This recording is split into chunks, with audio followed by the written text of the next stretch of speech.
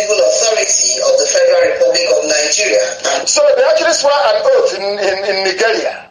But when you take an oath in IPOB, it's a problem for some people. But in Nigeria, they're swearing an oath to defend impunity, to defend darkness, a place called darkness, to defend murder, to defend rape, to defend looting of the worst kind, to defend no electricity, to defend no running water, to defend poor schools, poor hospitals. Now you know. Now you know. They are jittery. They have run the zoo into the ground, and all of a sudden they are jittery. They are worried. They are panicking. Something might happen from somewhere. They have run the zoo into the ground. That tells you all you need to. And these are the things that some of these corrupt entities they want. We want to keep Nigeria one. Keeping Nigeria one is a tax that must be done. You are keeping corruption one. Emboldening corruption, nepotism, iniquity, and mediocrity from the Fulani. That is what you are supporting. If you support one Nigeria, you are supporting mediocrity. You are supporting darkness. You are supporting stupidity. You are supporting niggers. That's what it means, if you don't know. And in Southern Kaduna, what is happening? They are killing, they are pillaging. Let us go to Southern Kaduna and see the hypocrisy of the Fulani man in full view. That is how hypocritical they are. Hypocrites. A tiny fraction, not up to 8% of the population. See how they're messing all of you up.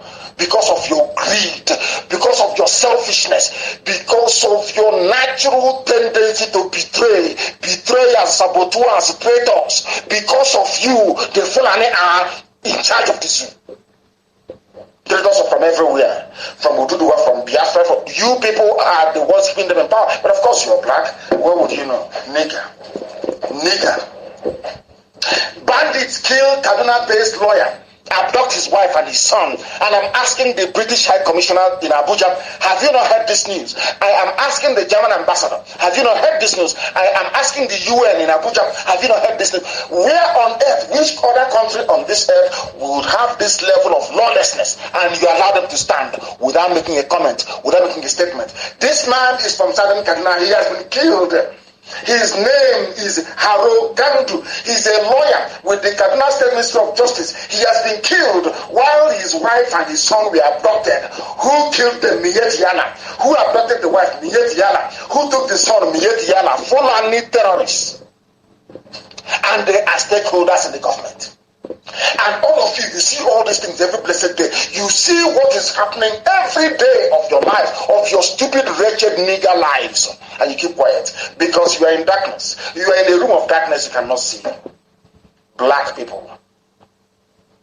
I don't want to speak against the spirit, honestly speaking. But there is something wrong with us. Something is wrong with the brain of a black man. Something is definitely wrong. And that is why we are being killed all over the world. It is our own fault, our own making. I don't blame anybody who is a racist. In fact, even the Fulani, they're not racist towards us. Because of our stupidity. Because of the work of the traitors and saboteurs, are they not being racist towards us? Why would they have a nepotistic regime if they are not racist? We have Fulani occupies everything. They steal, they loot with impunity. Flying about with private jets everywhere. They never worked for. They never worked for anything in their lives. And you all keep them quiet. You all know how to do is to gossip. And even you're gossiping to get your facts right, you cannot get it right. Because if you want to gossip, you gossip very well. Get your facts, you cannot even get your facts right. That's all you do. While Fulani is in your village killing your people, you cannot talk. That's how foolish all of you are. The incident occurred on Sunday night when his residence at Tollgate area along Abuja Road in Kaduna was invaded. Timothy Kanu, a former commissioner for economic planning, who is the deceased brother, confirmed the incident to the cable. He said the attackers gained access to the house by breaking the window. Lawlessness everywhere. Kanu said the bandits, these are Fulani people, shot his brother on the shoulder. And as he was attempting to escape, it was the same narrative of criminality everywhere. Bandits invading communities, breaking into homes, killing and abducting people right across the zoo. All of you are there answering Nigerians, nigger people, children of darkness and of iniquity. You know nothing, your brains are empty. Do you see what it means to be a black person? It means you are foolish to the core. That was why they named you niggers. Because you have no brain, you cannot see, you have eyes, you cannot see, you have ears, you cannot hear. Look at what Fulani are doing to everybody. And who are these people? How many are they, I ask you?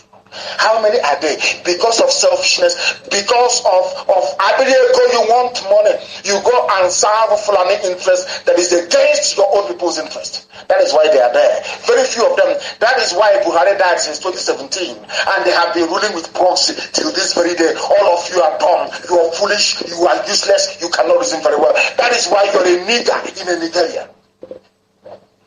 Nigger in a Jew. You cannot reason very well. You cannot reason very well. I feel sorry for you people. Lawyer killed, the wife abducted, they will impregnate her. They will get her pregnant. She will give birth to a terrorist, to a Fulani terrorist.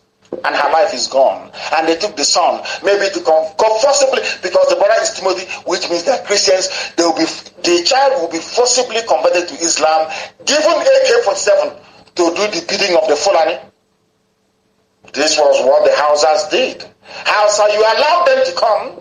Hausa, you allowed Fulani to come. Look at the results today.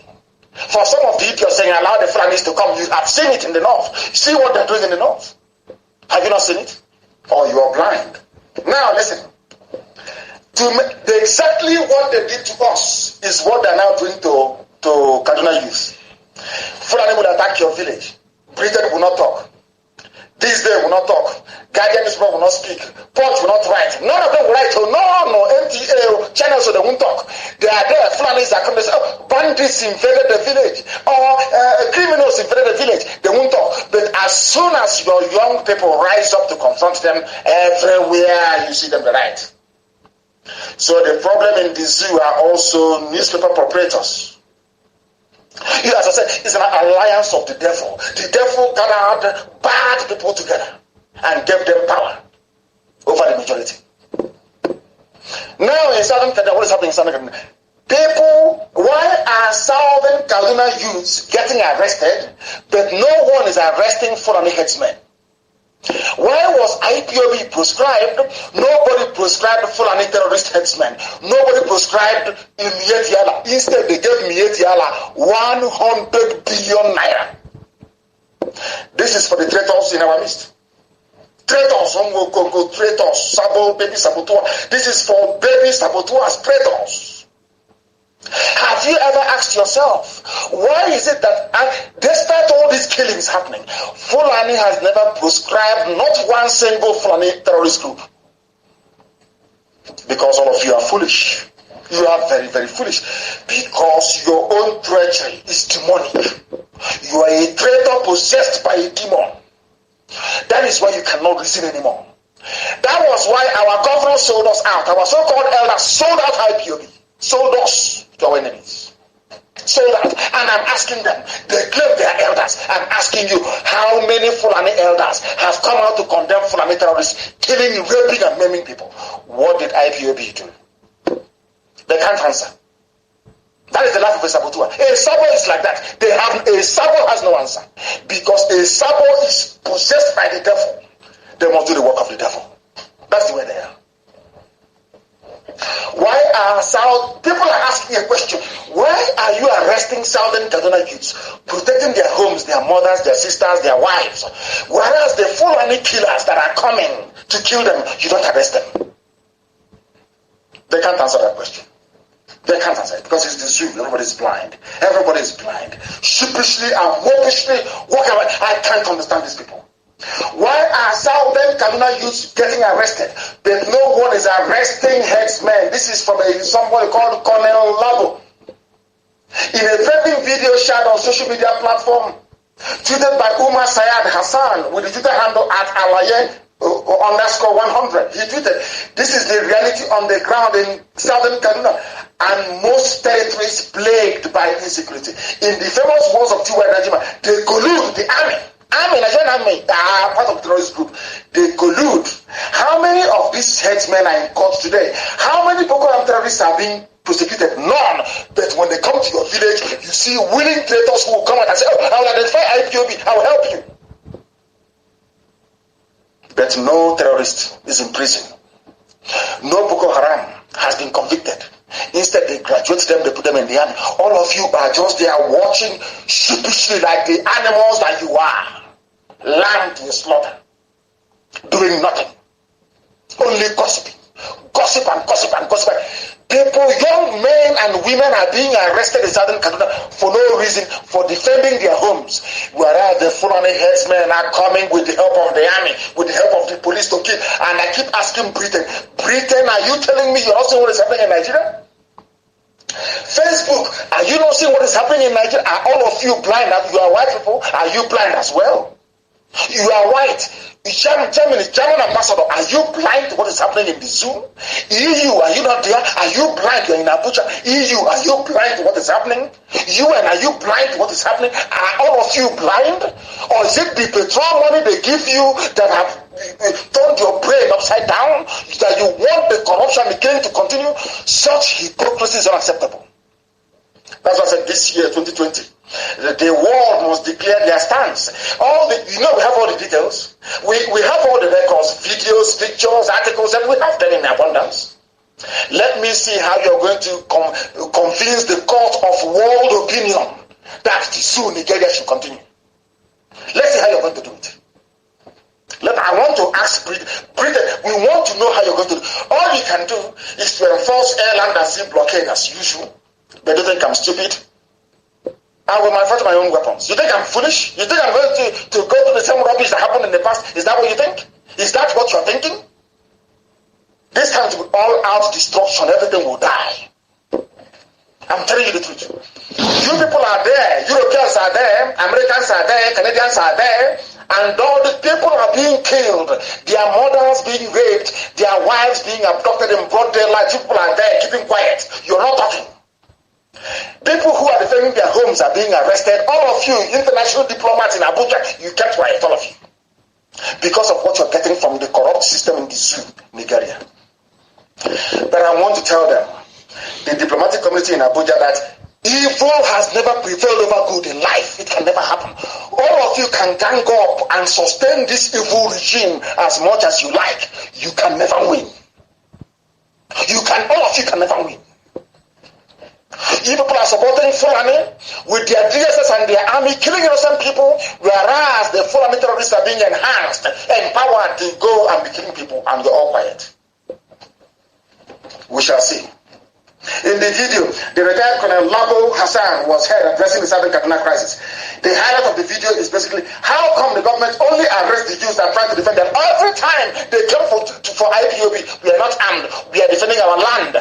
I formed the BSS and said, these very people will defend our land. They said no. Arrest him, kill him. Igbo politicians, Igbo, IGPO, traitors, Sabo, all of them, and your so-called elders. Now, today, they're killing our mothers, they're blocking our daughters, they're raping them, they're slaughtering them, and cutting them into pieces. Nobody is talking. Sabo will not talk. A traitor will not talk. The corrupt politicians will not talk. Our land is barren. Look at what they're doing in Southern Kaduna. And I'm sure when they came to invade my house, there was someone from Southern Kaduna who were dancing and jubilating.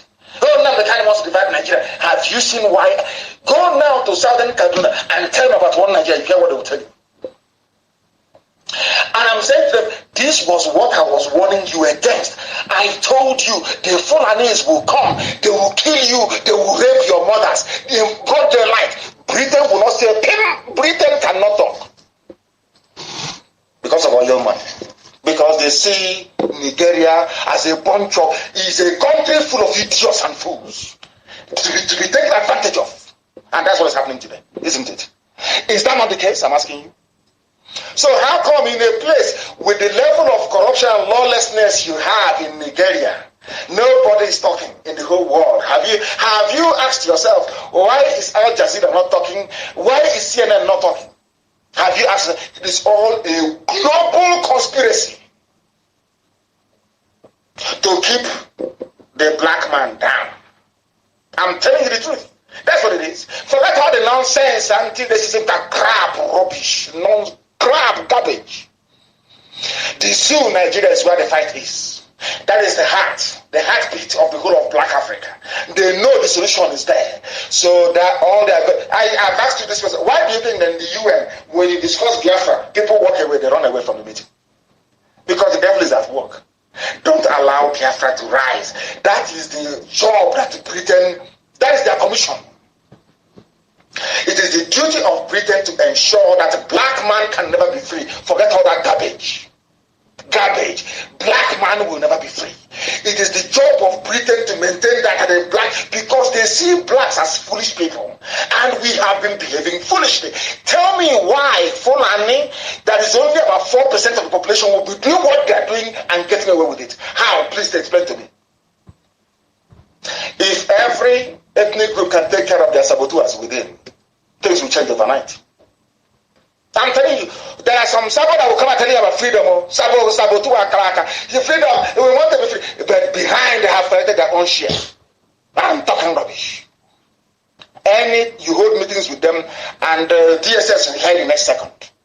You don't know that? That's the life of a saboteur. I am very happy that somebody called Labo Hassan, not a Biafran, not a Duduwa, is lamenting, telling you that this is what we are seeing. Our youths are being arrested the same way they are arresting and harassing, even with the help of some traditional rulers, harassing and arresting IPOB family members who are there to defend the land. Do such people deserve to live? Do they deserve to see the light the next day? Southern Kaduna. Go and tell the young lawyer about one Nigeria. He's dead. The wife taken to be raped mercilessly by uncircumcised Janjaweed. Probably impregnated in the process. The son is gone. The son will now be trained to hate his father's people and will become a jihadist. In your one Nigeria. And the US ambassador has been given money, so they will not talk. That's why Halliburton is there, ExxonMobil is there. Every major country has a share. In Biafra land, they have a share in oil. China has no share in oil, but they have said to China, take any part of Nigeria you want. That is their game, if you don't know. If you don't know, we tell you, that is their game. And Army, why are you not in Southern Kaduna? You claim you're here to fight insecurity, you're about helping police and all that rubbish. Why are you not in Southern Kaduna? Why are you in Biafra land? All those stupid checkpoints, all that rubbish. Why? Because we have limited manpower to tackle Southern Kaduna killings. If you cannot go and deploy in Southern Kaduna to keep the peace, then how can you defeat Boko Haram? How can you defeat ISIS? Al Qaeda in the Maghreb, Ansaru, and Yetiala? How can you defeat them? How can you defeat all these people if you cannot go to Southern Kaduna to keep the peace? At least be a peacekeeping force. No, because the army is part of the process. The army has been Fulanized. The army, they are now using terrorists. The army is there to make sure that the Fulani hegemony continues to advance to the sea, to the Atlantic Ocean. That's what they're doing. In case you don't know. In case you don't know, that is what the army, they asked the army, go and Google it, military commander, we have limited manpower to tackle Southern Kaduna killings, but the Fulanis are there killing people, being supplied weapons by El Rufai, the governor of the state. All the Fulani governors have ganged up, they are pumping money to their people. They want to take you over. Then what are the Southern governors doing? They are helping them. What are the Southern traditional rulers doing? They are helping the Fulani by trying to clamp down on IPOB.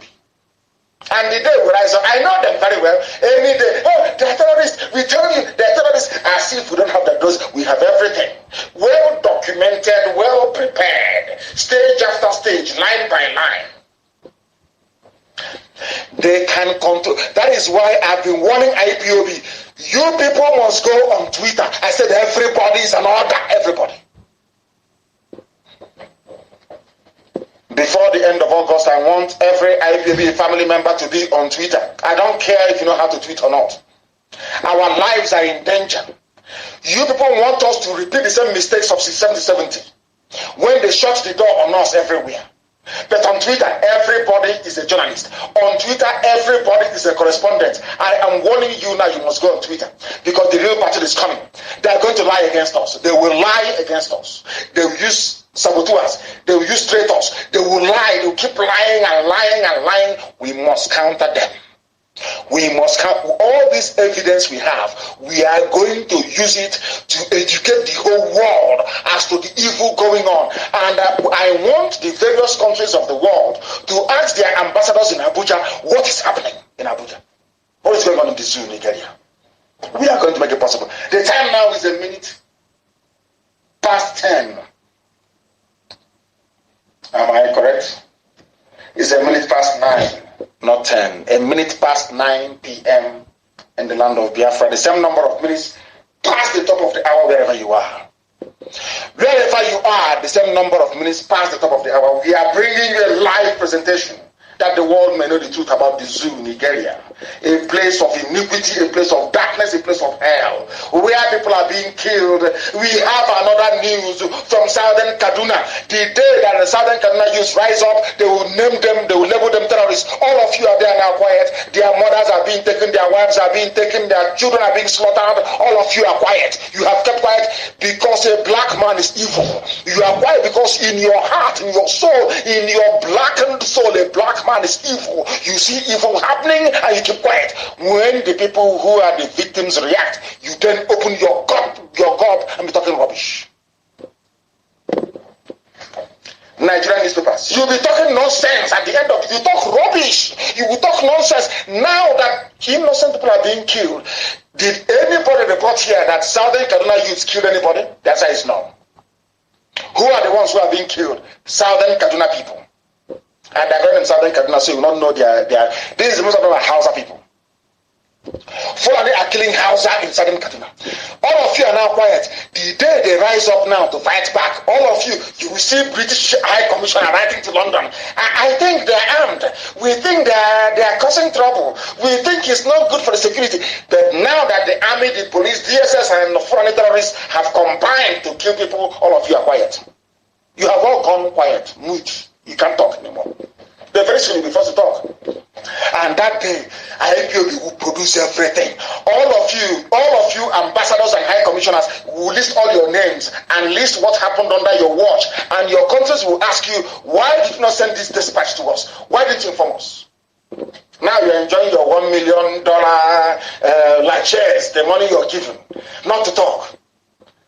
And you lack the moral authority to referee this very situation. And it was Britain that created the zoo, the Nigeria, that zoo, that abomination by Britain, in order to stifle the children of light. Now, we are still on Southern Kaduna. Let me give you the headline. They killed women, elderly people who could not run. Survivors of Southern Kaduna killings recount attacks. They have not, and yet they are arresting their youth. I don't understand the type of God that created the black people to be this wicked. I have read the history of most people around the world. I have never come across a people who are as wicked as black people, especially themselves. They never fight their enemies. They can never, it's only themselves. I don't know what's wrong with them. Typically the life of an Igbo saboteur. An Igbo saboteur is a very dangerous virus. An Igbo saboteur, God forbid. Look at them. All of you are quiet in the zoo, the entire zoo. All of you are quiet. Every day you write about the killings in Southern Kaduna. The youths have not risen up. Any day they rise up now, they tag them. Malami, the oil block thief who got write ex parte motion. Please ex parte, give them, ban them, proscribe them. Please say every Southern Kaduna youth is a terrorist. All of you will swallow it hook, line, and sinker. That's how foolish you are as a black man. Evil and very, very wicked. That is why we have come, that you may see the light.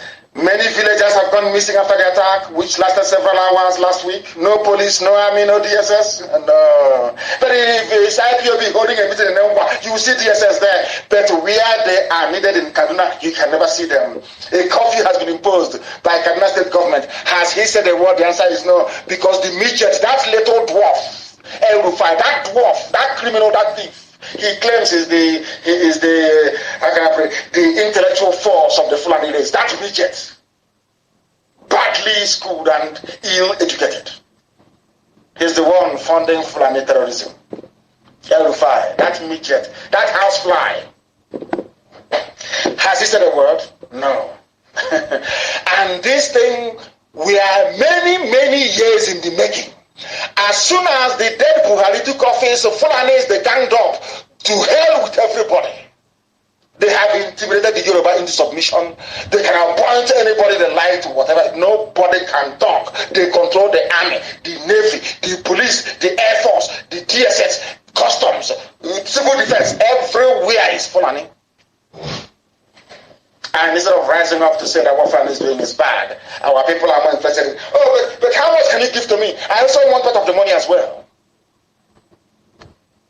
That's what we've been doing. The villagers are dying. Survivors of the recent attacks on southern Kaduna have narrated their ordeal in the hands of the gunmen who stormed their communities, killing women and older people. And I keep asking, Britain, are you not aware of this? Are you not aware of what's happening?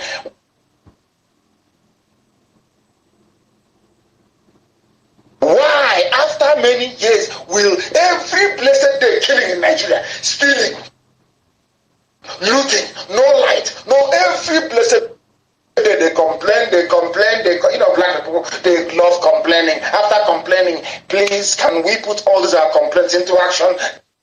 The answer is no. When they see those putting all these complaints into action, they start bad-mouthing them. They start talking rubbish. Black, that's why they are black in this UG. Black, the embodiment of evil. That is why they have banned the use of the word nigger. Because nigger is a correct depiction of who we are. Very evil, very wicked, and very black. Black people in this UG, black. And somebody will wake up and be blaming a white man for their problem. A white man is not your problem. You are your own worst enemy. You are your own problem. A black man, your brain is your problem. I believe some of our brains are black. We cannot reason. Light doesn't even shine on our brain. That's how primitive we are. A silverback in the Congo is far more reasonable than we are. And we have proven it time and time again. Villagers are missing. All of you are saying you are one Nigerians. You are proud of one Nigerians. Shame on all of you. Shame on all of you.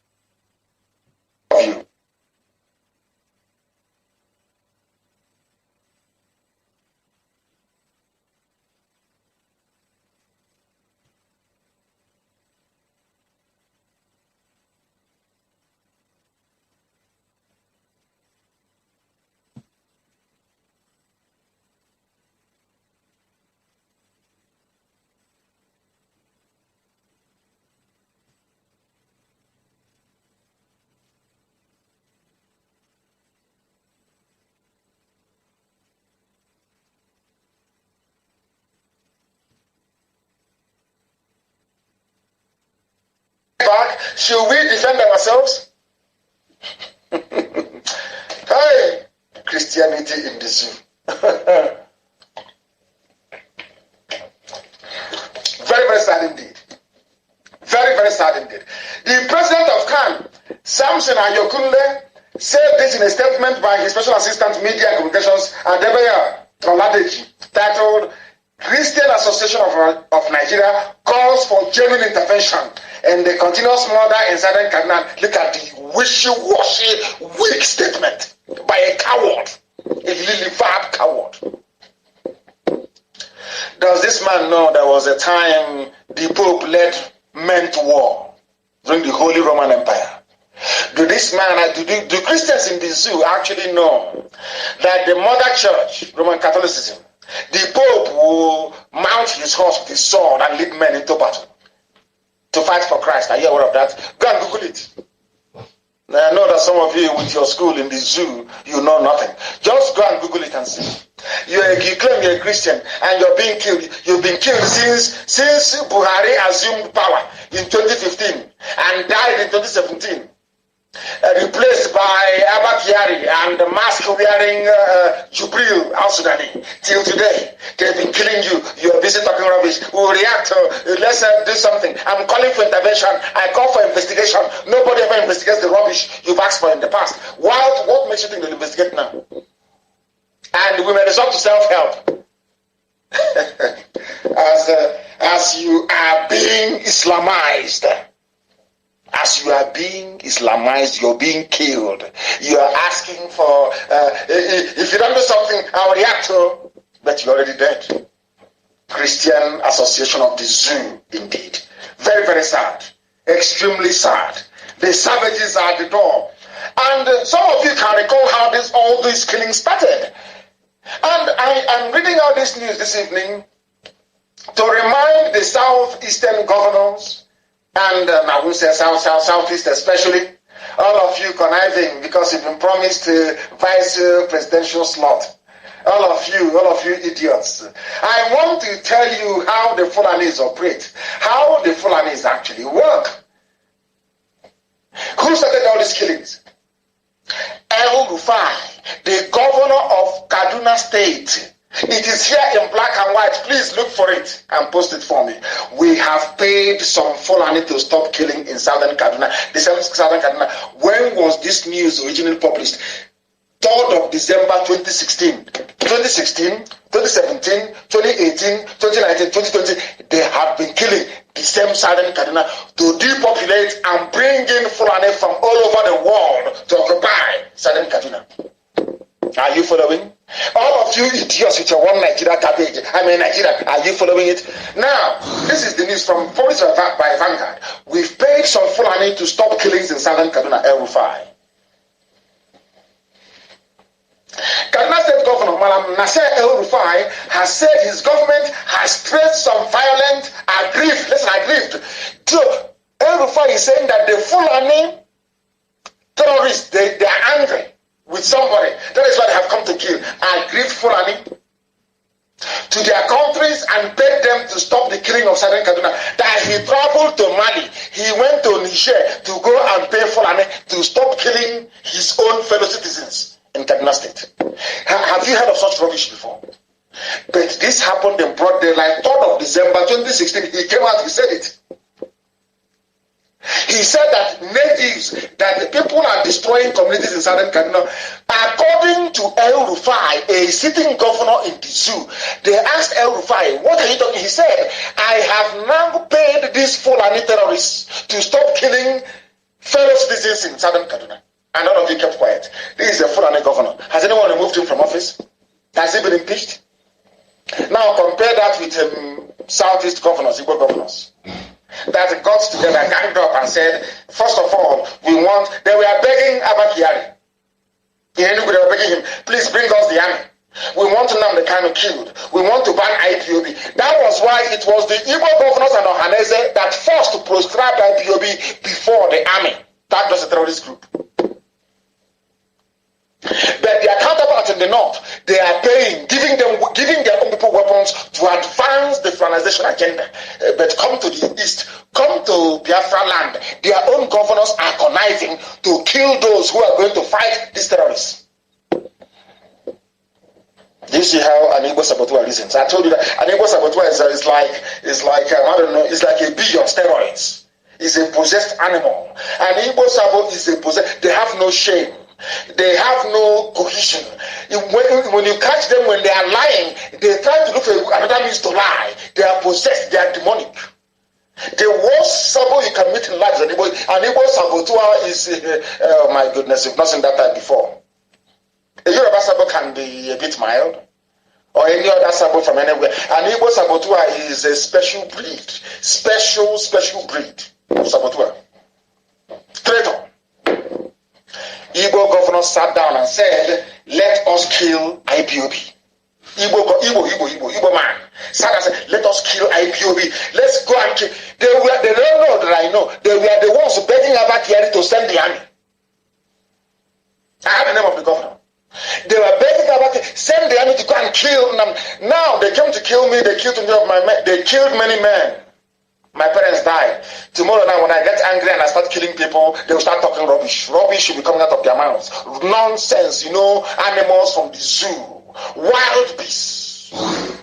Nigerians start talking rubbish. But when they killed 20 of my men, they were there. They never said anything. They were heading their army. But the day I give the order and we start killing their own army, you see them, they start talking rubbish. That is what marks out a black man as a demon. That is what makes a black man the lowest of the low on this earth. Because of their wickedness and love of injustice and evil. A black man loves injustice. Just like the diplomats you have in Abuja. They love evil. They want black people to die at the hands of the Fulani is doing Bill Gates a favor. Because anything that can reduce black population, they welcome it. So if the Fulanis are killing all of you, then better for them. So you don't know. So some of you don't know this. Oh, what a shame. You don't know. That's what they're doing. The more they kill all of us, the better for them. That is what they love. That is what they like. But we are going to stop them in Biafran. You see this 2020, this year. If East doesn't give, what we give this year. We know where we stand this very year. I didn't say next year. I said this year we know where we stand. I'm telling you, this nonsense has to stop. This rubbish has to stop. It has to stop. And if they think they're going to stop us, we are going to... They have forgotten. Go back to what I said in 2012. The weapons we'll fight with, we'll build it ourselves. I'm telling you the truth. We'll build it ourselves. And they know it. They know what we're capable of. So you don't know. If our fathers can build what they built between 67 and 70 when there was no internet and no information, imagine what we can do now. They don't know we are ready. This year, if it doesn't, and every Sabbath will suffer, we will catch you, you will beg and beg and beg and beg. Your eyes will be gouged down from your head. Every saboteur, every Sabbath, your eyes will be gouged down from your skull. So you go back blind to your Fulani masters and help them. Your blindness. Ndara. Mad people everywhere. We have paid some Fulani people to kill. Kaduna State Governor Madam Nasser El-Rufai has said his government has traced some violent Fulani criminals and killers and paid them money to stop killing Nigerians in southern Kaduna. El-Rufai made this known while fielding questions from some select journalists in his office in Kaduna. He openly admitted, for southern Kaduna, we didn't understand what was going on. And we decided to set up a committee under General Martin Luther Agwai to find out what was going on there. What was established was that the root of the problem has a history starting from 2011 post-election violence. Fulani herdsmen from across Africa bring their cattle down towards the Middle Belt. Are you listening? Governor El-Rufai no longer he is now saying openly, Fulani herdsmen, so they don't come with any passport from the north. As I told you before, so there is no border checking, no passport. They bring their cattle from across the whole of Africa. They bring their cattle down towards the Middle Belt and southern Kanu and southern Nigeria. Are you listening? From the governor of Kaduna State, a Fulani man, he is saying that, the Fulanis come from across West Africa with their cattle. And they come and they settle in Nigeria. The moment the rain starts around March, April, they start moving up to go back to their various communities. And can you believe such rubbish? This was the garbage they sold to the US government and to the lawmakers. They lobbied them, they gave them money. What is happening? Do you know they have disconnected me? They have disconnected me on my page. They have disconnected me on my page. I don't know what is going on. They have disconnected me on my page. They have disconnected. Oh dear me. They have disconnected me on my page, but we are going back. We are going back. We are going back. We are going back to my page. They have disconnected me, but we are going back. We are returning to my page. We are going back there. I don't know what is going on. I don't know what is going on. They have disconnected me. They have disconnected me on my page. They have. Oh dear, Facebook. Facebook. We have educated them today. We have been disconnected. We are waiting to reconnect on Facebook. And we are reconnecting. We are reconnecting on Facebook because they have made the mistake of cutting us off. We are going back to rejoin this very broadcast. We are going back to rejoin it. We are going back to my page. We are going back to my... They will keep cutting. You see how cowardly they are? They are cowards. They are cowards. They cannot live with the truth. They cannot live with the truth. That is why they are cowards. They have cut us off from my page. They have cut us off from my page. Please tell them to go to Radio Biafra. Radio Biafra is open as well. Please, Radio Biafra is open. Go there. And please, our admin should share this as widely. I've reconnected on my page. I have reconnected on my page. And as our brother said, Linda Adako is saying we must continue. We are hitting them hard. There Biafra is saying that, of course we are. Okonkwo Emmanuel, we must continue. We are hitting them below the belt. As I started to explain, you see Facebook? As I started to explain what a sitting governor is doing with Fulani terrorists, they cut me off immediately. You see Facebook? You see them, the way they operate? You see how they operate? As I was telling the world that from the mouth of Fulani governor of Kaduna State, he said, Fulani headsmen from across Africa, they come without passport. Nobody stamps them in. They bring their cattle. They come to Middle Belt. They kill. They pillage. They take over our land. And they're heading to southern Nigeria. He said it in 2016. Is it not happening today? Is it not happening today? All of you Efulefus, you traitors, evil governors, can you hear what your fellow governor is doing? Bringing their people from across West Africa to take over your land. And the only thing you can do is to yap, to gossip, to backbite, and to betray IPOB. To betray. Because I know saboteurs are listening. They're always there. The whole world is listening. Talk less of Sabo. Everybody listens to Radio Biafra. They listen to this gospel when I preach it. And they must listen. Are you following what is happening? Have you seen what your mates are doing? All of you useless governors, have you seen what your mates are doing? Using the money they are getting, their allocation to empower their people, to come into our land and take over our land. Have you seen it? But your job as a governor is to be yapping and gossiping and saying, oh, go and kill Nnamdi Kanu, go and kill IPOB. And sadly, Ohaneze supported you people in the past. You've seen it? Have you seen what the life of a Fulefus? Have you seen the consequences of having a Fulefus as a leader? Have you seen it? Meanwhile, Fulani people, they are cooperating, they are working together, they are making sure they take all your money, they enslave you, they take your land, they rape your mothers, they take your wives, they kill your children. They are all corrupt. All the Fulani governors and their emirs, they are all in agreement that Nigeria is theirs. Nigeria is their country that God gave to them. They will take it with the help of the British. The British are the people helping them. That you are there sabotaging IPOB, talking rubbish every day, whereas they are coming, and they will kill all of you. Look at Southern Kaduna. Now people are crying. People are crying, aren't they? They are crying. Then you people will not listen, will you? You won't listen. You won't listen. Facebook, as soon as we got, we are hitting them very, very hard. They capitulated. That is why they are messing up with my page. Mazi Nnamdi Kanu, people should log back on. Go back there because I have reconnected. We should go back there. And share it extensively, of course. Extensively, of course. That is Kaduna for you.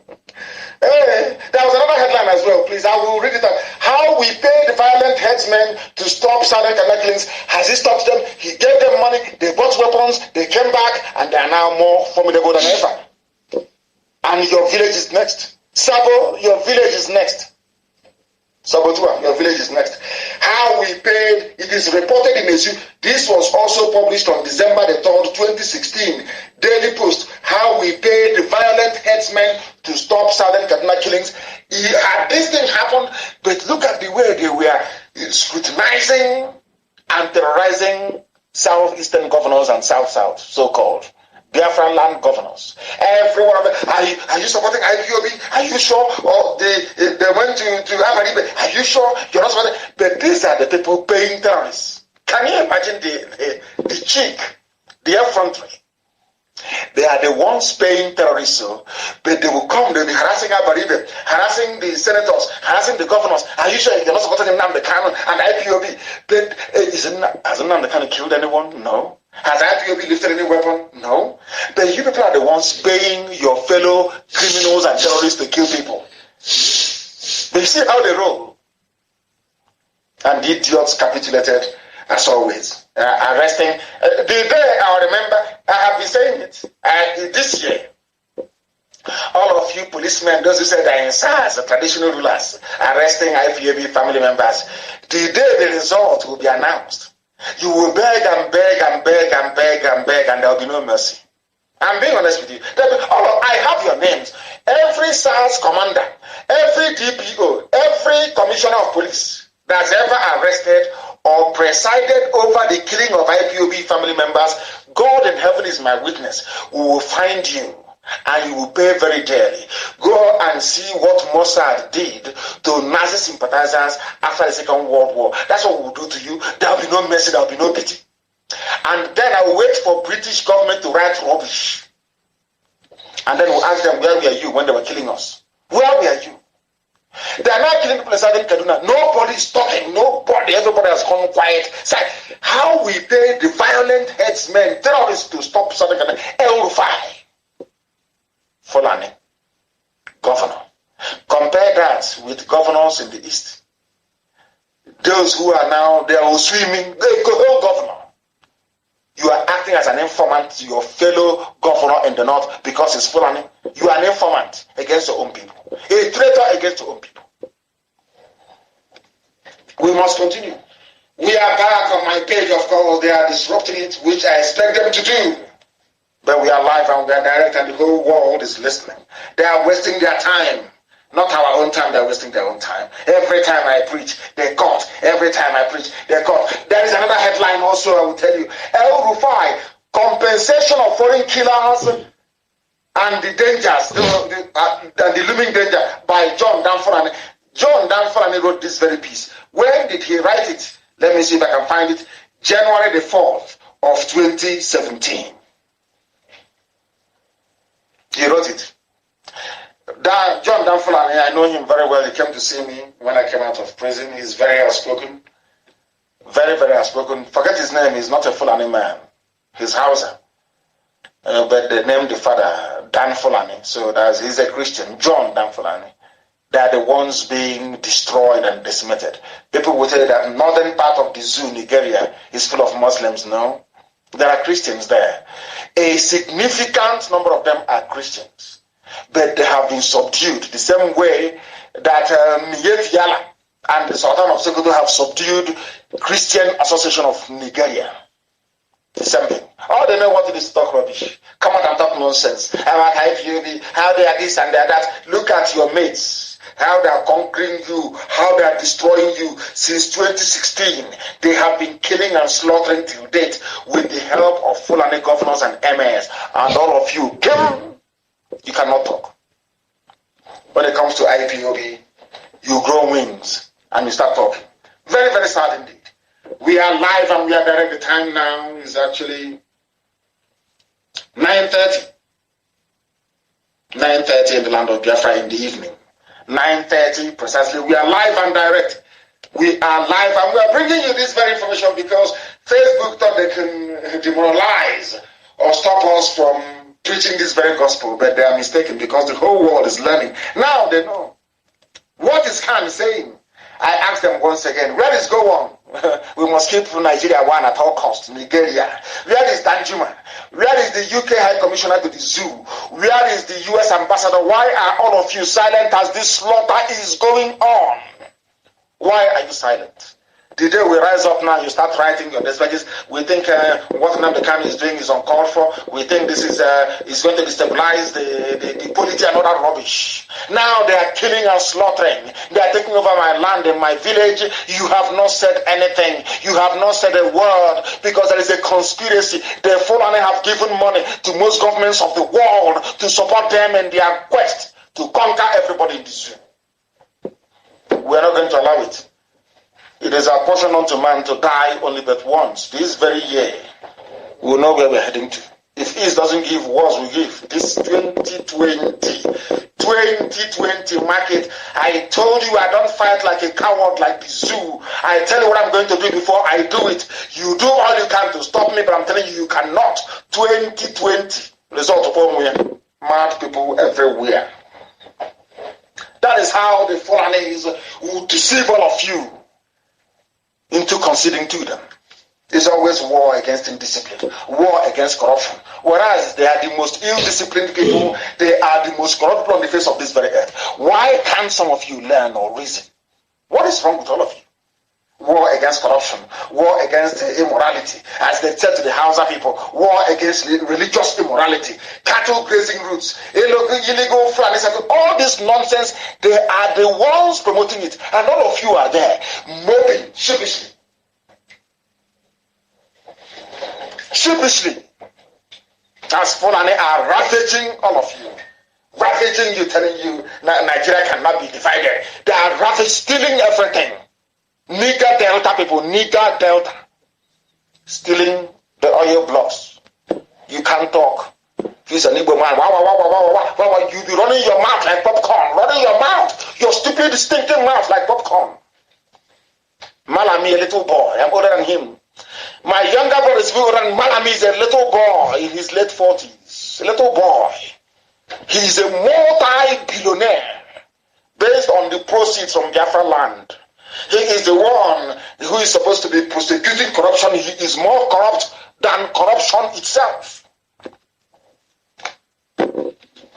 Useless people everywhere. Now they have everything they want. Oh, they come from all over West Africa. Where is their passport?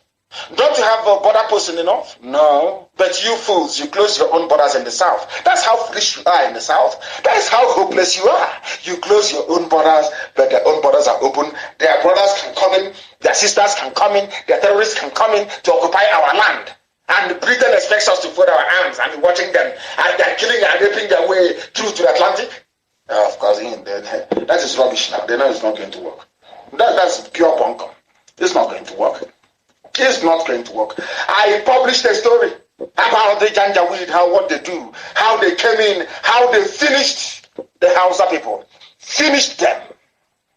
That is what's now happening in Southern Kaduna. They will finish all of you. If you don't respect history, history will repeat itself. Go back and read and study. The Fulani conquest and rule of the Hausa kingdom from 1804 to 1900 took them over, ravaged the Hausa lands, took them over. And what I found very interesting was what the man said, what the author said in the final segment of this very compelling piece. He said something that Ahmadu Bello said, that God has made it possible for him to continue what his great grandfather started by building a caliphate. And that caliphate they have sworn to take to the Atlantic, and that's what they're doing. And all of you are just there. Saboteur. That's all they do. Sabo is evil. Now listen to what Ottoman Danfodio, what the son said, who is the Sadwana of Sokoto. He said, I have never sought the political limelight of a leading position in my country, but I could not avoid the obligation of my birth and destiny. My great-great-grandfather, who is Ottoman Danfodio, built an empire in the Western Sudan. It has fallen to my lot to play a not inconsiderable part in building a new nation. My ancestor was chosen to lead a holy war which set up his empire. I have been chosen by a free electorate to help build a modern state. Holy war against the Hausa. Hausa people allowed them. This was the man that Buhari was emulating before the idiot died.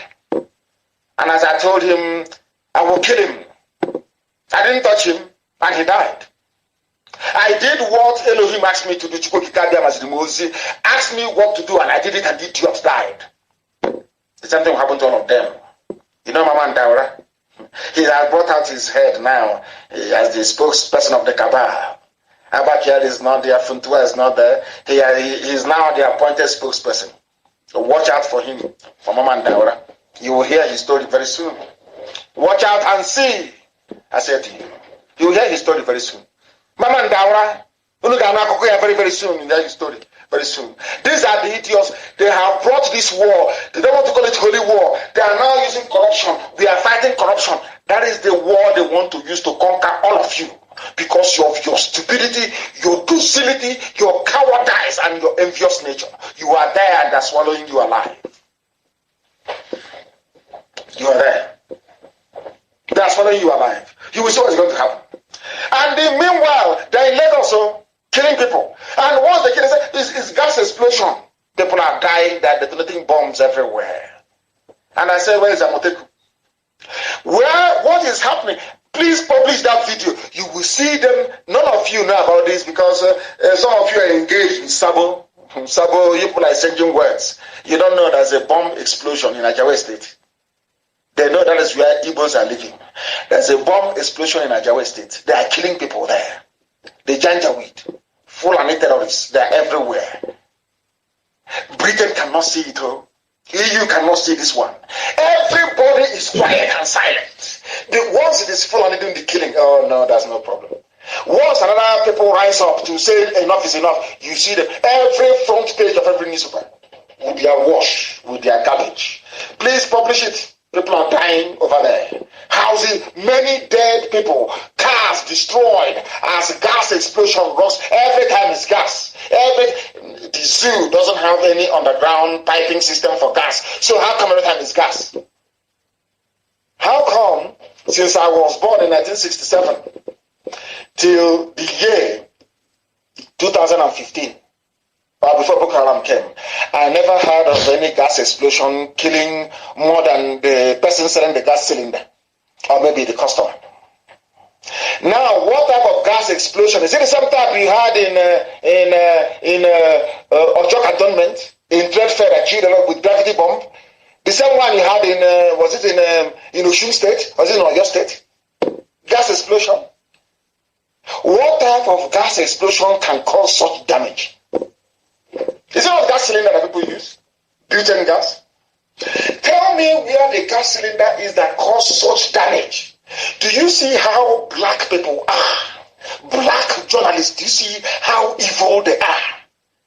Somebody just said, oh, please say it's gas, and they just didn't gas explosion. I don't know the God that made black people, honestly. I don't, something is wrong somewhere.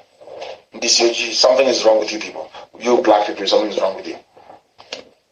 In the midst of all these killings, there is a talk about Igbo presidency.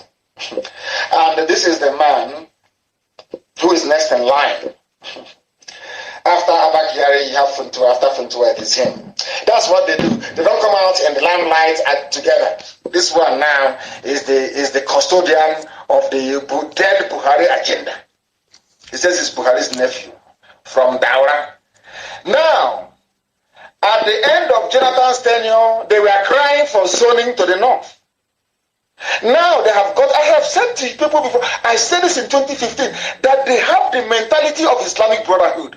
They use the ballot box to get into power. But once they're in power, they invoke Sharia and they tell that God said this and God said that. Allah said this and Allah said that.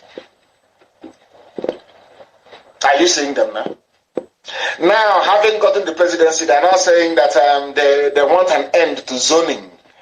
That means that all the garbage being proposed by the idiots of the Fulefu Brigade that have no brain.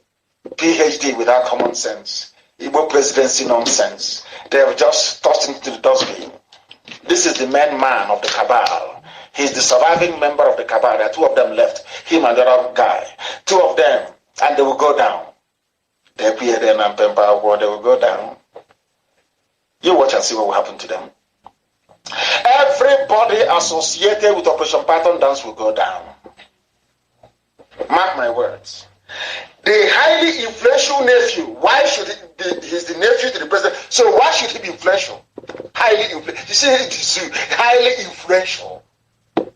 So, as we can say now, President Trump's nephew, highly influential Mary, or niece, highly influential Mary. Is that, you see how freeze they are? Highly influential. He said that his uncle's successor in 2023 should be chosen based on competence rather than simply which part of the country he hails from. And that's the end of it. All those of you clamoring for Igbo presidency, that's your answer. It's over for you. But will they learn? They will never learn. They know nothing. These are the people that destroyed their only bargaining chip they had, which was our forceful agitation. Because they have no brain, PhD without brain. Why was it possible that they gave the Oduduwa people 2 slots at presidential, 2 slots basically to contest for the presidency, Olufalaye and Obasanjo? Was because of the work that OPC was doing. No Western governor condemned OPC in the public, never. They came together, they put pressure on them, disband OPC, ban them. They said no, not ban them. They got their presidency. But an Igbo man with his treacherous behavior, treachery, Sabo, Sabo, original one. The ones that said to them, get rid of, you want presidency? Okay, we'll give it to you. Get rid of Nnamdi and IPOB. They rushed immediately, they prescribed. Today, the same people that asked them to prescribe IPOB to give them presidency have now turned back and said, you will not get anything. It's based on competence. Oh dear, very foolish people. They know nothing. But Ohaneze have come up to counter Daura, insist on rotation. We are begging. Imagine somebody belonging to a nation and you're begging to be part of the rulership of that very nation. That's what we are now, a nation of beggars. The Igbo race, they are now beggars, begging to be allowed. Something that he never intended for us. We are Biafrans. We don't want anything to do with this. They are warning that equity should not be sacred. What is equity? Is there any rotational presidency in the USA? Is there any rotational presidency in any civilized or advanced democracy in the world? But that's the the people, adjust according to their own condition. They brought in zoning. And now they want to let you know that you are nobody because you have spent years backstabbing yourself. You have spent years selling your birthright. And you want them to give it to you, of course they won't. That's the end of the game for you. That's the end of the dream of the stupid Igbo presidency garbage. That's the end of it. Absolutely the end. But we're not built this way. We are a very strong people. Determined and dedicated. Somebody wrote a very compelling piece about the Haitian Revolution. A clear proof that blacks can fight back and defeat European oppressive powers. That is where I derive my strength from. Of course, from the grace of the Most High Elohim. You can see this picture. The history of Haiti is to prove to you that black people can come together, Africans so to speak, and defeat the oppressors. It's happened in Haiti before. It can happen again. The Haitian Revolution that turned the white world upside down. It started in 1791 by slaves. And by 1803, they have succeeded in ending not just slavery, but also ending French control over the colony in Haiti. Haitian Revolution. And who led this very revolution? Who led it? It was led by an Igbo man. For your information, it was led by an Igbo man. I won't give you his name I have it here, but please go and read up. Some of you some research. I will just give you the very simple headline. I will give you the headline so you read it. An Igbo man was the very first person to defeat a European army in the Western Hemisphere. The first person. Because, of course, Ethiopia defeated the Italian army much later on. Haitian Revolution. An Igbo man. The only people in the whole of Africa to defeat a white army in the Western Hemisphere. And on that note, we bring this program to a close. All of us must be on Twitter. And I thank you very much for listening to us this very evening. Despite the best efforts as they have, we have now become accustomed to disrupting and interrupting our broadcasting. But we want to make sure the whole world hears us loud and clear. Life is meaningless to us without Biafra. Meaningless. And this year, something will have to give. This 2020. Something must give this year. That is why we are letting everybody understand this. The reason we are under oath is because we have come to pursue only one thing in life, and that is to restore Biafra. Or we die restoring Biafra. It's never ever going to change. Never ever going to change. We are not asking for something that doesn't belong to us. We are asking for peace and tranquility in our land, the same way we were before the white British came. We are saying it because, with all due respect, as much of an Anglophile as I am an Anglophile. Don't get me wrong. I do not believe that God gave the powers to Britain to create any nation on this earth. The powers to create a nation resides with God and God alone, and not man. Britain cannot create a nation for us. Never. I call it Nigeria. The worst name ever. Nigger. Never. We are going back to Biafra from whence we came. Oduduwa will return to Oduduwa. Everybody will go back to where they come from. And then should our children or their children's children decide to come together to form a nation, that's entirely up to them. As for us, we are for Biafra. That is why I thank you very much this evening for listening, but do not forget, and I say it proudly and without any fear nor favor, that Biafra is our religion. Here on Radio Biafra is where we worship, because Elohim Chukwu Abia Mapuru ihe niile.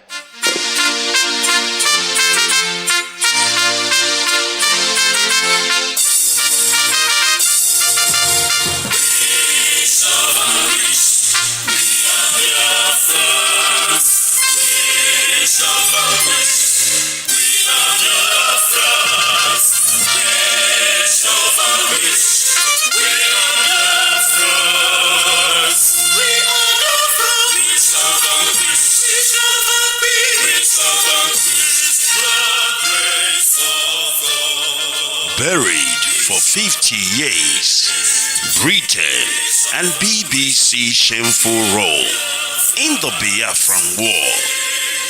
Under the camera lens of BBC, 1 million children starved to death, women raped, pregnant women killed, their stomach slit open, and unborn babies removed and slaughtered right before BBC camera lens. And all this was done by Fulani terrorist government of Nigeria. 50 years later, BBC is trying to rewrite history. They are now calling the victim of genocide the killers. And BBC, an accomplice of genocide against Biafran people, is now called a saint. IPOB, the indigenous people of Biafra, under the leadership of indefatigable Mazi Nnamdi Kanu, we are back to set the record straight.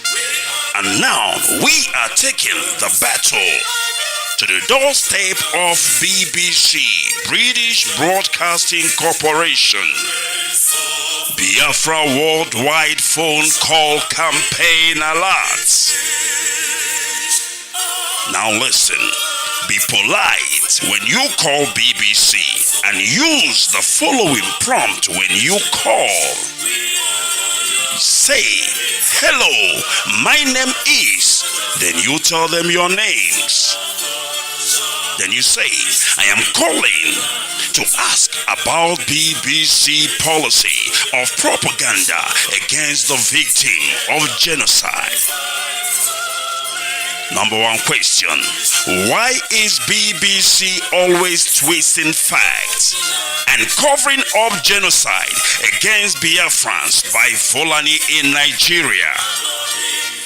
Number two question, when will BBC make a documentary about the ongoing genocide by the Fulani in Nigeria?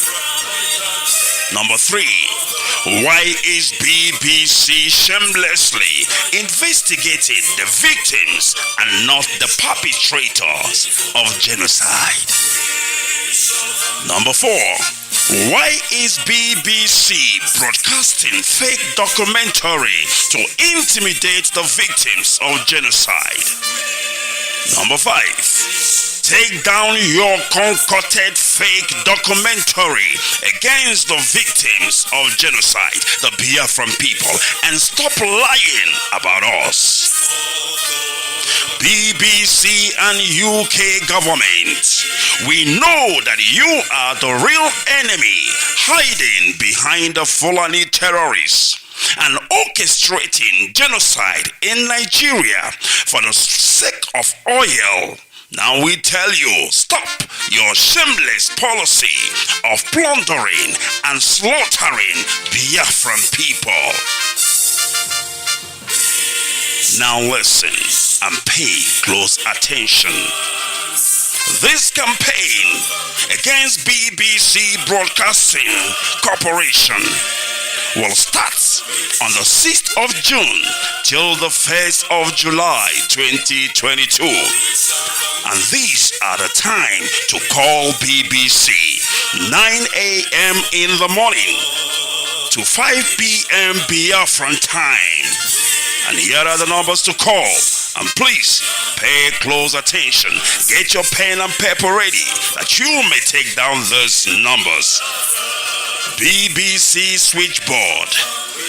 Telephone +442 087 43 8000. I repeat, +442 08 743 8000.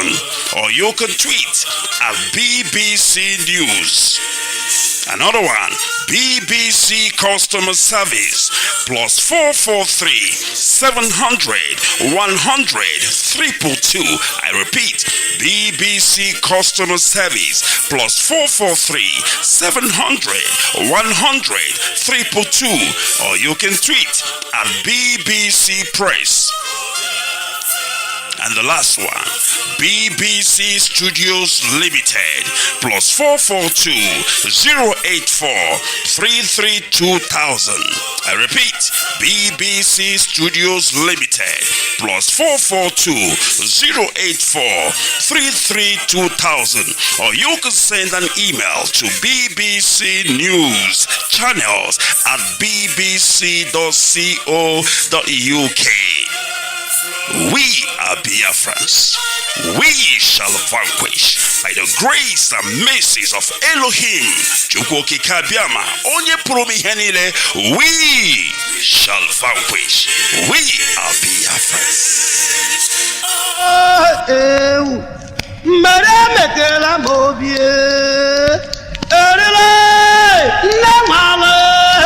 N'eziokwu, ọ na-abụ ofe jụọ oyi esitụnụ ya n'ọkụ ya ha gbara kpọmkwem abalị 27 nke ọnwa anọ n'afọ 2022 anyị nọ n'ime ya ka mmachibido nke Nnamdi Fulani ịbata na ịgagharị n'ala Biafra niile ga-akwasị igbodo ma kpụrụkwa ọkụ n'ọnụ. Ndị anyị na-akpa ehi Igbo, ewu maọbụ atụrụ ga-ahụ na ha ga-etinye ya n'ọgba ebe a na-azụ ehi, atụrụ nke nwa bekee kpọrọ ranch n'asụsụ bekee. Ebe ọgba ọzụzụ ndị a niile ga-enwe akara ejirimara ebe ha nọ na onye nwe ha maka ngụkọ bụ ịgba. N'ihi nke a, ndị ọrụ nchọta wike pụrụ iche ga-ahụ na mmachibido a nwere isi ga-amalite ọrụ na-egbughị oge, ma ị bụ gọvanọ, sinetọ, eze, igwe, chifu na-akpa nnama n'aha ndị Fulani. Ihe anyị chọrọ bụ ka anyị hazie obodo anyị, mekọta ihe niile, kpara anyị ehi Igbo, wetara anyị ehi Igbo tinye n'ọgba. Nke ahụ bụ nke anyị kpọmkwem. Ka anyị hazie ala Biafra, mekwana ya ka ọ dị mma. Ka ọ dịghị n'uche na ịhazi ala Biafra ile mmadụ anya n'ihu adịghịkwa ya o, n'agbanyeghị na anyị na-eji ijeri kwuru ijeri naira ruru 3 trilion naira na-eji ata ma na-asụ adịghị ọcha ndị Fulani ha kpọrọ nnama n'ọnụ kwa afọ niile na-enweghịzi ihe ha na-etinye n'ala Biafra. Emechakwa ha ewere ego ahụ anyị kwụrụ ha na nnama were gaa zụrụ ngwa ọgụ ha ga-eji wakpo anyị. N'ime ya ha egbuo nne anyị, gbuo nwanne anyị nwaanyị, ebe ha kwasokwara ha iko n'ike, gbuo nne anyị, bibie ọba ji, ala ubi anyị na mkpụrụ akụkụ niile, tinyere mmiri ọṅụṅụ anyị ka ha metọkwara. Anyị abụrụzie kpomkpokoro tọgbọrọ n'efu ebe ha na-ajụkwa anyị, unu ga-eme gịnị? Heo, ihe a sị ya ri otu a ọ rịlanụ mmanụ nụnụ. Onye nyụwakwanụrụ na-eji aka enyụgharị onwe ya. Ọbịa mere anyị chọrọ iji ohere a nyụgharịkwana onwe anyị nụnụnụ, maka na onye na-arachaghị ọnụ ya n'oge ụgụrụ eshepụ ọnụ ya nụnụnụ. Ya bụrụ na anyị ji aka anyị na-egbute ụtarị na-apịa anyị mgbe dum. Ọ bụ ya mere ndị nwe obodo na ndị nchịkọta na-ahụ maka ala Biafra bụ IPOB jiri sị mbanụ, o zuola, nke mere emekpuru ekete, ọzọ emekwala. N'ihi ya, na 27 nke ọnwa anọ n'afọ 2022 a anyị nọ n'ime ya ka nwada ga-afụ ahịa nkwa. Malite na 27 nke ọnwa anọ n'afọ a bụ 2022, nnam ọbụla ahụrụ n'ezi maọbụ n'ọhịa na-akpagharị na-anọghị n'ebe ọzụzụ ya, maọbụ ehi maọbụ atụrụ maọbụ ewu, ga-abụ ihe eji achụrụ ndị ichie aja ma tojuokwa ala. N'ihi na nnama ndị Fulani ajọka na njọ, ma ehi anyị bụ na surugede ewere mpi ya ṅụọ mmanya, ewere ọdụ ya kpaa nganga. Ka ọ dịkwa gị n'uche na agaghị eji nnama ndị Fulani mee ọfala, mee elimozu, mee ịgba nkwụ, nye onyinye. Ihe anyị kwuru n'ụbọchị Eke ka anyị kwukwara n'ụbọchị Orie, kwuokwa ya na nkwukwu ukwu, kwukwa ya na nkwọ nta. Ntị naanị ihe aha ka okpokọrọba. Onye ọbụla dọrọkwa n'aka na ntị o, na ebe nwata na-ebe akwa na-arụ aka, ma ọ bụrụ na isi nne ya egbu anọghị ya, isi nna ya ga-anọ ya. Nnama anyị na-ajụ na ntị, na-atapịa, raa ụvụrụ ya, mee ihe niile taa nkwobi. Chai, ịhụnanụ ka o dowara anyị na otu ihu anyị niile ji dịka ihu nnama. Onye ọbụla na-akpazi agwa ka nnama, obere ihe ga-eso mmadụ mpi, obere ihe iwe ewe gị. Ka anyị lọtakwanụ na ejiri mara anyị. Eji na ụdara nwanne atụnyere nwa ose. Ehi Igbo, ewu Igbo ka anyị chọrọ. Ọ bụrụ na ịbụ onye atamata dị n'ọnụ tumuọchị, ịbụ tapiasa, nlopiasa, nwopiasa na ihe niile, ngwanụ baa ihe ga-egbuwa azụ na mmiri, zụ nwa ọkụkọ Igbo, gbawa nko chewa n'ime mmiri, fụtawa ya. N'ihi na mgbe rice na-adịghị, anyị alaghị eri mkpụrụ isi ewu. Anyị agwakwala gị, Fero ha na-amaghị Josef gakwa ịbata n'ọgbọ. Onye sikwanụ na ngụ adịghị ire, nwanne were n'aka gị gbaa onwe gị oso, mara otu ofe ya dị, marakwa n'otu ngụ ga-adị n'anya gị. Ozi a si n'aka ndị nwe obodo na ndị na-ahazi obodo n'okpuru onye ndu Mazi Nnamdi Kanu, oke nwa nke izizi n'ala ọwụwa anyanwụ, na-abịara unu. Osisi hara ọnụ anaghị akụgbukwa mmadụ, ọ nụrụ ka n'ihu.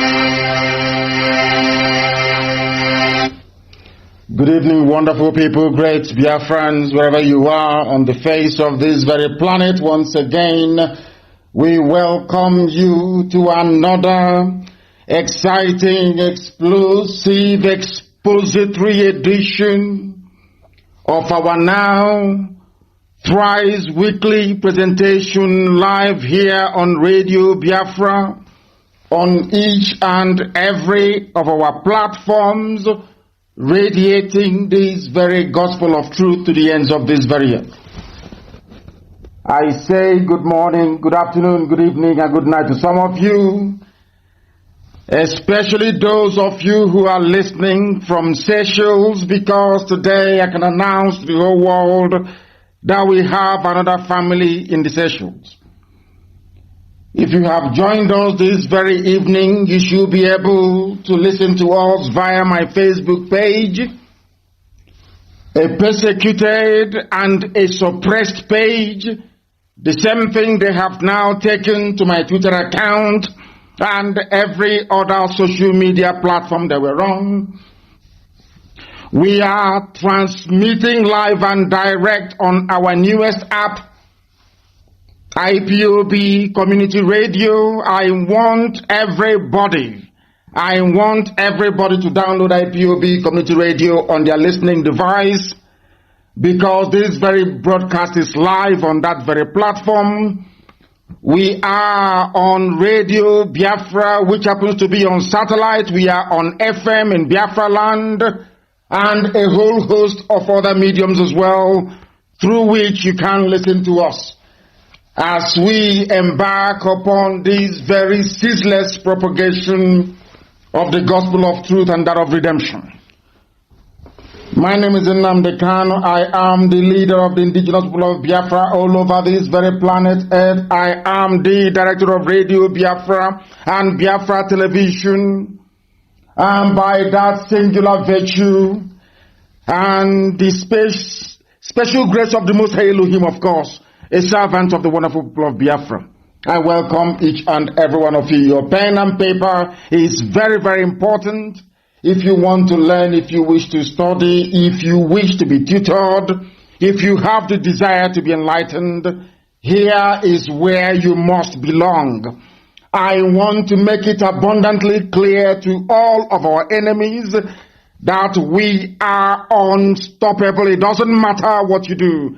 The more you try to suppress us, the more many people would want to participate and partake in what we are doing. This evening will not be an exception. I welcome each and every one of you. And we are going to pray. This prayer is what I pray every blessed day of my life. I have been praying it now for nearly 4 years. Every blessed day I pray this very prayer. And this evening we are going to pray it for the grace and the mercy of the Most High to be upon us. Those of us that have been chosen to do this very work, this very divine and importantly glorious work to restore the kingdom of heaven upon the face of this very earth. Sometimes they wonder where we get our brevity from. Sometimes they wonder, of course, where we get our conviction from.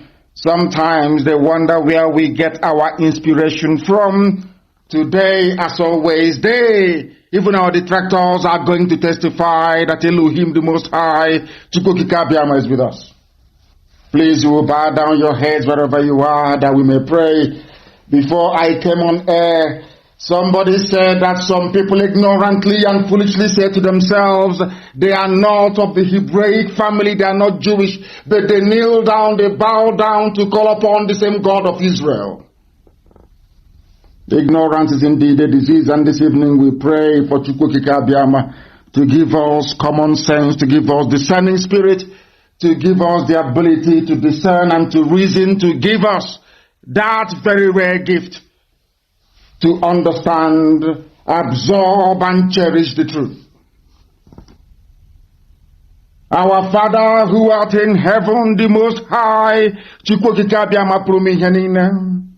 your children are gathered all over this very planet in more than 160 countries and territories to partake and to participate in this gospel of renewal that you have placed in their hearts, that they may know the truth and that truth will set them free. We have no other God apart from thee. We do not worship nor bow down before any idol made by man or any flesh, because those that will worship you will do so in truth and in spirit. The eyes of man cannot see you, because you are the beginning and the end. You existed before time commenced. That is why you are the Lord of hosts of all the heavens and the earth, and there is none like thee. We do not compare thee with anything that you have made, because you are an awesome and mighty God, and we give you every praise and every adoration. Hurry up, O Heavenly Father, our Lord and our God, to deliver us. Make haste to help us, your children, because you are our Maker.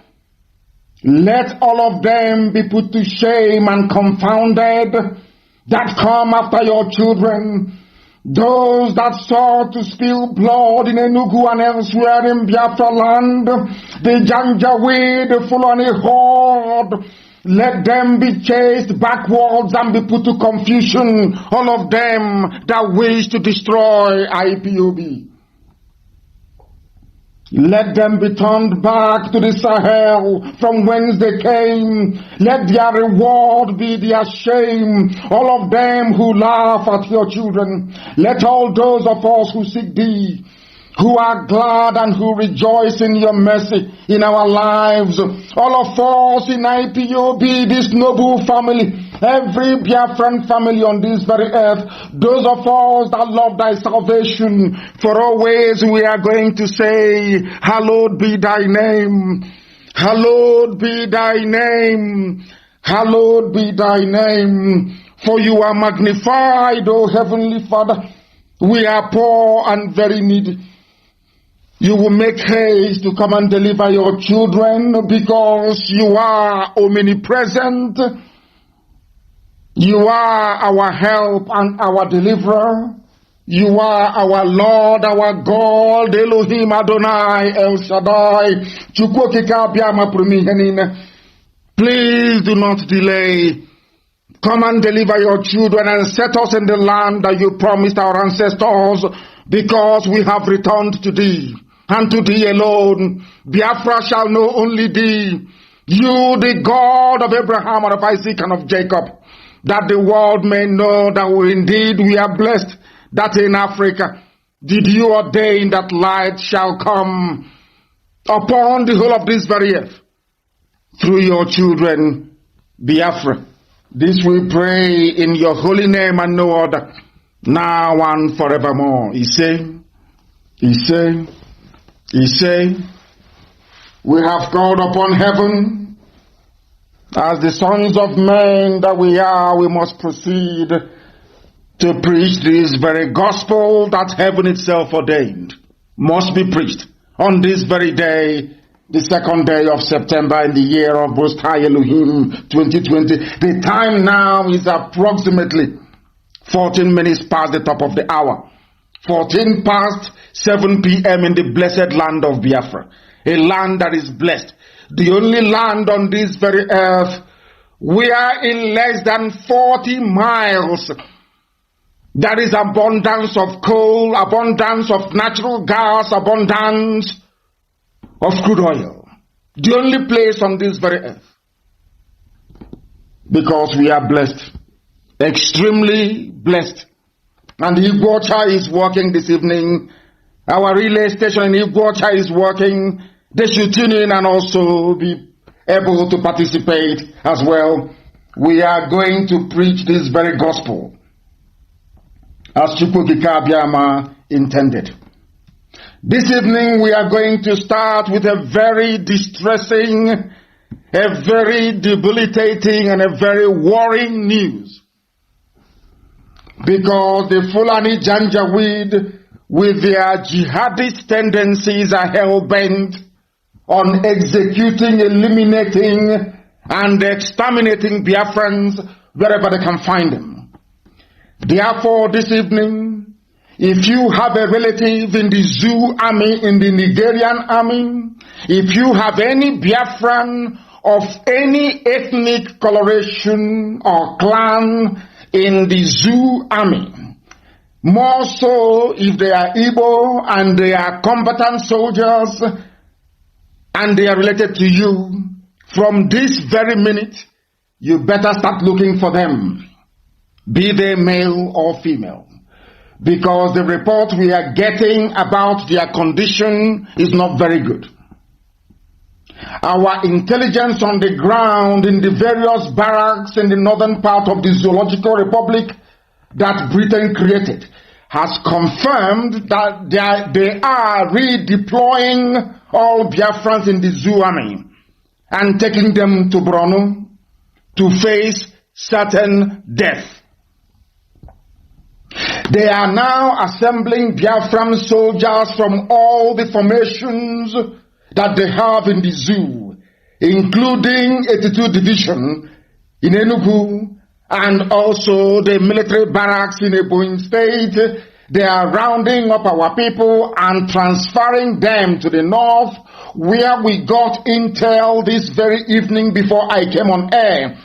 People in my Malari barracks in Maiduguri are reporting that Igbo soldiers in the Nigerian army are being headed like a bunch of cattle into Black Maria and driven away. Where they are taking them to, nobody knows.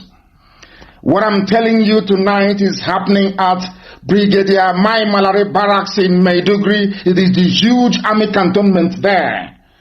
They are killing our people as I'm addressing you this night. It is happening in the north. If you have a relative, if you have anybody serving in the Zoo army, please, I beg of you, look for them now, not tomorrow morning, because tomorrow may be too late. Today, this afternoon, at 82 Division in Enugu, the commanding officer of that 82 Division rounded up all Biafran-born soldiers serving under his command and ordered them to be marched out into the parade ground and to be sat on the floor, all of them. They sat them on the floor. Last week they were disarmed following the killing of unarmed Biafran youths in Emene. After killing our people, most of our Biafran brothers who are serving at 82 Division complained about what happened. They disarmed all of them, put some of them in the guard room. Today, they have rounded them up, brought them out this afternoon, sat them on the ground inside 82 Division in Enugu. We counted nearly 30 chartered vehicles. These are Hummer buses. They were seen inside the barracks with our brothers sitting on the floor in readiness to be transferred to Maiduguri. They are taking them to Maiduguri, where they will be ambushed by their fellow Fulani terrorists, because mind you, every military formation in Biafra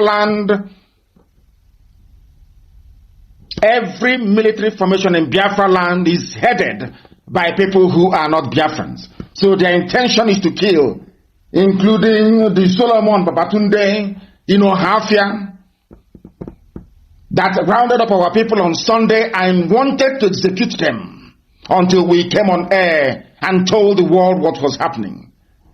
On Monday, they hastily drove them to State CID Onomwahia and handed them over to the police. If not, they would have executed all of them. This evening, we are placing the whole world on alert. If you have a relative who serves in any of the infantry divisions of the zoo, in the military police, be rest assured, if you don't recall them to come back to you between now and the weekend, they are dead people. Because as I speak to you, they are being rounded up and executed in the north. Where they are taking them to is where Boko Haram will make a mincemeat of them. That is what is happening. If you have anybody serving in 82 Division in Enugu, you better start mourning now. You better map out where you are going to bury that person if you are lucky to get their dead bodies back. Because what is happening in Enugu is atrocious. made worse by the infusion of Fulani Janjaweed blood in our DNA. That is the worst thing that's ever happened to our people. We are living in a very dangerous time. The crop of leadership we have now is the worst we have ever encountered in living memory. In fact, some will go as far as saying that those you have now in so-called positions of leadership are the very worst that our land can ever produce. We are in difficulties. And very sadly, those of them you call your leaders are colluding with the enemy. They are working with the enemy to destroy the very fabric, the very basic foundation upon which everything we are as a people rests upon. I want the whole world to also know that when DSS is busy messing themselves up, that we are aware of what they are planning and what they are doing. I want to ask, or basically let me tell the DSS director, whatever the idiot may be, tonight, that there is no plan you make that we are not privy to. There is no arrangement you're planning to unleash against Biafrans that we are not aware of. We are aware of everything, what is happening, your plans, and how you intend to execute them. Therefore, I want DSS to know that we IPOB are fully aware of all their plans to move their Fulani murderous officers from the north in disproportionate numbers into our land to start what they themselves, DSS, have referred to as the mass arrest and intimidation of IPOB. In other words, the Fulani Janjaweed are bringing a new brand of terrorism with their DSS into our land in the hope of harassing us sufficiently enough in their thinking for us to abandon our agitation. How foolish, how naive, how hopeless they are. They must ask their fellow Janjaweed idiots in the army and police what life is like now for them in and around Biafra land. Enugu, to be very precise. Before you plan any of this your nonsense to come down and start your mass arrest, I want the DG of DSS to phone the army at Enugu and ask them how far. Call the police and ask them how far. Before you put your head into what you don't know about. Because you will be consumed in Biafra land. You will be consumed. There is nowhere you will go to make an arrest and you will go free. It is impossible. I'm saying it so you can copy it. Those of you that work for Britain, those of you who are professional petition writers, I want you to cut out this very clip. Send it to Trump, send it to Pompeo, send it to everywhere that I have been to lobby and to agitate for Biafra, to go and make the case for Biafra. Tell them is what Nnamdi Kanu said. If DSS comes to our land, they will pay the same price that their counterparts are paying today. We are waiting for you. We are aware of all your stupid village plans. That can work elsewhere, or maybe before last week Sunday, but not anymore. DSS, not anymore. You people are terrorists in uniform. You people have come to help the Janjaweed Fulani caliphate, the cabal, to Islamize, to Fulanize everybody. In Biafra land, it will not work. Before you bring the idiots down from the north, I want you to ask 82 Division in Enugu and the police in Enugu what life is like for them now. Then they will tell you how serious we are. Before you never knew, but now you know. Ask your fellow idiots in the army what life is like for them now in and around Biafra land. They will tell you. Before you come and put your own head in it, in what you don't know. You want to come to Biafra land to abduct our coordinators. We are waiting for you. Come now. Come and abduct. Come, let Britain give you all the intelligence you need. Come and abduct. You think because in the late 60s and 70s, you fathered some idiots, some bastards in Biafra land. Because of that, you have informants. Come, you will not see those informants. You cannot see them. Come and arrest. There are mad people everywhere. Come and abduct our people. We are waiting for you. Very soon, DSS, you will hear from us. Very, very soon. One thing to okay, you will hear from us. Then you will know how serious we are. You don't have to look for us. We'll come and look for you. If death cannot stop us, look at all the people we have lost in this very effort, including my own parents. If death cannot stop us, what do you think your useless arrest, what difference do you think it will make? Before you can come and kill and get away with it, we will just lament and complain and write letters of petition, we protest and that's it. Now come, you will die there. You will die in that place. Forget all that nonsense you do in the afternoon. With your useless siren in the afternoon. Come out at night and we'll show you. Mad people everywhere. You think it's only you that has monopoly over violence? Thunderfire all of you and your supporters. All the idiots supporting one Nigeria. I don't give a damn who you are. The color of your skin can go to hell with you. I don't give a damn. Anybody who comes to Biafra land to kill will be killed. There are mad people everywhere. Come and arrest now, idiot Janjaweed. You have not arrested Fulani headsmen. You don't arrest Miet Yala. The fourth most deadly terrorist group in the whole world, Miet Yala. You don't arrest them. They are legitimate stakeholders in your useless government. You don't arrest bandits, do you? How many terrorists have you ever convicted? How many have you invited? All the nonsense coming out of the mouth of the idiot that calls himself the Secretary General of Miet Yala. How many times, I'm asking DSS, have you invited that fool to come and see you? None. They claim they own Benue State as right of conquest. They pillage, they rape, they kill, they loot. Nothing happens to them. You want to bring those idiots to come to Biafra land. Come now and arrest. Let's see. You planned it for the 17th of September, so we know. You plan to come and arrest, mass arrest, and it's a direct instruction to all volunteers everywhere. If you see them coming, allow them to come in. There's no escape way. Every vehicle they come with must be burnt to the ground, and all of them destroyed in the process. Mad people everywhere. You think it is like before? We cry and we write to EU, we write to UN, and nothing happens. Come and arrest. Let's see you. Mad. And you hear from us. We don't even have to wait for you to come. You will hear from us. That I can assure you. You are going to hear from us. Be rest assured. You hear from us. Mad people everywhere. That nonsense people have been muttering, and I want the whole world to know. Here was the peaceful people agitating peacefully. You came and started killing them. Because you kill, nothing happens. You kill, nothing happens. You think you can go on killing. You and all of you saboteurs, all you so-called politicians, the governors, all of you planning with DSS, we know all of you. You will pay a very heavy price. I'm saying it in public, that the whole world may bear me witness. That is how I operate. I tell you what I'm going to do before I do it. I warned army in Enugu what was going to happen is happening to them. I warned police what was going to happen and is happening to them. Take me and put me anywhere. Idiot. When you come to kill people, you will die in our land. Ask army and police how life is for them. They will tell you.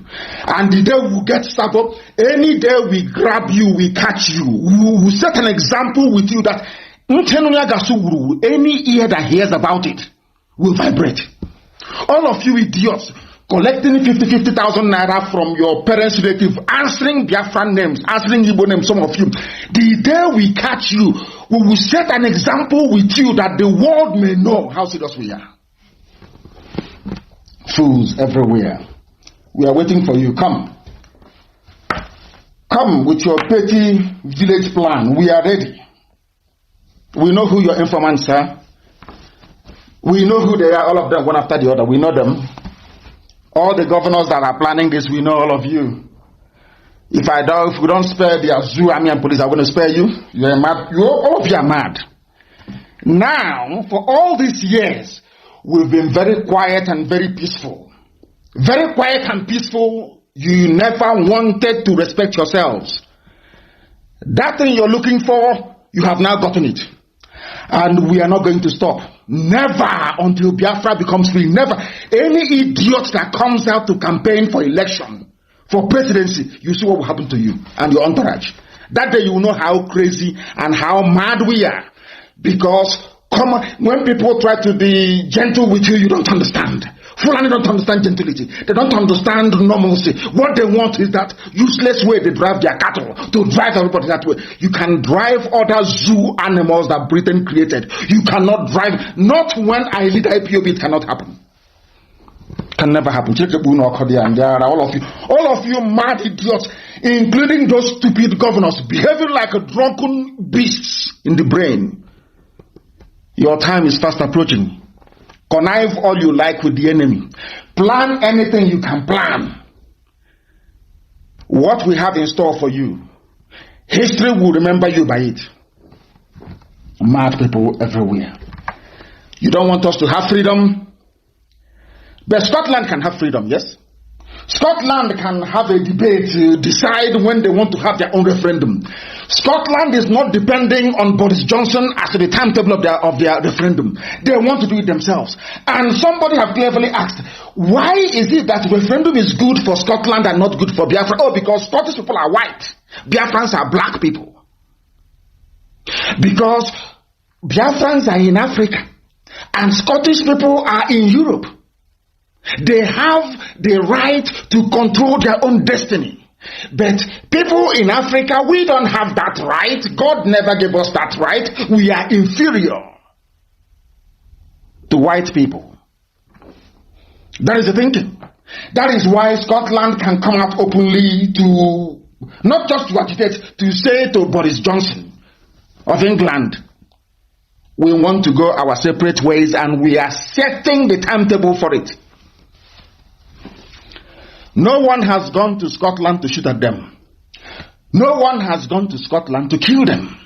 No one has gone to Scotland to arrest.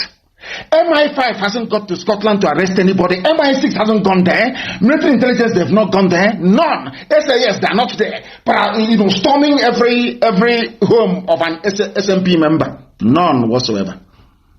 People ask us, oh, why don't you want to go into politics? I said to them, I told them long time ago, if you allow us to register a nationalist party, then politics is possible, because then you cannot rig election. Because if we do anything with your zoo so-called politics, you rig it, and then you say they have failed. For the idiots that will say, you refuse to participate in elections, how can you compare yourself to SNP? Because it is called Scottish Nationalist Party. Any day you register Biafra Nationalist Party, then you begin to make sense like a human being. Not stupid APC, PDP, useless bunch of corrupt idiots, all of them from top to bottom. You think we don't have any brain? Scotland, support for Scottish independence has increased over Prime Minister Johnson's slow response to COVID-19 pandemic and anger over UK's decision to leave the EU. Scotland doesn't want to leave the EU. England wanted to leave the EU, they're in the majority. Now Scotland is saying, since you want to leave the EU, we want to be part of EU, you can go, we are becoming independent. The North wanted Sharia. They got their Sharia. The rest of the South were just looking like a bunch of idiots, as they are, as always. Speaking grammar, talking rubbish, they have no idea what the meaning is. The North have told you they don't want to be part of you. They have Sharia in the North. If you're still in the North, they try you under Sharia law, they cut off your hand or they hang you. If you exercise your right to free speech, you become a prime candidate for hanging. Is that the type of country you want to belong to? I keep asking people. For me, no. Not for IPOB either. That is why we do what we do.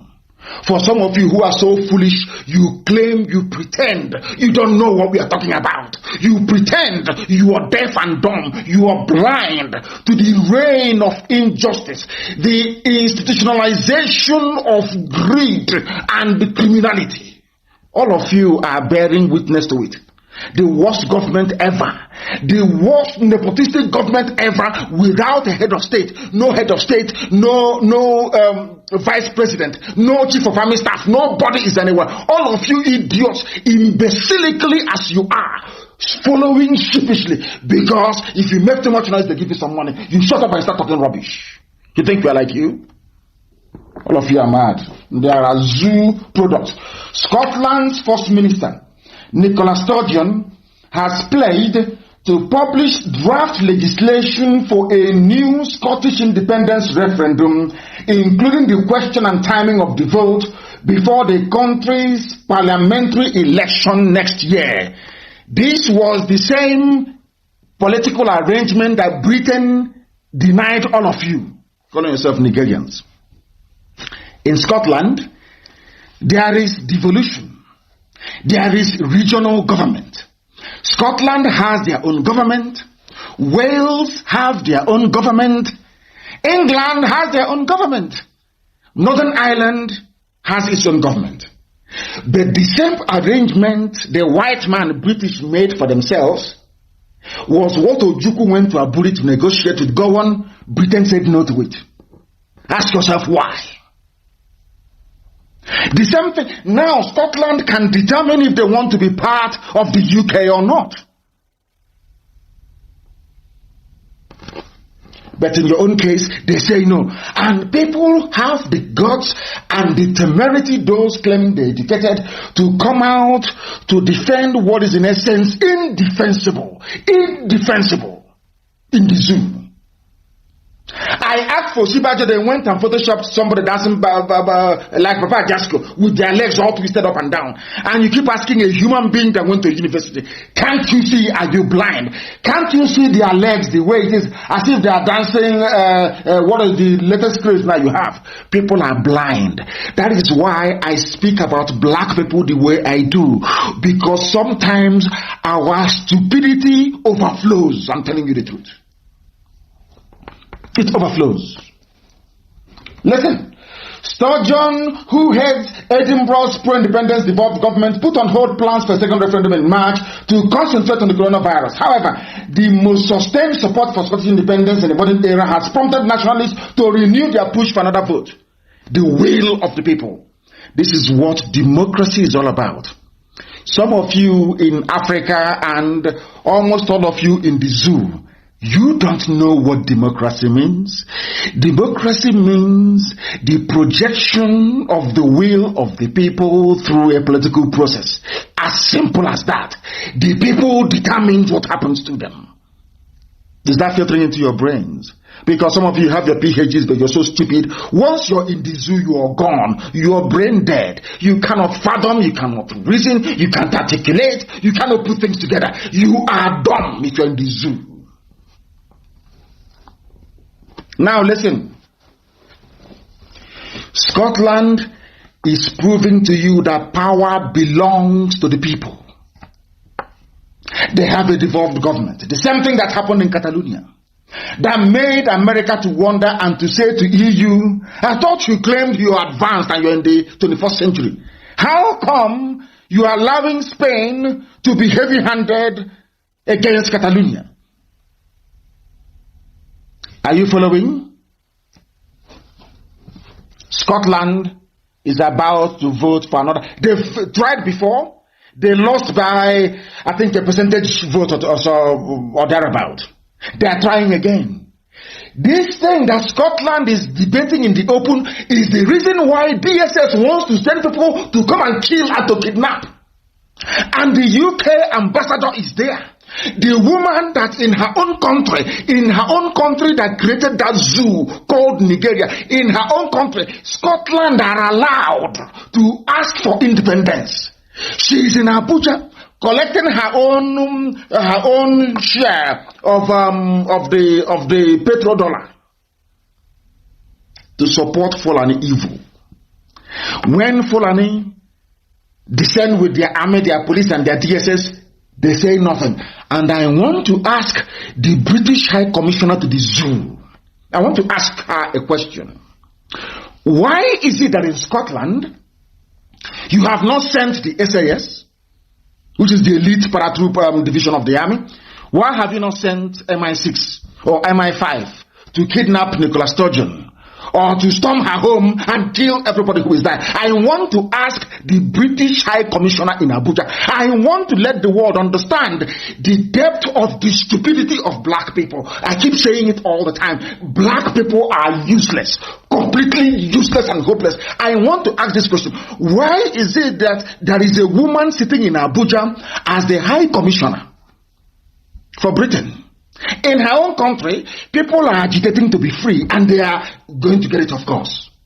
But she is presiding over the persecution of those who are agitating to be free, like the Scots are.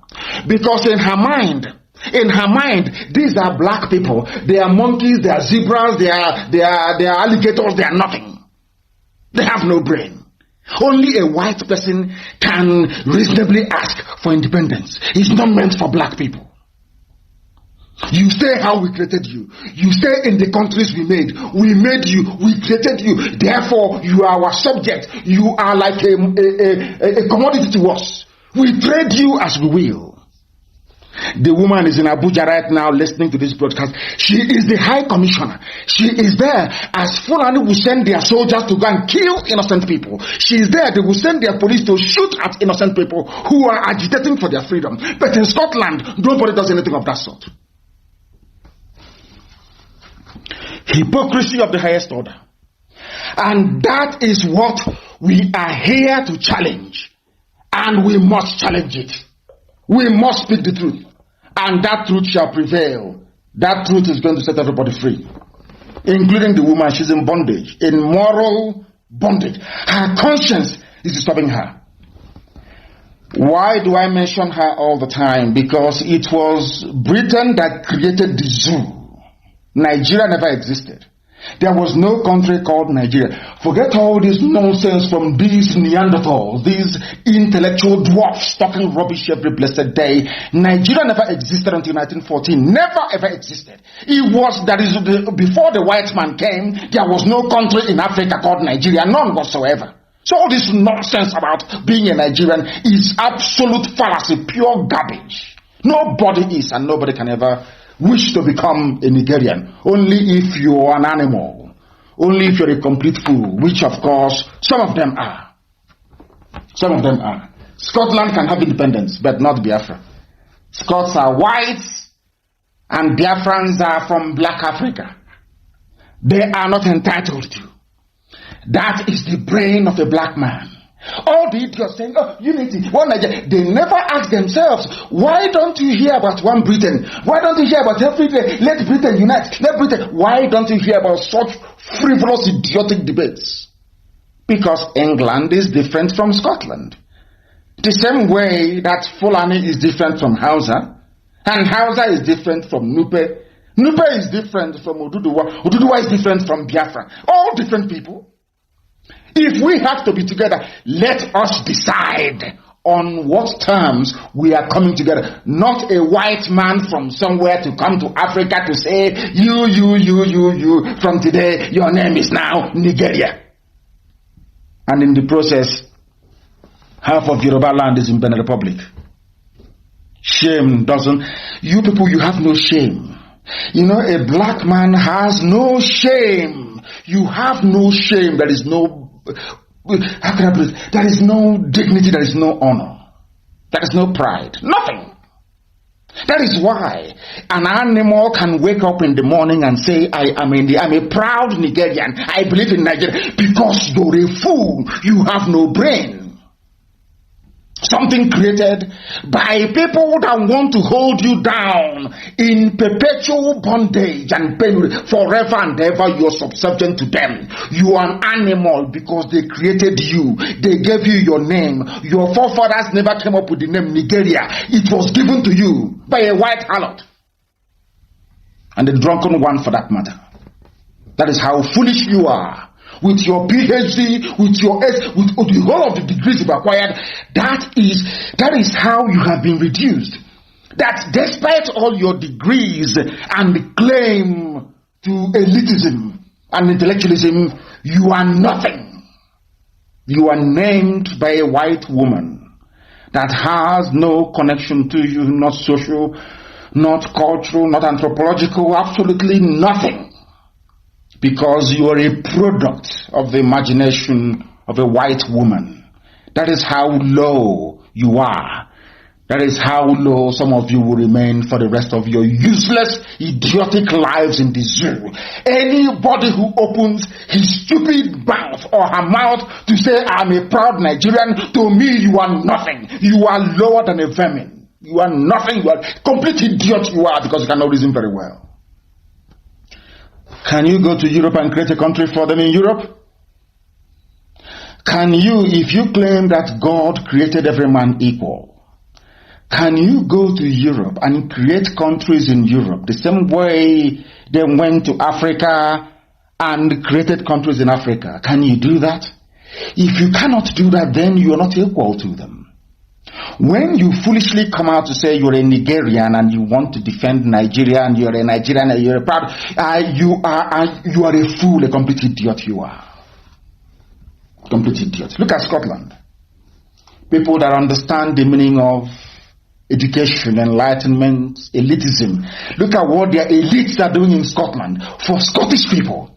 Compare that to the boy you are doing, running around Lagos and Abuja. Oh, it's not our turn. Oh, anybody can have it. All these stupid. Look at your pathetic, wretched lives. And look at Nicola Sturgeon in Scotland. And see what political leadership is all about. Look at your idiocy and your ignorance. And understand that white people have honor and they have dignity. They have pride. That is why it can be fairly argued and convincingly too that black people are inferior. Name the country in Africa that wasn't created by Europeans. And you want respect? You want them to respect you? When your essence, your being, they defined it for you. They told you who you are. You don't know who you are. Useless people everywhere. In Africa, it's good for Scotland, but not good for any other person in Africa. Not good. Not good. And they say UK minister was surprised by Scottish independence referendum. She became surprised hearing it. A British minister said she was surprised by plans for another Scottish independence referendum given the budget deficit in the country and the economic challenges facing the whole of the United Kingdom after COVID-19 pandemic. A minister. She did not go to BBC or Sky News to start saying, oh, he's a treasonable felony. You must arrest Nicola Sturgeon. You must send the Air Force to go and bomb all of them. Send the army. Our boys are there. Did they say that? Because they're civilized. I want to let you understand the difference between a black person and a white person. In 21st century, a minister of state for Britain is saying, oh, we are surprised. We are not expecting Scottish people to go for independence, given, the state of the economy. And the fact that we've all just come out of the COVID-19 pandemic nonsense. Nobody sent Air Force or bomber jets to Scotland to go and bomb anybody. That tells you all you need to know about black people. You will hear somebody come out on channels TV, go and bomb them, they are miscreants. So Nicola Sturgeon is not a miscreant, you see. She is not a miscreant. All the people that belong to SNP, they are not miscreants. But any other person agitating for freedom in the zoo that Britain themselves created is a miscreant. Do you see how foolish black people are? We are very, very foolish, I'm telling you. Sometimes I wonder why God even bothered creating black people. So I am beside myself with rage each time I think about how stupid black people are. The inability of a human being to reason. I cannot fathom it. I cannot understand it. And that is why I do not condone nor excuse it. Never, ever, ever will never do it. Never. Kosovo, free. Bosnia and Herzegovina, free. Czech Republic separated from Slovakia, no problem. Soviet Union dissolved, no problem. Ukraine is now independent. Macedonia is independent. They are all whites, all in Europe. Or should I say Euro-Asia, all in Europe. So it's nice for them to be free. But the same EU that made sure that Yugoslavia no longer exists, that Bosnia is free, that Croatia is free, the same EU, when it comes to Africa, it is double standard. Oh yes, you can campaign for nationalism or for one man, one vote, but you don't have the right to be free. That was why a man wrote in 1968 that what Ojukwu did was the first attempt at genuine freedom in Africa. A white man wrote in 1968 that the declaration of Biafra was the first and only genuine attempt to create a truly African nation. The rest were operating on what he called flag independence. They give you one flag and you're there talking rubbish. Your life, your fate is in London and in Paris or elsewhere, and that's it. If you make noise, they kill you. They send the assassins to go and kill you. And your brother will gladly take over from you. Once they assassinate you, your brother will quietly come up and be jumping. And all of you idiots in Africa, you follow the same fool. That is why Africa is doomed. Britain, no fighter bombers to Scotland. They talk, they dialogue. But in the zoo that they created, kill, pursue, army, 82 division, 89 division, fire them, pursue them, kill. And when we retaliate, idiots will be talking nonsense. They took our guns, bring it back. Go and take the gun now. Let's see. Mad people everywhere. Stupid idiots everywhere. Because you don't like gentility. You don't like people who are gentle. Because in 1929, Britain came, our mothers rioted, and they killed our mothers in Aba. No inquiry, nothing happened. Nobody took Britain to court. Nobody sued them to pay for damages. They killed our moms, and that was it. Because nothing happened. I want to say that history has a very funny way of repeating itself. I want you to go and Google 1929 Aba women's riot. It wasn't even a riot, it was a protest. They killed. I want to let the whole world understand that this idea of any time there is dissent in Biafra and shoot them, they learned it from Britain. Britain taught them that you see these people, these stubborn Igbo people, you can kill them and nothing will happen. We are there. We killed them in 1929. Nothing happened. In Aba, they killed our mothers. Nothing happened. You have people say, oh, I'm a PhD holder. I went to Princeton. I went to Harvard. I went to Yale. All rubbish. Pure bunkum. Their mothers were killed. They never asked questions. In 1947, our mothers again came out in Enugu protesting about the sacking of their husband at coal mine in Enugu. Coal mine, Enugu. Britain once again opened fire. And nothing happened. It is there. I want you to understand the reason why Britain can never talk. The reason why they want us all dead. I want you to understand this. That the hatred that Britain has towards Biafra, towards Igbos in particular, is natural. It's a natural hatred. And they gave us Anglican Church. These are the idiots that gave us Anglican Church. That we go and we pray and we pay money to, and they send it to Canterbury. The same people, they hate us, they despise us, they cannot stand us, I'm telling you. If there is any poison to use to eliminate us from the face of the earth, they will do it gladly. They gave us Anglican Church, but they support Islam to come and kill you. Is that making any sense? Anglican Church means English Church, Church of England. They gave us Bible Church. Yet the hatred was so deep. In 1929, Britain killed us. 1947, they opened fire in Enugu on unarmed people. Always, they planned the genocide, and we lost 5 million people and counting. Hatred, pure hatred. What we are asking for is exactly the same thing that Scotland is asking for. Nobody is killing them. Nobody is poisoning them. But in the zoo, Britain will support Fulani. Go and kill. We are there. There is no problem. We will talk to America. America will listen to us. This is our area of influence. Go and kill them. And they will rush. They will come. They will go to Yemen and they will kill. They go to Mpo, they kill. National High School, but they kill. They went to Mbiama River and Bayelsa, they killed. They went to Igbo Chatron, probably they killed. They came to my house, they slaughtered. Britain is saying to them, we are here, we are the British, nothing will happen. Nigeria belongs to us. Fulani, go and kill anybody you like.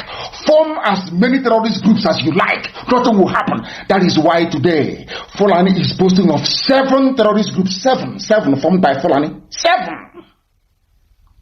Nobody is killing them or bombing them. Nobody. But if you talk about freedom from this Fulani madness, they send people to kill you. And the Fulefus that claim they went to school will support the persecution of their own people. That is why no Sabo will go free. God is, instead of Sabo to go free, let Biafra not come. Instead of one single saboteur to go free, let Biafra not come. They will pay dearly for it. Every saboteur will pay very dearly for their crimes against our people. Britain has been killing us. No problem, they can kill and slaughter, there is no problem. The same thing they handed over to HAUSA. HAUSA can kill. That's why the idiotic Yoruba man Solomon Babatunde thinks he can also join the killing. You don't have your barracks. Today they are sending our people to Medugri to go and kill them. Nobody to speak for them. This is the worst set of leadership I've ever seen in the history of our people. I have studied our people very well. The very worst. Ezekiel was bad, but this is the very worst of the worst. Idiots everywhere. They want to be respected. They're called, and I said I will never insult them, but if you leave them in their stupidity so much, if they become even worse, they are useless. All of them, they are useless. Completely useless. Nobody condemned the killing of our people. That was why Britain was in Lagos engineering against Ojukwu on Aburi, and Aburi failed.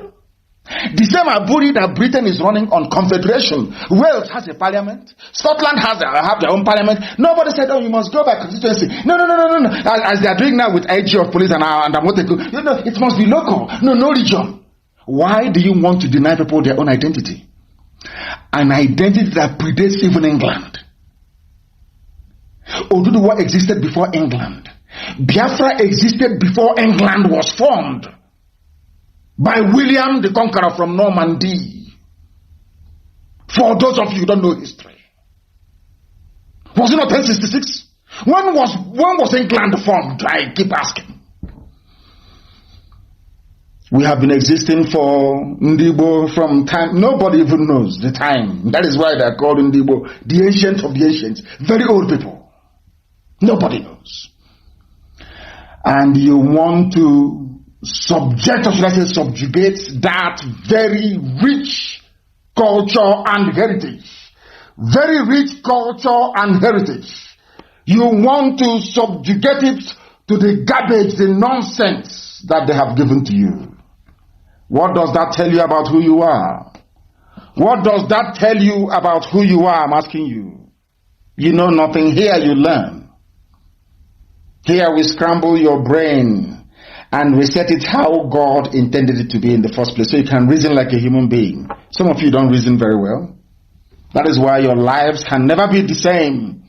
It can never ever be the same once you listen to us. Never again. They were against Biafra. Why was Britain against Aburi? Do you know why? The same Aburi they are practicing. The same devolution, the same regions. Nobody is saying to Welsh people, you cannot be Welsh, you must be British. Nobody is saying to Scottish people, you must be British, not Scottish. No. But in the zoo, they encourage Fulani to wipe away. When Fulani is busy wiping away your own identity, they are busy establishing their own. They are busy establishing their own. Some of you cannot reason. You have no brain, you cannot reason very well. These UG black people, as useless as ever. Useless to the core. People are hopeless. How about 2014 Jonathan's confab? They were against it. Anything that will give freedom to the people, Britain will be against it. They are against it. Anything that will bring liberation, so you can reason like it. No, they will say no. They will go to Fulani. Oh, why don't you sell DG, DSS? Send your boys to go and kill them. We are there. BBC will not talk about it. We'll make sure that CNN won't cover it.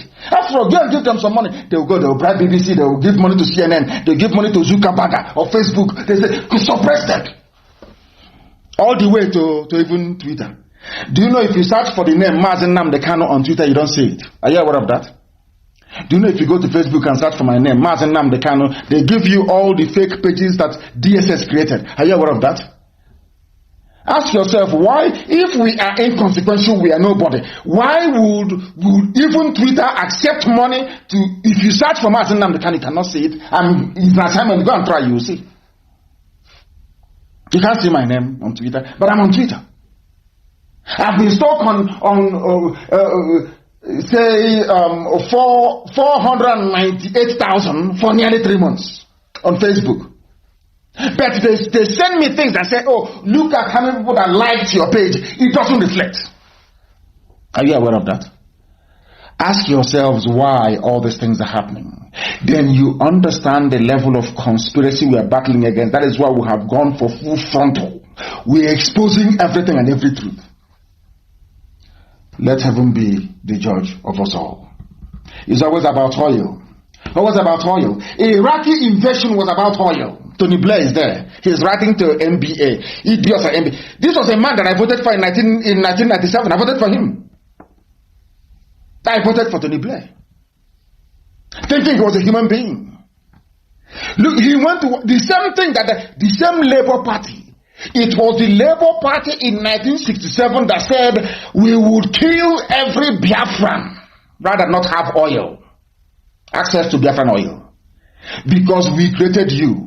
We told you the use of oil. We are Britain. If Ojukwu, once they came to Ojukwu and Ojukwu said, no, I'm not going to share the oil, don't say the. They said, okay, we'll see. They went to Fulani. Fulani said, take the oil, take everything, kill them as well. And they made that deal. That was when they made the pact. We take the oil and gas, you take the land and graze your cattle as you wish. That is why Britain will never ever condemn Fulani. Impossible. They can kill, Fulani can slaughter everybody. Britain will never ever raise an eyebrow. Never. Now you understand it. Because Ojukwu said, had Ojukwu said, yes, you can take our oil, there will be no problem. The same Labour Party, the same government in England, and they went to war over oil. And it's not like the UK doesn't have oil, or that they're not blessed with human ingenuity. This is a country that the first agricultural revolution, industrial revolution, all happened in England. Adam Smith is from Scotland. That British Isle, blessed, intelligent people, blessed, brave people. They are warriors, brave, intelligent. Why they love stealing petty things that don't matter is beyond me. Look at Germany. Germany doesn't steal from anybody. They're an industrial powerhouse. Do you know that the economy of California, one state in America, is bigger than that of Britain? Because Britain over the years, instead of developing their capacity, their natural God-given intellect to make things happen, to manufacture, they relied on stealing oil from Africa, stealing natural produce from Africa. Look at them today. California has a bigger economy than Britain. Go and check. It's there. Go and check. Because they abandoned the grace that God gave them to be pursuing poor, wretched, idiotic African countries, impoverishing them, thinking that way they will be on top, but they're not on top anymore. They're no longer on top. There was a report that came out, they can no longer even challenge China. They cannot. They cannot. And that is what happens when you spend your life stealing from poor people. Oil. We lost 5 million people. Over 5 million people. Britain. 1929, we're not going to pay tax. They killed us in Aba. 1940, the coal is our own. In Enugu, they killed us because of our coal. Our own natural product, they killed us because of it. Now you understand, don't you? You understand? That is why they want to suppress the news. They want people that some idiots apart from Jubril and Facebook suppressing you. What other news have you brought? One idiot, one okoko, he wrote. And I was laughing at them. If we are not potent, why do you think that Twitter and Facebook will spend their time trying to suppress or hide who we are? Why do you think they're doing it? All my social media handles are suppressed. You search for me on Twitter, you cannot see me. If you search on Facebook, you will not see me. Because Facebook and Twitter, and they collect money and they say, useless African people. There is this madman from Africa always broadcasting and talking and insulting everybody. That's what they will say. They won't tell you that I tell them the truth. Even today, I posted something today on my page. They said they are banning me and restricting my page. They wrote and said, we are restricting your page because you wrote something that a few criminal journalists in the zoo said is not true. Of which we are taking them to court in America for that anyway. Let them come and explain. And I asked them, I showed them the pictures of the person they claim is Buhari. I said, which one did you take money from? Facebook. Who did you take money from? And how much? That is, these are people that tell you about patriotism, they tell you they love each other, there is about one Nigeria, but they will go and pay Facebook billions. They go and they pay Twitter to suppress the truth. Something that Nicola Sturgeon is doing, something that people are doing all over the world, asking for their freedom. But because we are black people, we are from Africa, who is an African man to be asking for freedom? Who are you? In fact, you're not up to that level. That is their mindset, that is the way they reason, that is the way they behave. And that is why we must remain resolute, determined beyond determination. Because victory is ours. And that's why I used to tell you that we are living in an era of the last miracle. And Biafra is that very last miracle. I tell you. If you speak, freedom of speech. DSS will issue, come, we're inviting you. Come and clarify yourself. Have you invited Mieti Allah before? They invited some Yoruba musicians. The one is Don Jazzy, Yemi Alade, that they made a political statement. Secret police will not invite them. And Britain is there in Abuja doing diplomatic service. Or should I say diplomatic eye service. Encouraging evil. Britain is there encouraging evil. Because they believe in stealing from poor, wretched, unreasonable Africans. That is why they keep quiet. As impunity upon impunity is happening every day. Britain. They invited them. DSS. That's their job. Everything is controlled by the Fulani. He wants to speak again. They will invite you. Why not to come? People spoke against Jonathan. How many times were all of you morons invited by the DSS under Jonathan? How many times I ask all of you? You even ganged up and set up Boko Haram to fight him. With the help of Obama, the criminal Obama who should be in jail, to go and fight Jonathan. All of you are today enjoying, looting, stealing, going to Dubai to do shopping for wedding, building palatial mansions in the north, having fun. The idiots you recruit from the south, the idiots that claim they went to school, the morons that claim they're intellectuals from the south, idiots, professional petition writers, they can't see all of you. Nor challenge you for the idiots that you people are. They invite them. If you exercise your right to free speech, they either invite you or they hang you. That is the country that an idiot who wake up claiming, I traveled abroad and I have a degree from overseas university. You traveled abroad and you are a bundle of idiocy. You want to belong to a country where one idiot, as somebody wrote, Gandhiji said, oh, bring me the death penalty, I'll sign it. The same hand you used to collect $5 million as bribe. Your hand wasn't cut off. That is the type of stupid, idiotic country that some of you claim you are proud of. I'm telling you, it is appointed unto man to die only but once. One day we will all die. Every living thing will die and come down. I want to ask God, the special blend of stupidity he put in the brain of a black man. A black man must have been created very foolish. I'm telling you the truth. Very, very foolish. Foolish set of people. You are proud of a country your ancestors did not create. You're proud of a country that came to Yoruba land and cut it into two. One is in love. You claim your pride. I keep asking myself, I don't know. God have mercy, please. Have mercy on stupid black people. That is why today I am one of those who proudly stand to say that I salute every Oduduwa son and daughter that participated in the protest in Ibadan over the creation of a Yoruba nation. I will support them anytime, any day. Anytime, any day. These are the people that I told you we are doing business with. Not the old guy, the same old rubbish. After some time, they want to go back to government and collect money and send their kids abroad and live very large. The same old rubbish. And they pat themselves on the back and they claim they are the elite. Mwokoko. These are petty hustlers. These are hustlers. These are wretched carpetbaggers. That's what they do. They are nothing. Nothing. The people I respect are those that came out in Ibadan. Two leading Yoruba cultural groups are at loggerheads over an Lawlessness agenda being championed by one of the groups for the Southwest to break away from the zoo and become an independent nation. The Yoruba World Congress and also the Yoruba Appraisal Forum. I believe in Professor Banji Akintoye. The Yorubas, they are more than qualified to be a nation. How many people are in Scotland? I said, how many? People said, to break away from Nigeria. And I keep asking them, what is Nigeria? Nigeria and Oduduwa, which one is older? Or Nigeria and Yoruba, which one is older than the other? Azikiwe and Nigeria, who is older than each other? Azikiwe's father, or should I say Awolowo's father and Nigeria, who is older? So, who were they before the white man came?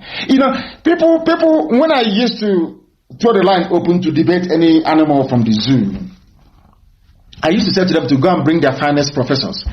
And I will tell them, if you last 2 minutes in a debate with me, only 2 minutes, I will resign from what I'm doing. And the question I've always wanted to ask them is this: what was the identity of your father before Lugard and Flora Shaw came? And that will end the debate. So you're telling me what you're saying by accepting one Nigeria created by Britain, you're saying that the history of your ancestors never mattered, that you are nobody until the white man came and gave you an identity. Do you see how foolish black people are? Do you see how hopeless black African people are? I am telling you the truth before God and man, black people are very, very useless. I want to ask you again, what was your identity before the white man came? Before Britain came and named that area Nigeria, Niger area, black area, who were you? Or your people? What identity did your grandfather have, or your great-grandfather? Oh, you're saying you needed a white woman to legitimize your identity, to make you feel important. You were a nobody. You were a baboon swinging from one tree branch to another tree branch. You were a nobody until the white man came. All your education is a waste, because that means you don't actually know the meaning of the word education. You have no idea. Two groups are at loggerhead. They always raise fake groups. They give them some money. That is black people for you, of course. They're everywhere. They will sabo everywhere. That is in their nature. Black people. As I said before, Che Guevara, one of the greatest revolutionaries of all time. Che Guevara. He fought with Fidel Castro for Cuban independence. He came to Africa. He was in Angola. He was also in Congo. After a while, fighting liberation wars in Africa, Che Guevara decided to go back to South America. They asked him why he was leaving Africa. Historians won't tell you this, but I will tell you. Che Guevara said that the reason why he left Africa was because an African man can never ever in this life put his freedom above his stomach. He will always put the need of his stomach above that of his freedom. Go and read it up. Che Guevara. He wrote, and he left Africa. He said these people are not serious. What a black man will always be sabo. He wants it. What will me and my children eat? What will my family eat? That's his only concern in life. And he's a slave. What do they eat? The same reason why we gave them free and cheap labor in America for 250 years. What will my family eat? No honor, no dignity, no class. We don't have any of those. We don't. That is the truth. This is Radio Biafra. We are live and direct. The time now is approximately 14 minutes past 8 p.m. in the blessed land of Biafra. We are live and direct and the whole world is listening. I want to quantify our stupidity this evening. I say it every day. I don't mince words. If you want where they will tell you, everything is okay, Jesus is Lord, your life is saved, all that garbage, you go to those criminals that preach to you every day. Here you come, here you will hear the truth. And that truth will set you free. If you're upset or you're angry about your own level of stupidity, which I'm telling you, I tell people to their faces, of course. You go back, you reason, and you change. Go and start reasoning like a human being. There is a particular video, or should I say, 2 videos, joined as one, I want posted on my page now. Go and look at that video. You will see what the Fulanis are doing. You will see the Fulanis with their AK-47 conquering everybody, raping and pillaging. And you have people that say they are believers in the Bible, they are Christians, they are singing and praying as their land is going. I want that very clip to be posted. It was joined together. There are 2 separate clips, but joined together. Go and look at the foolishness. I want people to go and use their 2 naked eyes to observe the stupidity of Christians in the zoo. Fulani are arming Muslim jihadists to kill all of you. All we are doing every day is to pray. To pray. Every day to pray, because they are using that prayer to feed their families. So they believe that if they don't talk about prayers, they cannot get tithe and offering to feed their families. Go and look at those 2 videos. There, as you're watching the video, your stupidity is staring you in the face. Go and look at it. Go and look at it. I can even give the Catholic bishops, their conference, some credit, because they came out and said, we must defend ourselves. At least those of them. Look at Anglican Church. Does it even exist? I don't even know if it exists in the zoo or not. I don't think so. They are the most hopeless of the most useless of the useless. I was raised in Anglican, so I know what I'm telling you. The most useless of the useless. Have they ever held any protest or come out to complain? Have you heard of Anglican bishops rising up and saying we are protesting? As Catholic bishops would, of course, no, you won't hear from them. Go and watch that video. It's on my page and it's being posted. One is, you see them full with the AK. DSS will not invite them. No. Britain can never tell DSS, go and bomb them, storm their homes and execute them. Never. Instead, they are giving them arms. They say they come from. So you're telling me that somebody carried the AK-47 all the way from Mali cross the border into the zoo to come to Okwa to kill people? Is that what you're telling me? And the governors, they see this. Your so-called elite, they see it. All that concerns them is, since that man has a private jet, me too, I want my own private jet. It's our turn in 2023. Let's go and loot as well. It's our turn. That is what they do. That is their life. That is what they believe in. And that is why everything is in a mess in that very zoo. And that is also the reason why their brain is also in a mess. They cannot reason properly. I am telling people this. The reason why Africa is poor, the reason why black people are the lowest of the low in every society around the world is because of the way we reason. We don't reason like human beings. Black people reason like wild beasts, like animals in the forest. Somebody is armed with AK-47 supplied by the government. You are busy saying you're praying, and they're busy slaughtering you every day. We've been complaining, and there was something that Bishop Cooker said which actually struck me. That what is happening in the zoo it can never happen anywhere else in the world. There is no other place on this earth that what is happening in the zoo that Britain created in Nigeria would happen, and there will not be any uproar at the UN. Now ask yourself this question. Why is it that all these killings are going on in the zoo in Nigeria and there is no uproar. Nobody's complaining. Nobody's shouting at the UN. EU is not saying anything. Do you know the reason why? Because some of you don't know history, but I will tell you tonight. After the Second World War, some of you think it was Azikiwe, Awolowo that fought for independence. That is rubbish. Absolute rubbish. There were 2 US presidents. In fact, it became a law, or should I say an article of faith, for the United States of America after the US government with her allies defeated Nazi Germany and Imperial Japan. American president, at least especially Truman after the war, told Europe, you must get away from Africa. Some of you think it was Nkrumah fought for independence. That's garbage. I said absolute piffle, rubbish. Britain had the might to crush any opposition in Africa and retain their power. They had it. Do you know who got Britain to leave Africa and France to go back to Europe? At least theoretically speaking, it was the US government. US said to them, to hell with this your colonial garbage in Africa, get out of Africa. That was why he started having independence, 57 independence, 60, 61, 62, everybody became independent.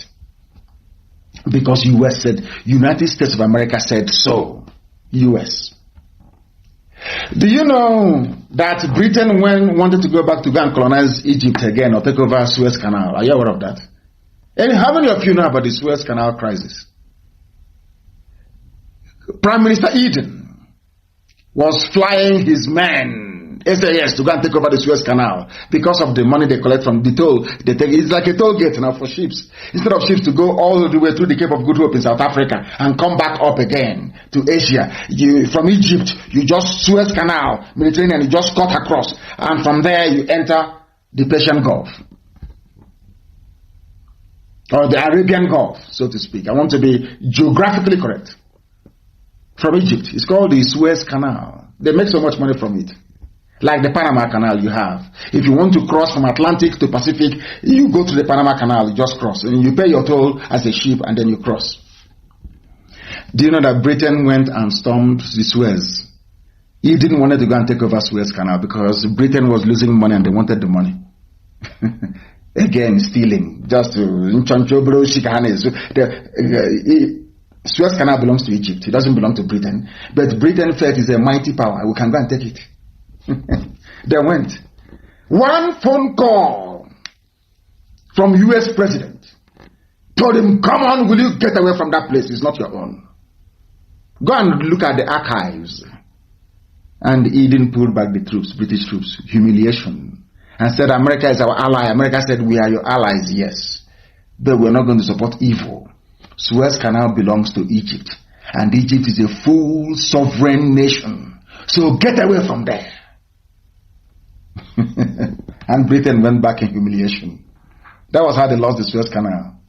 And Abdel Nasser was very, very high. Then he was the then leader of Egypt. Some of you don't know history. If you go and study history, some of you will not be as stupid and as foolish as you are today. I'm telling you the truth. Go and read history. That was why Britain left. They left and they said, they agreed after they left, they said, okay, we are leaving, but we are still going to retain control over all the areas we colonized. They had a gentleman's agreement. That is why every coup that happens, they know. That is why they control your currency. That is why they tell you when your currency will rise up and when it will fall. That is why they control all your resources. Everything is in their hands. That is why you cannot do anything in Nigeria without the approval of Britain. That is why Britain decided to tell EU, you cannot talk about the killing of innocent people in Nigeria. It is our territory. Remember, after the Second World War, we all agreed, after we left Africa, that anywhere you colonized belongs to you. What do you think is happening in Amazonia? The same thing. What is happening to the currency called CFA? Have you forgotten? The same thing. Because France owns every Francophone Africa belongs to France. You can't touch it. Your lives are a misery and it is a mess. You African people, your lives are a joke. I'm telling you, you are like a pawn on a chessboard. You have no future. You have nothing. That is why, after so many years, despite your universities and your engineers, you don't have electricity. Have you asked yourself why? Is it that the same science that white scientists apply, or the electrical engineers, doesn't apply to you? Ask yourself that question. Because somebody has to sell their generators. Because all of you are very foolish. You will buy generators. Instead of you to sit down and to say, no to hell with generators, always quick. Always quick. You go and buy your generator, polluting everywhere, making noise, and of course giving yourselves lung infection in the process. And you die off and you say this is your neighbor who is holding you. That is why Biafra is the last miracle. That is why they don't want Biafra to emerge. They know how intelligent we are. They know that Biafra indeed will change the narrative for black people all over the world. That is why only people who can see in the spirit, people who are not Biafran, support Biafra because they understand what Biafra portends for Africa. Biafra is the key, as Igodomigodo is to Biafra, so is Biafra the key to unlocking the potentials that every black man on the face of this earth has. And they don't want to allow that to happen. They know us more than we know ourselves. Go and look at that video very well. Muslims are killing you and you're busy praying. And there was something that somebody wrote, which I think is very, very interesting. His name is Bala Baba Dihis, D-I-H-I-S. And I'm going to read what he wrote. But you know me, I like to read from people who are intelligent. Intelligent people, I love to read from them. Let me tell you what he wrote. He said, and I'll prove this later on. I'm not going to prove it. I'm going to try to justify what he wrote later on in a short while. From what Ojuzo Carlos said, Supreme Court Governor of Imo State to oppose and another idiot. That will tell you that what this man wrote here is absolutely correct. Let me read what he wrote. His name is Bala Baba Dihis. I believe he's from the north. He said, excuse me, the most ridiculous Buharis are the Igbo Buharis. The most ridiculous. And Igbo Buharis doesn't know that Buhari killed and committed war crimes against his own people. He doesn't care. That is a typical person from a lineage of saboteurs. That's how they reason. Listen to what he said. They just love clapping and deluding themselves for nothing. Even in the hierarchy of things, they are at the lowest end. Their delusion is endless. While Buharis from other regions are benefiting from one or two things personally, the Igbo Buharis have nothing to show for it, apart from endlessly clapping for nothing. There are many projects going on in the north, in the west and south without any fanfare. But the opening of an uncompleted airport is what some of them are splitting hairs over. That was why I said I will not insult anybody. I will leave Ohaneze alone and the politicians. But believe you me, sometimes their stupidity is mind-numbing. Their foolishness and the fulefuism is astronomical. Can you tell me why people that claim they have PhD, they're educated, they're the elite, will be jumping up and down over the opening of an airport that hasn't even been finished? They go and they Photoshop pictures online to convince the idiots who have no brain. Your so-called elite. Somebody came to your house and stole 1 million naira from you. And after you must have finished suffering and dying, so to speak, they now come and they offer you 1 kobo out of it. Out of 1 million they stole from you, they came back and they give you 1 kobo. And you're jumping up and down. Are you not an idiot? Look at Enugu Airport. I challenge anybody to go there and see if the work has been completed. The only reason why they did it was to try to kill the news of their children they killed. They came to Enugu, Fulani came to Enugu and killed your children. And in order to drive away that news from the headline, they invited all of you and they came.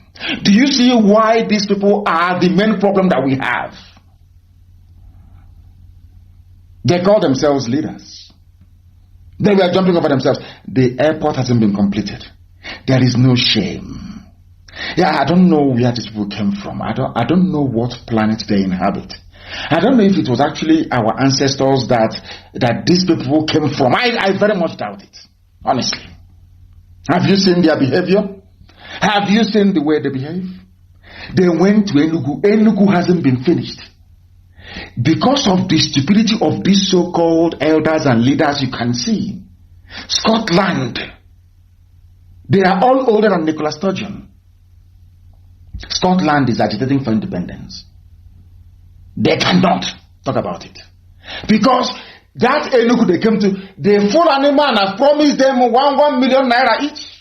Or promised them, oh, we'll make your son a minister, or your daughter a minister, junior minister for state. And because of that, every sense of responsibility went through the window. They have to come and dance on the graves of their children that the same Fulani killed not up to 4 days ago.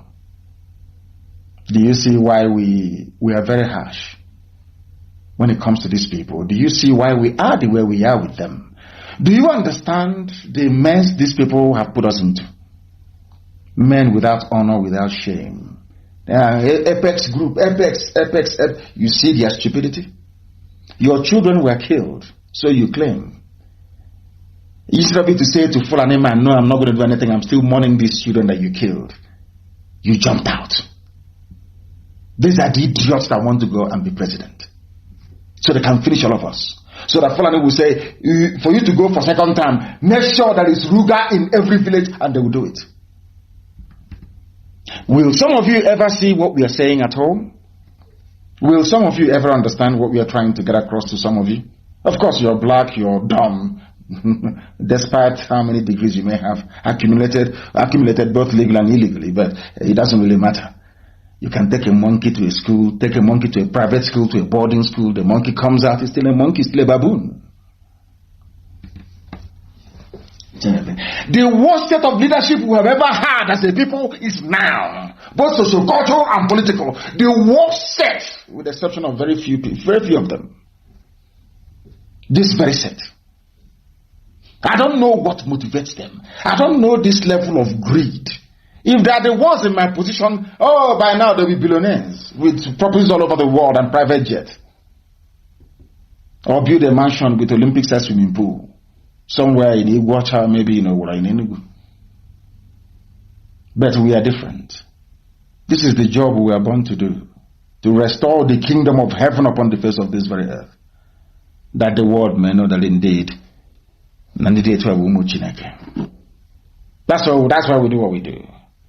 Is immortality. We are not doing it because of what we can gain or have on this very earth. It's for what lies beyond. Immortality. That every generation, everywhere, must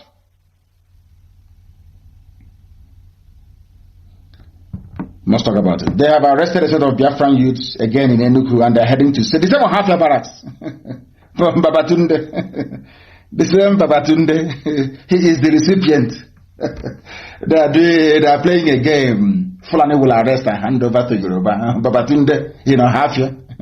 Well, there is nothing to do, we don't know. We know they have arrested some. They will keep arresting, it's part of freedom fighting. It happens everywhere.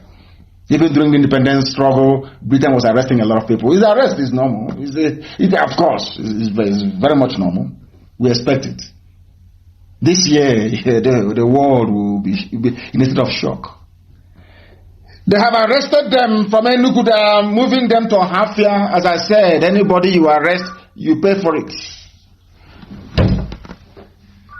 Anybody you arrest, you pay for it.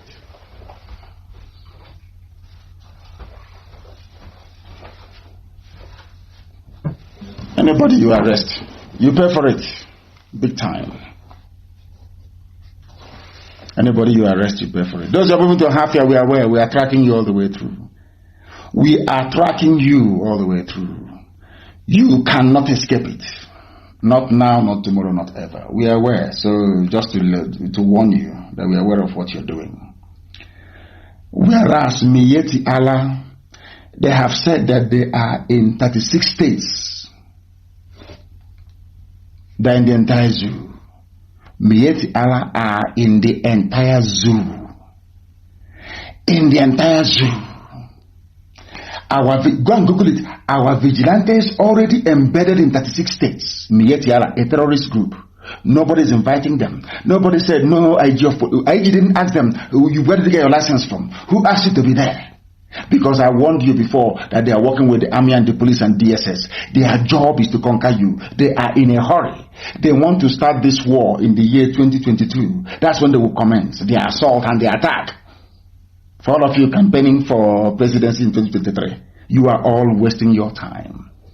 That was when they planned to start, and you're not going to stop them. They are in 36 states.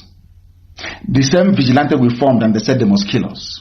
Now they have formed in every state to take over your land, to rape your mothers, to abduct your daughters, and forcibly marry them away to their fellow Janjaweed. And yet you have leaders and you claim you have elites. Why are they doing this? Why is it that Britain cannot come and condemn what is going on? Because in Borno, Boko Haram, they claim, have killed 13 district heads and other leaders according to the Shehu of Borno. And I told you live here on Radio Biafra the reason why they are targeting Borno. Because Borno is not Fulani. Borno is not Hausa. Borno are made up of Kanuri people with a sprinkling of Shua Arabs. They have been resisting Fulani insurgency for centuries. That's why they want to take it over. Some of you don't know. If they can be doing this thing in Borno to their fellow Muslims, imagine what they're going to do to some of you in the Middle Belt. All of you supporting one Nigeria, you have just signed your death warrant. All of you. I want to ask all of you in the Middle Belt. I want to ask those of you who claim they're Christians, all of you who are against Biafra, the idiots everywhere. If they can be doing what they're doing in Borno against fellow Muslims, imagine what they will do to you. Now, do you understand? Now, are you following? Very carefully. They have killed in Borno. If they can kill 13 heads, village heads in Borno, all of you, including Ojus Okalu, boasting they brought Ruga to Abia, do you think they're going to spare your own village?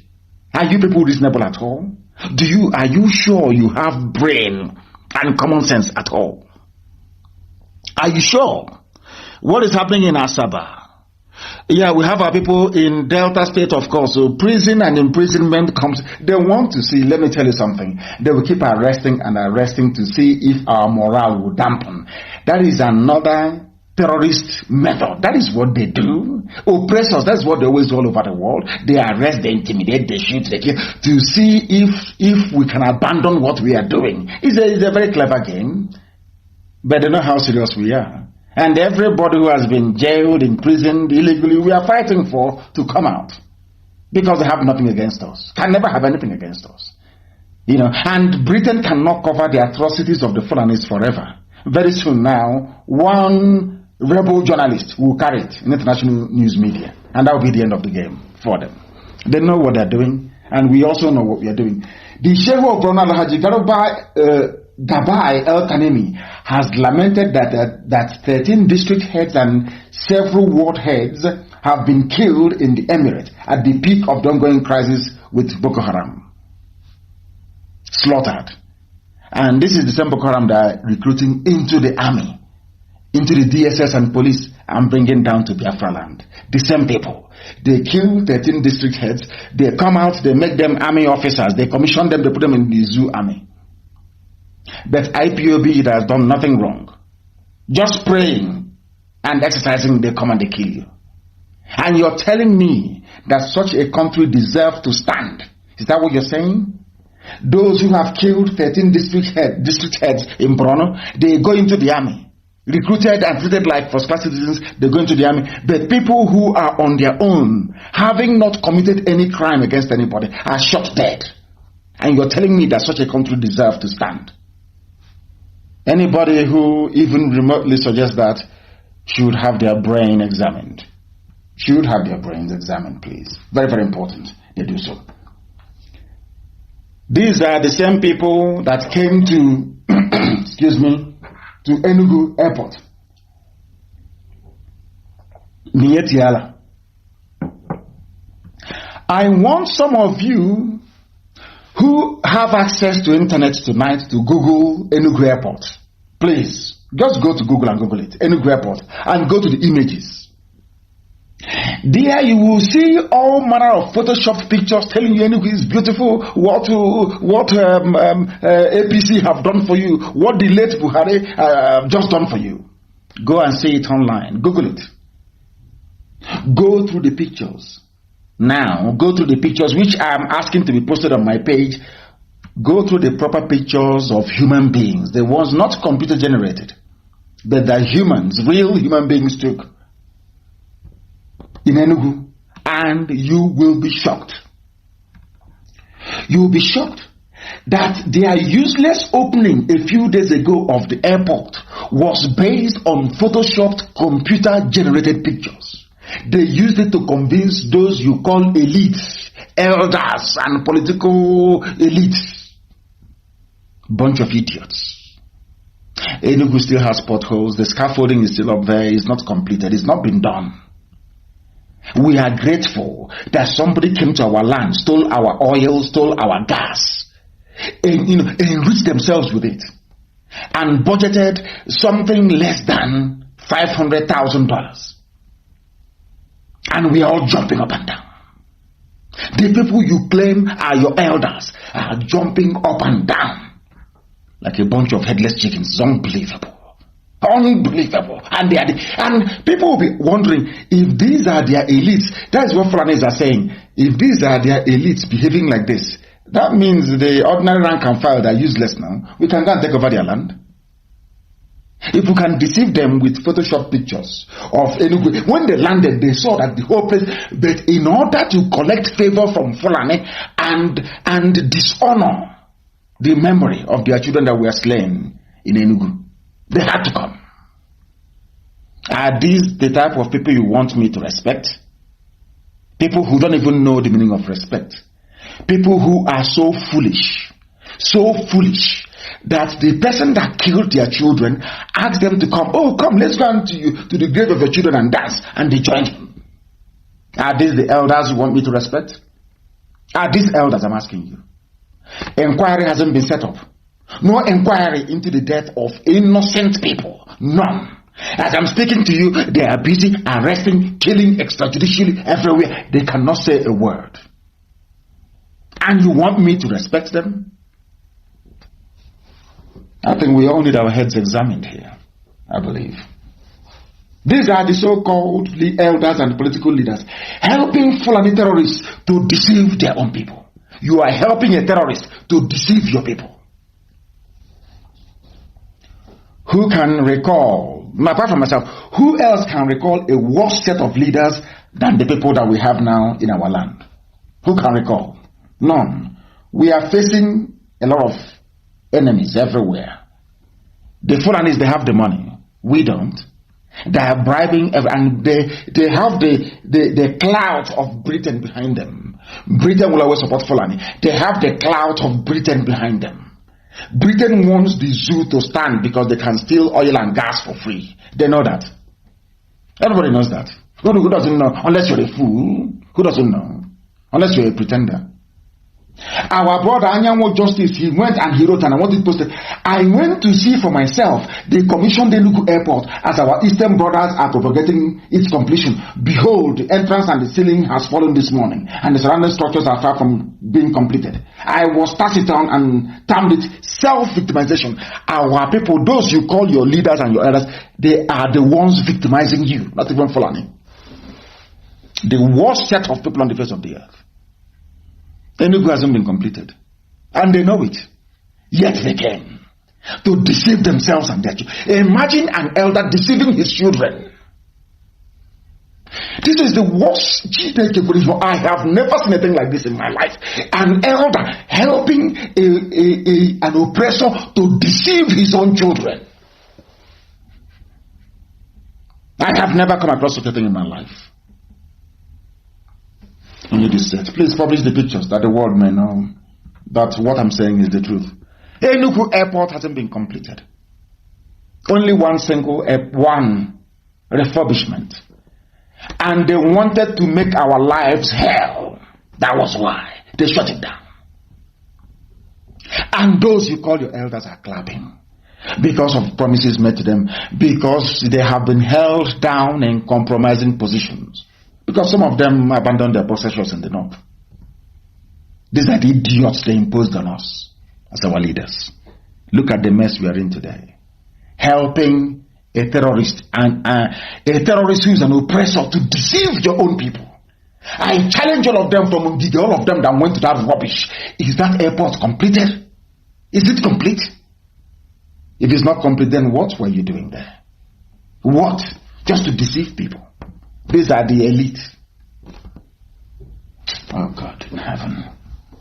They hurriedly put together that nonsense, what they call farcical reopening of the airport, to deflect our attention away from those they killed at Emene, to tell you that those you call your elders are the ones supporting Fulani to be killing us.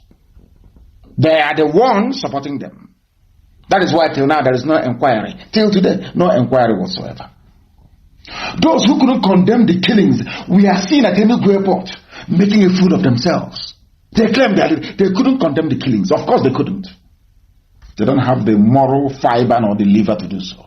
And you want to be a leader, you want to contest for presidency, you cannot condemn the killing of your people. That means you sacrifice all of us now. Even Huriwa have now come out to say they are flaying, but there is no Buhari. You claim you are flaying the mask wearer. Southeast politicians over innovation. Now a human rights group, the Human Rights Association of Nigeria, has carpeted the government of President Muhammadu Buhari and Southeast politicians for deceiving the people of the region by going ahead to commission the Kanu International Airport, whose renovation works have not even reached a significant proportion or percentage. The work hasn't even started. They are coming to commission it. This is Huriwa, not IPOB. In other words, the Ohanese and their politicians are actively deceiving their own people. These are leaders. They're there to deceive their own people. Fulani gave them money. It's a shame, isn't it? A very big shame. A very massive shame. That tells you all you need to know about these people. Those that call themselves elders, it tells you all you need to know about them. Evil to the core. What them and their family will eat, that is what matters to them. Everything else is nonsense. Are these the type of leaders you need to go and face Fulani? That are intent, hell-bent on conquering you? Are these the type of leaders that can take you to war? These people, uncompleted building, not the scaffolding is still there. They came to deceive their own people. The same people that asked them, that said, represent us, they have come to deceive. It also, this is Huriwa, it also dismissed as sycophantic rhetoric and praise heaped on whoever they claim is Buhari by some political nitwits of Southeast. When we insult them, insulting them, I love what Huriwa said about these are inconsequential fools. They are fools. They have forgotten if we wanted to make IPOB very rich, this nonsense they're doing, we'll be doing it with them. And the Fulani will be giving us all the money in the world. Look at how foolish they are. They are nitwits. All with the exception of Abaribe, all these idiots they call politicians, they are lily-livered cowards. They are nothing. They are wretched, money-hungry, inconsequential fools, all of them. They are fools, all of them. Even Huriwa. Has Huriwa ever before written such about any other region? It's only them. Men without shame and honor. Idiots everywhere. These are your so-called leaders. Learn our leaders. The fools without honor. uncompleted building. And I want this news to go, we've talked about it 2 days ago or whatever. I want this news to go viral tonight. Send it to every nincompoop, every fool that refers to these idiots as their leaders. Send it to them. These are leaders coming. There's a saying where we come from, as everybody says all the time, an old man cannot be at home and they go to give birth in feathers and all that rubbish, nonsense. These ones are now conniving to deceive their own people. Active connivance to deceive their own people. That is why their children can be arrested, they say nothing. That is why their children can be shot dead, they bet them in acid, they say nothing. This the worst of the worst. And how can I respect them? It's not, believe me, it's not possible. I'm sorry, I can't respect. These people, they have come to kill us. How can I respect elders who claim they're elders? You are conniving with the enemy to deceive and kill your own people. I want the pictures of Kanu, the real pictures, to go viral everywhere. To let the world understand that those that call themselves leaders in the East, that they are a bunch of deceivers.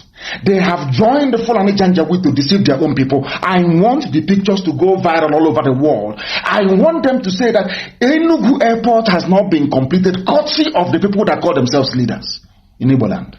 Very sad indeed. Very, very sad indeed. They want to contest for presidency. You know, contest with Chirike Uno. Come and contest and let's see. Come, you campaign, won't you? And then your eyes will clear. Mad people. Mad people everywhere. Look at them and their psychophantic idiots. Even Huriwa is calling them nitwits, that they are inconsequential. All they do is to praise sing. They give them some chonche, go small money. They come to deceive their own people. And you have the mouth to stand up the next day to say you're an elder. Elder to who? Leader to who? The people you've come to deceive? The children you've come to dance on their graves? They can't go free, I'm telling you the truth. They cannot. Now, I'm sorry that tonight's program is about the non-leadership we have where we come from, especially those who are among the zoo. Victor May is a former senator. He was complaining, or should I say campaigning, so was Ohaneze and a few other people. Is the turn of the Southeast and all that rubbish. Allow Southeast to produce president for unity of Nigeria, according to Victor May and a few other people. Right?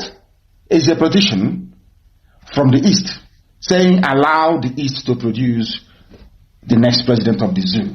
Yes, listen very carefully, please. In the same vein, I want people to listen to what Ojo Okalo actually said on the same issue. They are two politicians from the same area, something that nobody can ever point to ever happened when in 1999 the Yoruba race was looking for the presidency.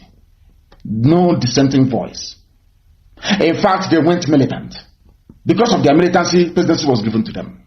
I want you to listen. I want the whole world to listen to the level of idiotic leadership we have in the East, and the reason why Fulanis can come in, rape our mothers, kill our daughters, and nothing will happen. Why they will come and kill our children and nothing will happen. We want the world to understand that there is no leadership whatsoever in the East. That is why what is happening, because we cannot keep abandoning this issue. We can't. What sort of rubbish is this? I want to prove to the world tonight. The same people saying, Victor may have said in Vanguard, we want it. Or Hanese, everybody have been saying, oh, we want leadership. We want to be president. I want you to hear what? God in heaven, these people. They will say, let us unite. Let us come together as one. I want to let our people understand that you have no leadership. Political leadership in this zoo. You have none. I want to play for all of you what Ojo Okalo said. He went to go and see his political masters in Mina.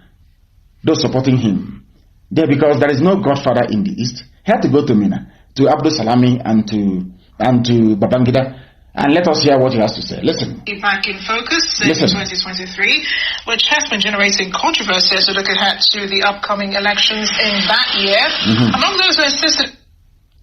Where is it? Former governor of Abia State, Orji Kanu, according to Senator Kanu, the presidency is an open basket for anyone willing to contest. He was speaking in Mina. It's an open basket. It's no longer Igbo. But he's the one planning to contest, planning to run. This is how evil they are. This is what he's now angling for is for vice presidency. So should somebody come from elsewhere and tap him for vice president, he will go and destroy the political unity of his people. Ume on one hand, or Haneze also they're saying, oh, it's our turn. One of them is saying it is not our turn. Anybody can contest. Do you see how evil? Do you see how self-centered? Do you see how selfish? None of them has the interest of the people at heart. None whatsoever. Listen. At the Niger State capital, after meeting with former heads of state, Generals Ibrahim Babangida and Abdulsalami Abubakar, on the issue of insecurity in the country, Senator Kanu says that there is sabotage in the security system. Listen, what is Okalo? Parties have every right to say where their candidates of election will be. He's an Igbo man. APC will have no issue of zoning. Anybody can contest. Anybody can contest. It's no longer zoning. It's not in the constitution of APC. Not in the constitution. So as long as it's not a constitutional matter of APC, the president is an open basket where anybody can fight. Security is a big challenge. Are you listening? Before they were telling us it's our turn. IPOB mellow down. It's our turn. We will have to go for 2023. Oh, please you stop on one of them, one of the heavyweights, one of their leaders in Abuja is telling you, he's the chief representative, he's telling you that it is not our turn. Anybody can contest. That means Tinubu have approached him and offered him the chance to be the VP. These are the people that they expect us to follow. These are the so-called leaders and the elite. You can listen to what is coming out of his mouth. His brothers are on one side saying we want the president. He's on one side saying anybody can contest. So if one man decides to come out from Zungeru to contest, it's all well and good. Do you see who they are? And it doesn't end there. There is another headline which I want posted. Please, I hope this video is up so that the world can see it. The world can see the mess that we are in as a people. There is another one that came on Channels TV. We are practicing partisan democracy, not tribal democracy, according to the Supreme Court Governor of Imo State. Why I'm saying this is because I don't want Ohaneze or any other idiots to come out and be saying to IPOB, please stop Igbo presidency. When your own so-called political leaders, amongst all of you, you can't even agree. You cannot agree. Hope Uzodinma is saying, because they put him in power, he is saying, oh, no. The North can come out and a foreign man can be president if he wants. All these are called the same. A product of the North. The North can produce whoever. These are the same people.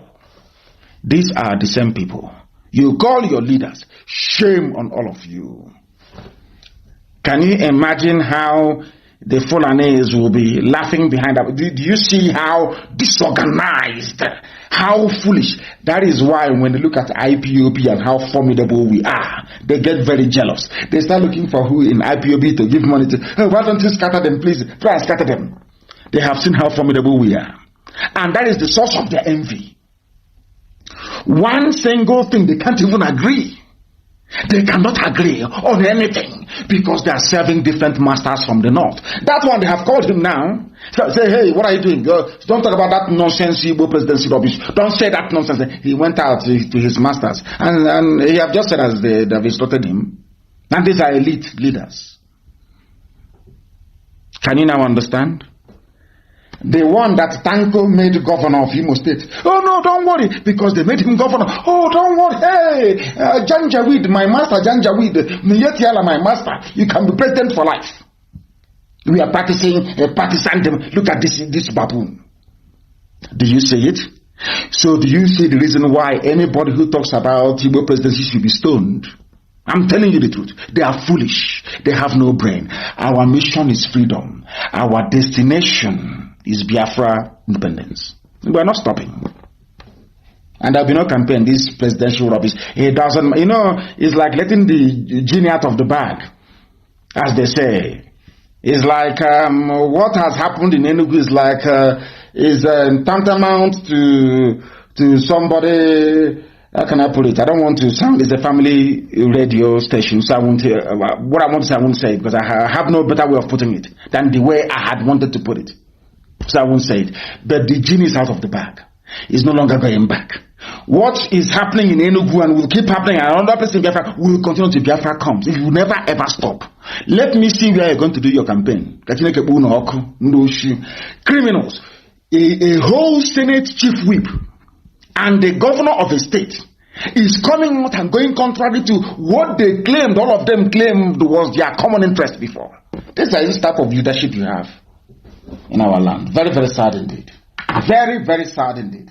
That is how sad and foolish they all are. When we say stop insulting them, why won't you insult fools like these are idiots? Why won't anybody insult them? Why not? I'm asking you. Why wouldn't somebody insult them? In all their lives, they have nothing to show for their stupidity. Absolutely nothing to show for it. Absolutely nothing. Let us speed through these things, please. Now, somebody is saying, presidency from the southeast is no longer feasible. This is another column. Not Kanu, I am Kanu KNU. This is Kanu KNU. Presidency of the South is not feasible. Do you see how they contradict themselves? Because they are serving different masters from the North. Everywhere, all they do is to offer their services. Oh, Al-Hajj, I will be your slave. I will be your slave forever. Please make me minister. Please give me contract. I will be your slave. That's what they do. These are the idiots you call your leaders. They have no honor. When Fulani comes to Nnamdi Kanu, they know what to expect. When they go to IPOB, they know what to expect. That is why when they go to these fools, these idiots, they bow before them. They come by, they bribe media, they write rubbish. Apex, number one, Apex movement of garbage.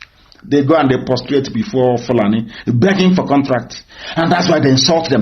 They call them on the phone and say, hey, you, are you there? This one, the wife says, idiot will come out and talk more rubbish. This idiot is saying a cross-section of politicians are waiting for zoo presidency of Southeast extraction. But this one, his name is, what's his idiot's name? He said his name is, what is his full name now? Chief Emeka Charles Talon of PDP. He's saying it is not the turn. Nobody should do turn by turn. These are the idiots telling you about presidency.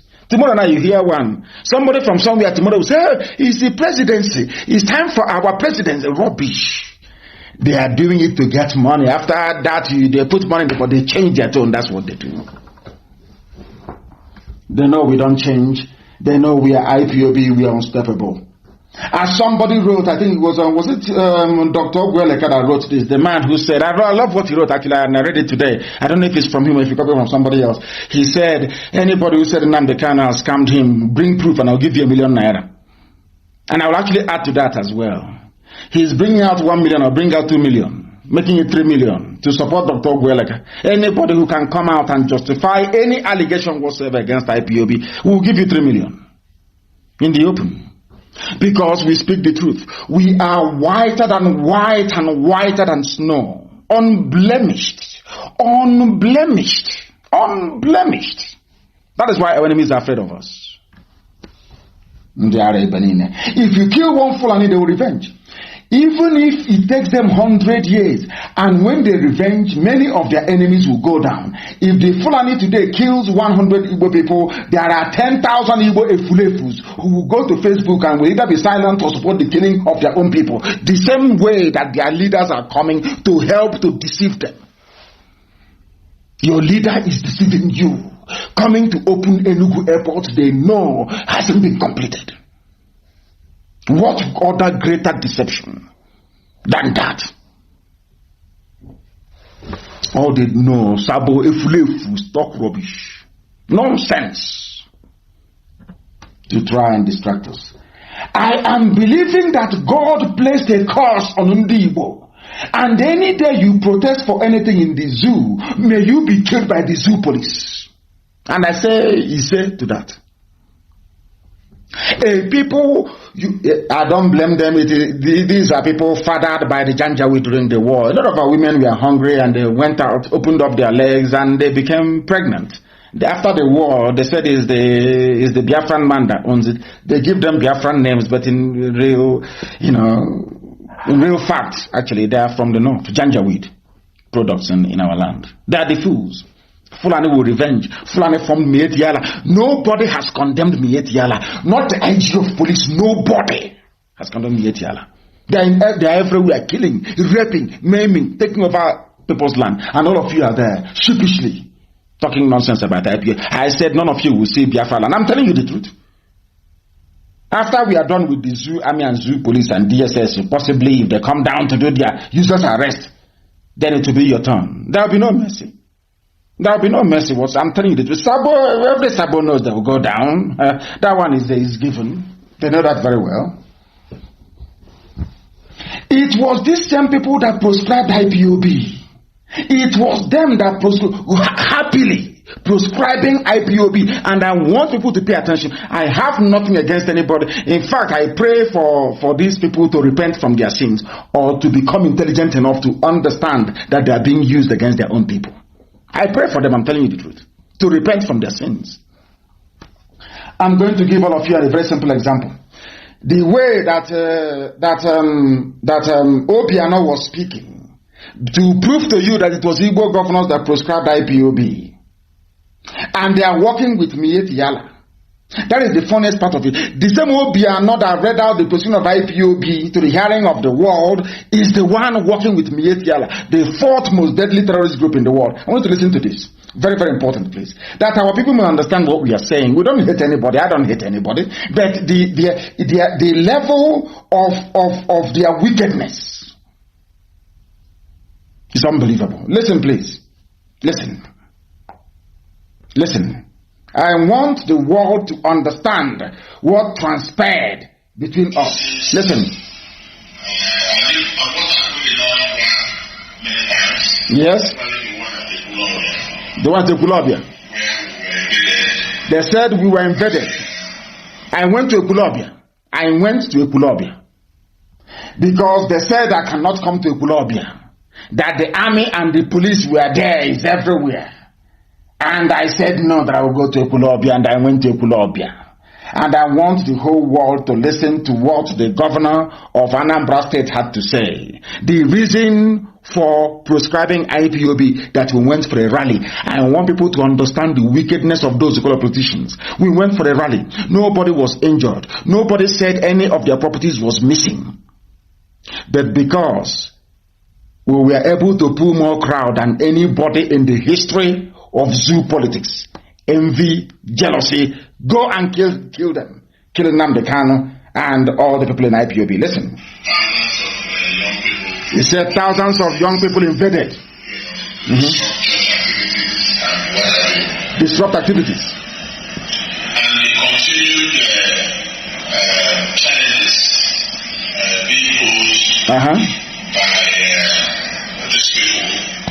These people is IPOB. Challenges posed by IPOB. As this is a governor, Obiano, what are those challenges that IPOB was posing? That we say we want to be free. That Fulani can no longer rule us. Those are the challenges. So to him it is a challenge. Now listen please. The Southeast governors, they met yesterday and resolved. The Southeast governors resolved, yes.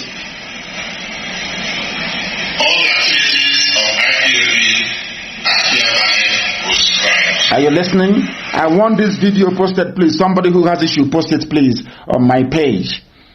All activities of IPOB proscribed. This announcement was made by Willie Obiano of Anambra State. What are the crimes of IPOB compared to Mieti Yala to warrant Obiano to stand up to say this before the whole world? The answer is that we were pulling more crowd than everybody else. And at that time, we had the Janjaweed in a very bad place. They were coming to negotiate. It was Ohaneze that stopped them from negotiating. By now, we would have been a free people, or at least on our way to freedom. By 2017, we had the enemies where they least expected us to be. It was these people that ganged up and connived to attack my house and to kill our men. They did it. What was our crime? The question I want to ask Obiano and all the governors was, what was the crime we committed? Why you proscribed IPOB? Why? That we came to Ekulobia, that's all. Did we damage any property in Ekulobia? Were Ekulobia people happy to see us? The answer is yes. That's all. Anywhere he goes, people will come out to see him. Millions will follow him. Because of that, let us go and kill him. And his men. That was what happened. Now, I want people to Google, please, and I want this put on my page. I want you to Google many headlines, screenshot it, and put all of them as one post on my page, please.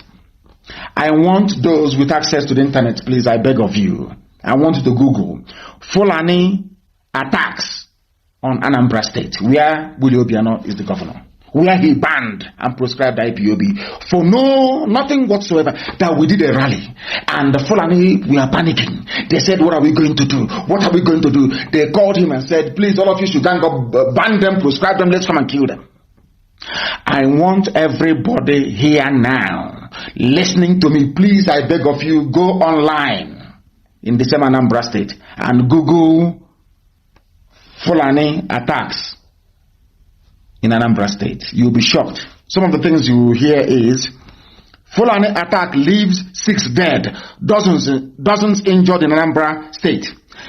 Headsmen attack, army police cordon. Headsmen attack in Anambra, army police cordon off areas in Anambra State. Everything is there. You will see all the headlines of Mietiala attacks on Anambra State. I now want you to compare these attacks on Anambra State by Mietiala Fulani terrorist group with what IPOB did wrong, why IPOB was proscribed. Obiano said that people come from other states, they gather in their own land. They went to Colombia, in their millions. They gathered. That's our crime. Our crime is to hold a rally. What are the crimes of Mietiala? They were killing people in Anambra. I want the world to understand the hypocrisy at play here. Have you seen all the headlines? How many people slaughtered in Anambra? Please go and get it and put it that the world may see. And now, I want to go back and play for you what Willie Obiano said about Mietiala in Anambra State. I want people to understand. Listen, the same governor. While the police continues the action. If there are people they kill, we also pay 500,000 naira. If you kill somebody in Anambra State, they will not call DSS for you, they will not call the army. If Mietiala is to kill anybody, Mietiala will pay 500,000 naira only. No army, no police, no DSS, nothing. But we did nothing in Anambra. Anambra is our homeland, is the capital, is the beginning of Biafra. Igbo land is Anambra. We went to our own land. The governor of the place instigated a ban, proscription, and asked the army to come and kill innocent people. But Fulani Mietiala is in Anambra, killing, pillaging, cutting up a lady into pieces. They have not been banned in Anambra. Instead, as Obiano said here, we are working together with him. That Mietiala is in his government. Listen, please. So we're having this very well. I use a helicopter every 2 weeks to fly around and see whether there are gatherings of cows or anything. We send the Mietiala, who is my staff. My staff. Mietiala is my staff. Mietiala killing Anambra people are part of the staff of the governor. But his own people who were there just rallying should be killed. Are these the type of people you want us to respect and love? As I said, I pray for them to repent. Do you now understand it? I hope it is very clear this evening to our people, to all and sundry, what we are passing through, what IPOB is undergoing. Not in the hands of Facebook, of social media, giants and all the rest of them, all over the world, and we are overcoming. The more these problems come, the more I enjoy it. The more we win, the more we wear our enemies down, and the more successful we become. It doesn't daunt me. I'm not daunted. Google it. Before I want Obiano's statement on Miet Yala as well. Google what Miet Yala has done in Anambra, how many killed, what they have done. These people killing Anambra people are part of the government. They are in Obiano's cabinet, serving Anambra people as killers. But IPOB that did nothing, Anambra is our land, is our homeland. We should be killed. Now you understand it, don't you? As I said, I'm not against anybody. I just want them to repent from their sins. I have nothing against them. I just want them to repent from their sins. That is why our governor in Enugu State, I say our governor because Ugwan in the main is a good man. Ugwan is a nice man. Nobody will say that Ugwan is a troublemaker. He's a nice man. He plays it very safe. He doesn't want to get into anybody's bad shoes, so to speak. He's a very good man. Nobody can blame him. But I was shocked when Governor Ugwani rose up and said, according to, of course, that's the only thing that Punch newspaper, you know that Punch is anti-Biafra, is an anti-Biafra publication. Punch newspaper, anti-Biafra publication. They said Enugu killings, return stolen weapons. Ugwani tells suspects. I don't know who he's talking to. But I'm sure, I hope and do pray he's not talking to IPOB. Because I'll be very, very upset. I hope he's not talking to us. No inquiry, no nothing. Nothing has been said about those they killed. Nothing whatsoever. Is to return weapons. I don't know who took their weapons. Wherever they left their weapons, they should go and take it from there. But as I said, the game has changed and they are feeling the heat. My goodness. They are. Wait until the season of Sabo opens up. Saboteur, you will hear confessions. I'm telling you the truth. So please, you are telling the Governor Gwani, go and set up a panel of inquiry as Nsukumun have told you to. Go and do it. And then you will know the truth. That is why they don't want to set up any panel of inquiry. That is why they spend their time and their money campaigning. They don't know how formidable we are. They think if they go and bribe Facebook, they bribe Twitter, they do all these things that they somehow they can. You see how foolish they are. My voice is being listened to in over 160 countries on our app right now as we speak. So it doesn't matter what Facebook does. That is rubbish. Absolute rubbish. Our FM is on in Biafra land. Our satellite is on. So the whole world is hearing. And more white people listen to what I preach than black African people. Because they wonder, we never believed any black man can speak this way. That's what they write to me. That's what they tell me. Because I speak the truth. The truth that God Almighty in heaven gave me to speak. That's what I speak every blessed day of my life. We must continue. We must continue. We must continue. I said it before that there is no Buhari in Asarok. I maintain it till thy kingdom come. There is no Buhari. Anybody who says that Buhari in Asarok is a lunatic. The person is not well. And I say, why is it Ojo Zokali went to go and see Abdul Salami Abubakar and to go and see Babangida? He came out to give a press interview. Adebole went to go and see a so-called Buhari. Anytime they see him, they come out, their mouth cannot say what their eyes have seen. Everybody will go deaf and dumb. They don't speak. Because the person there is not. And I challenge Adeboye, if you're a Christian, if you say you're God-fearing, if you claim you serve Christ, you represent what Christ represented when he was on earth. I dare you to come out and say that you met Buhari in Asarok. It's a challenge to Adeboye. Or to anybody for that matter. Have you seen Osibajo? The answer is no. No one has seen him live anywhere. He's always in pictures. In deep fake videos. And you think that Biafra is going to be like any other. You think that Biafra is going to be like any other stupid African country, useless, that has no brain? That thing there is wearing a mask and they know it. It's not Buhari. I challenge. Okay, if it's Buhari, why didn't Adeboye say something when he came out? He can't say anything because he knows it's not Buhari. Everybody with any gumption will know that there is no Buhari in Asarok. Only idiots believe that junk. Only idiots believe it. Somebody sent something to me which is very, very, very interesting. Very, very interesting. There are African migrants who are dying in Saudi Arabia. I'm sure that some of you have seen that because you have no shame, you have no class, you have no decency, you have no dignity. It is not news. The same thing cannot happen to white people. That is why they're better than us. That is why whites are always better than black people. Black people are dying in Saudi Arabia. Are you aware of that? In unbelievable conditions. But because collectively we have no shame. We have no shame. Black people don't have shame or pride. No shame. That is why such nonsense is befalling us. That is why it is befalling us. And that is why we must do something about it. We must do something about it. And that is why we are pursuing Biafra. And Biafra must come. Biafra must come. And you know why Biafra must come? Because of the nonsense in the zoo. Don't disqualify any candidate because they are not qualified to contest.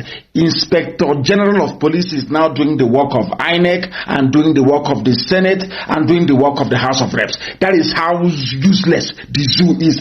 That is how useless the Fulani is. That's the headline here. Don't disqualify candidates over qualification. According to the IG of Police. IG of Police of Fulani, Janjaweed. Do you understand the zoo now? Do you see why we cannot be part of this British created jungle? Zoological republic. Black people. Your shame is shaming me, according to some people. That's what we are useless, honestly speaking. Blacks, God forbid. God forbid. Black people, useless. There was somebody who wrote something. Saudi Arabia allowed, happily of course, I'm very glad, allowed a flight from Israel to land in UAE. They flew over Saudi airspace, according to Hanaya Naftali, which I'm reading here. Very, very great. It's wonderful news. I went to Israel and I appeared on Israeli television. I gave an interview. Some people went apoplectic. They went crazy. They lost their mind because I was in Israel. And I was trying to let them understand what we've known from the beginning. That Israel and Biafra are one. I keep saying it anytime, any day, anywhere. We are one people. And I said to him that this very union must last forever and ever. And a few of them ganged up and started talking rubbish as usual. People talk nonsense because they cannot see. They're not visionaries. They cannot see beyond their front door. They cannot. We see things ahead, years ahead. Now, somebody said, now that Israel have made peace with UAE and flew over Saudi Arabia airspace, I hope that the idiots can now understand that we see far ahead, more than anybody else. We are not boasting. It's not about any self-pride. No, it's what we know to be the truth. That we see what others can never see. Not now, not tomorrow, not ever. So that is there. And it's a very good thing. And we are hoping that Saudi Arabia very, very soon will be able to make peace with Israel as well as the whole of the Arab world. Because it's even in the Quran that the land of Israel belongs to the Jews. Nobody's disputing that very fact. It's in the Quran. Go there and you will see it. Because the land was given to the people of the book. Given to the people of the book. And of course, Middle Belt is in a lot of mess. And the Karma is bringing all of them out. Karma is the law that wants to see the Janjaweed control the churches. And it will happen. They won't do anything. They're more preoccupied with their tithes and their private jets than to deal with the needs of their own people. Now listen, somebody killed a header in Kaduna and El Rufai has ordered the arrest of the teenager. But somebody can come to Enugu under the nose of Ugwuanyi and kill and slaughter 22 people as a matter of fact. And nothing will happen. Nobody will call for the arrest of anybody. A Fulani headsman was killed. El Rufai, the midget of Kaduna, called for the arrest of the person. That tells you about leadership. Our people don't understand what leadership is all about. We must continue. The commissioning of uncompleted Enugu airport is a nightmare for our people. And the man the claim is a man of God, have spoken. And the people are now saying that Southeast politicians are deceptive, they are criminals for agreeing to go to Enugu. Everybody is now writing the same thing. Nnamdi Kanu IPAB has been telling you since 2012. They say he's insulting. The same useless online newspaper that said Nnamdi Kanu is insulting people. Today, he said that it is a shame that Southeast politicians are complicit in the deception of Enugu Airport. We are always right, aren't we? Some people don't want to hear it, but it is the truth. We are always right. The time now is, we are coming to near, I think it's 25 minutes nearly, past the top of the hour, past 9 p.m. in the land of Biafra. Please, very, very important. I wanted to say something about milk, but I'll discuss it on Sunday, please. Milk is very, very dangerous. I will tell you what they're doing to milk. It is everywhere. I want our people to understand this, please. I will use time to educate you on this very issue. And I want our people to go into animal husbandry, to rear our traditional cows and goats, to get milk from it to distribute to our people, because the foreign milk that some of you are taking, believe you me, is contaminated. The same thing with cow meat from the north. I have to tell you the truth. And that is the fact. I will expand on this. Devil's milk, they call it, it causes illness. I will expand on this on Friday program and also on Monday. There is a YouTube link to go with it. But there are a few announcements I want to make this very evening and very, very important. Anybody who is in any position in IPOB is doing so because I said so. Any day we feel that you need some rest, you will be removed from where you are and placed somewhere else. But that is not the case this evening. I want to announce that Lady Chinedu,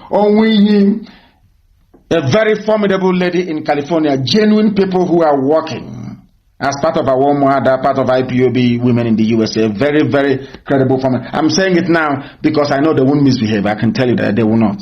They are responsible mothers, they will not. Lady Chinedu is our new IPOB liaison officer, the whole of the USA. And let me sound this note of caution. She is a full member of IPOB USA cabinet, with the special responsibility of overseeing the appointment and management of individual state liaison officers. If we have any state liaison officer at the moment, from this very second, you report to Lady Chinedu. Very, very important, please. She will be convening a special meeting of USA liaison officers where I would also participate. I will also address them. Very, very important.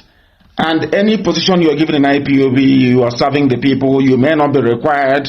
After some time, that information will be conveyed to you. And if that happens, that is the end of the case. All this zoo behavior of once you're relieved of your position, you start talking rubbish can no longer obtain in IPOB. Never, ever, ever. This evening, Lady Chinedu is our new IPOB liaison officer. She is a member of USA cabinet, which means that the USA national coordinator must involve her in every cabinet meeting, in every cabinet decision in the USA. She has the sole responsibility for all our liaison officers across the USA. I thank all of you for listening this very evening. The whole world is reverberating because our truth is timeless and it is endless. As long as we live, as long as Biafra exists, we must preach this very gospel in truth and every honesty. I thank all of you for listening this very evening, and as always, with great love in my heart, I proclaim unequivocally that Biafra is our religion. Here on Radio Biafra is where we worship, because Elohim Chukwukikabiama is our God. From me, from here, good evening. People, great Biafrans, wherever you are, on the face of this very planet, we welcome you to another edition, very exciting edition, expository, exciting, revealing, and informative version of our live presentation this very evening, the evening of the 30th of August in the year of our Most High Elohim Chukwukikabiama Promihenine 2020. The time now is 3 minutes past 7 p.m. in the blessed land of Biafra, and I presume the same number of minutes past the top of the hour. Regardless of where you are domiciled around the world, we are very proud to say that we are not only the largest mass movement on the face of this very earth, but also the largest indigenous broadcaster of its kind anywhere on the face of this planet, because people are listening right across the length and breadth of every time zone of this very earth. We are immense, we are huge, we are relentless, we are unstoppable, we are undiminishable, we are unbribable, We are not going to relent. We are not going to stutter. We are not going to reverse. Our movement is onwards and ahead until we get to our final destination, which is the unquestionable and undiluted sovereignty of the Republic of Biafra. That is why we are here. That is why we exist. And that is why we must do what we can to make sure that the whole world understands the need for what we are doing and be able to partake and participate in it. We are coming to you live via my Facebook page, the official one, please. Mazi Nnamdi Kanu. We are, even more importantly, because I now notice that a lot of people are listening via our app, IPOB Community Radio app is live, and I want everybody to download it on their device because it is low data usage. Very, very low data. It is radio. Therefore, the cost of data is very, very minimal. Very, very insignificant. Everybody must download it and be able to listen to us via that very platform. It is IPOB Community Radio. It is the fastest download on Android and also on iOS.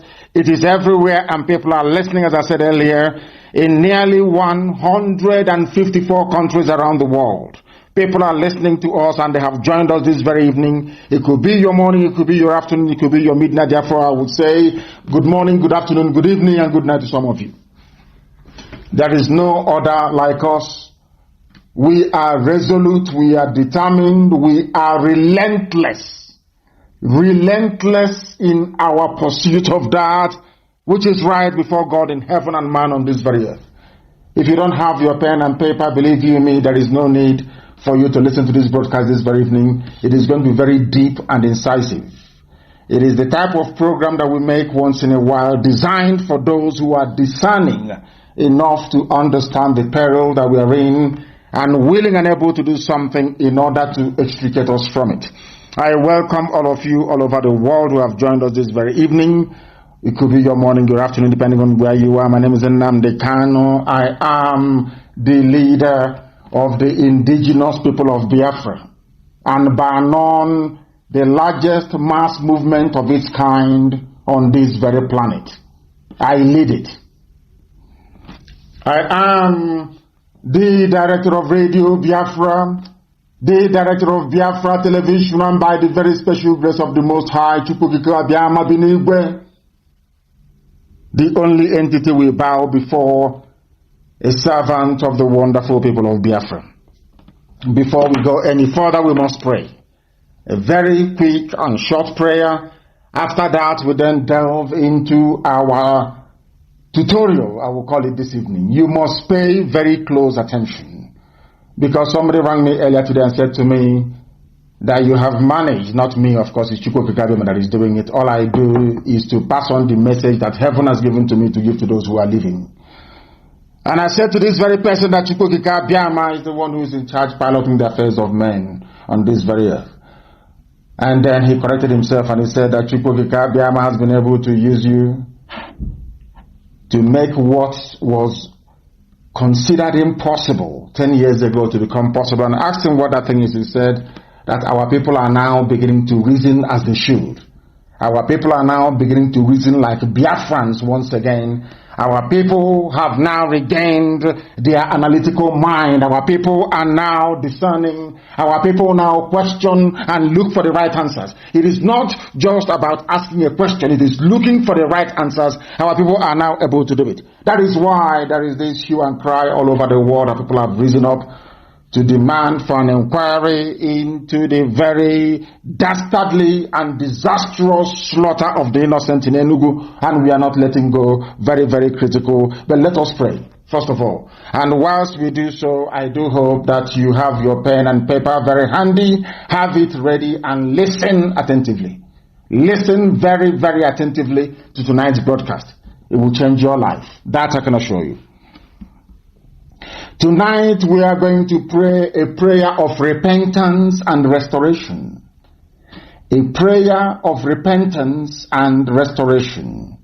Because the same way that your house over time gather cobweb and dust, and there is need for you to cleanse, to clean, to tidy it up, the same way that even the computer that you're using over time collects bugs all over the place, and the result of that is either slowed down or it crashes, so does our habits and our brain especially.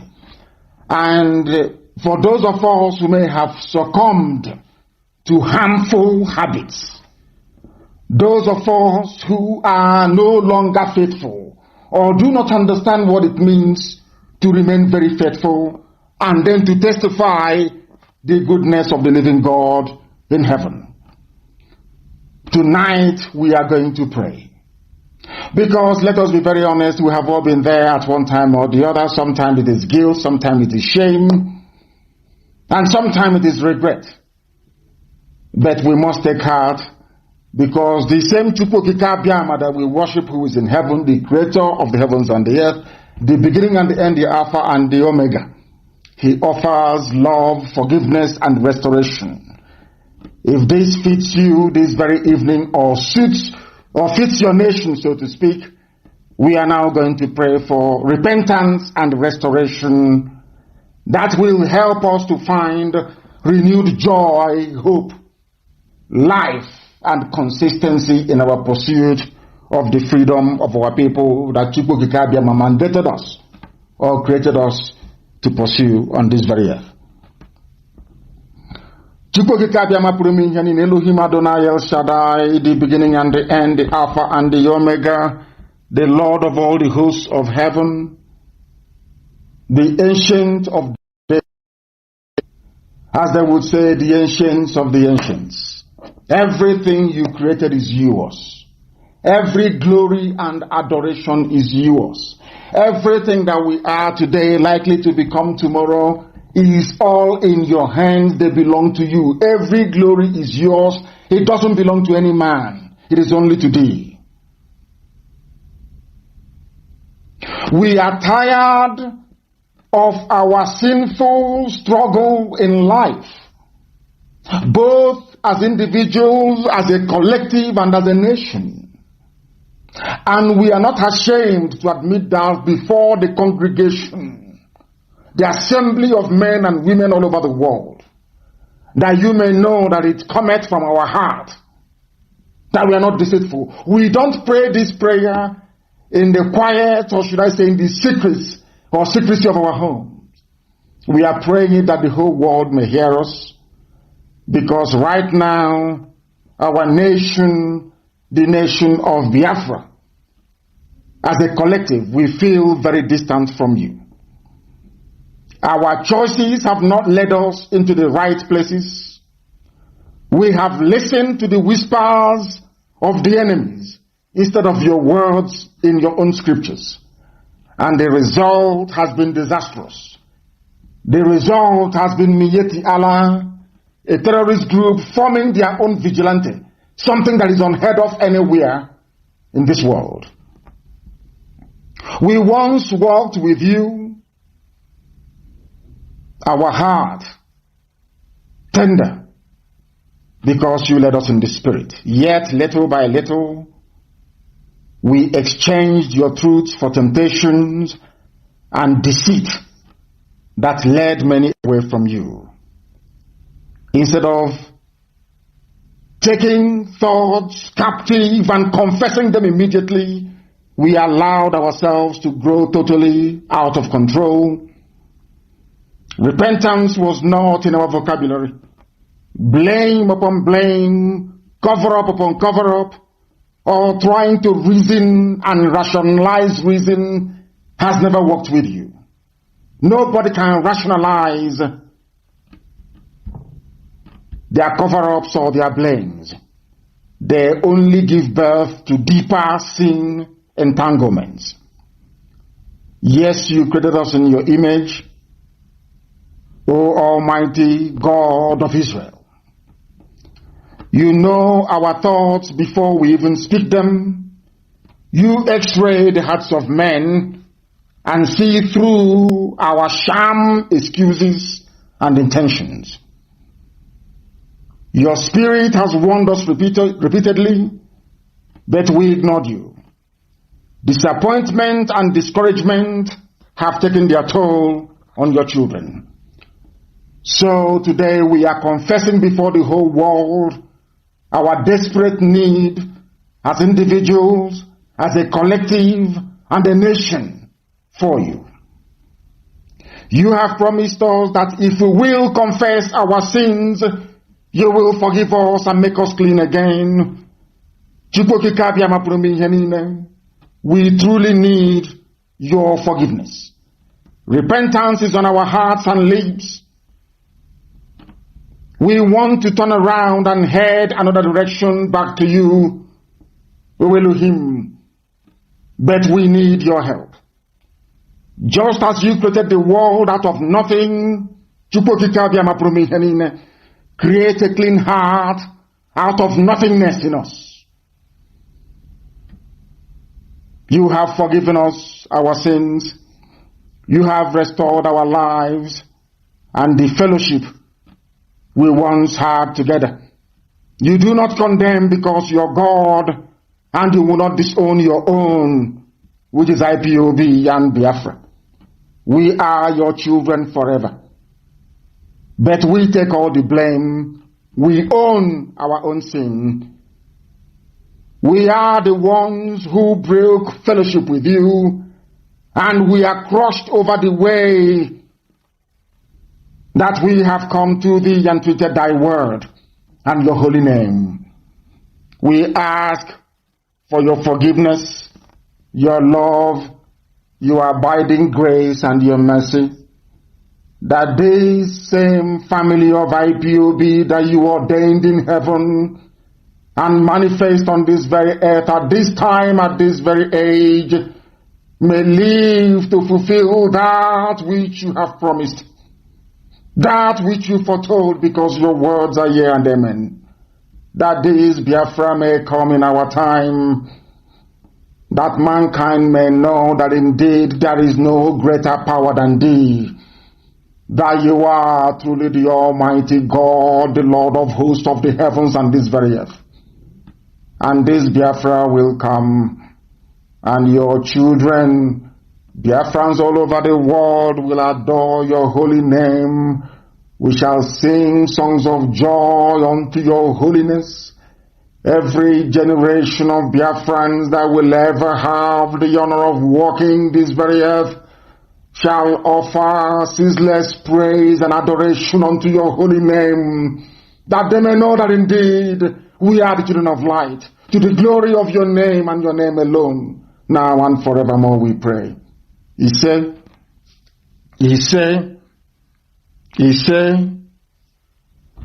we are live and direct, please. I don't need any complaints today. I want people to download IPOB Community Radio and listen to us, because the whole world is listening.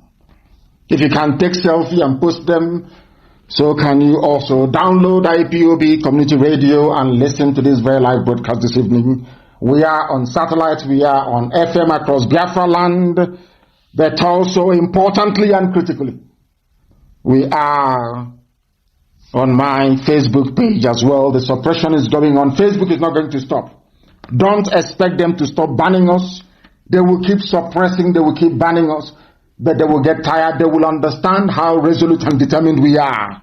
And when that dawns on them, they will then know they are backing up the wrong holes, that they have been doing something absolutely horrible. Who knows, even then, as we have prayed this evening, they too may even pray for repentance and be forgiven. We are proceeding very assuredly towards our program this very evening, that the world may bear us witness that we are the bearers of truth. There are some things that we lack as a people which we must correct immediately. We must learn and understand how to be disciplined. Discipline is not just about the way you conduct your personal life. It is about the way you relate to other people, the oath that you're under, and your ability to always do that which is right. To be obedient, to lay down rules and regulations, very, very important. or else everything we are doing is a joke and it is a mess. The reason why we are where we are today is because of, I keep saying it every blessed time that I come on air, our inability to be rational enough to dissect and digest information in a way that it enables us to make the right critical decisions at the right time. That is the essence of reasoning. Very, very important indeed. And if we are a race of people that have reasoned, please write what I'm saying down. It is very, very important, please. I beg of you. If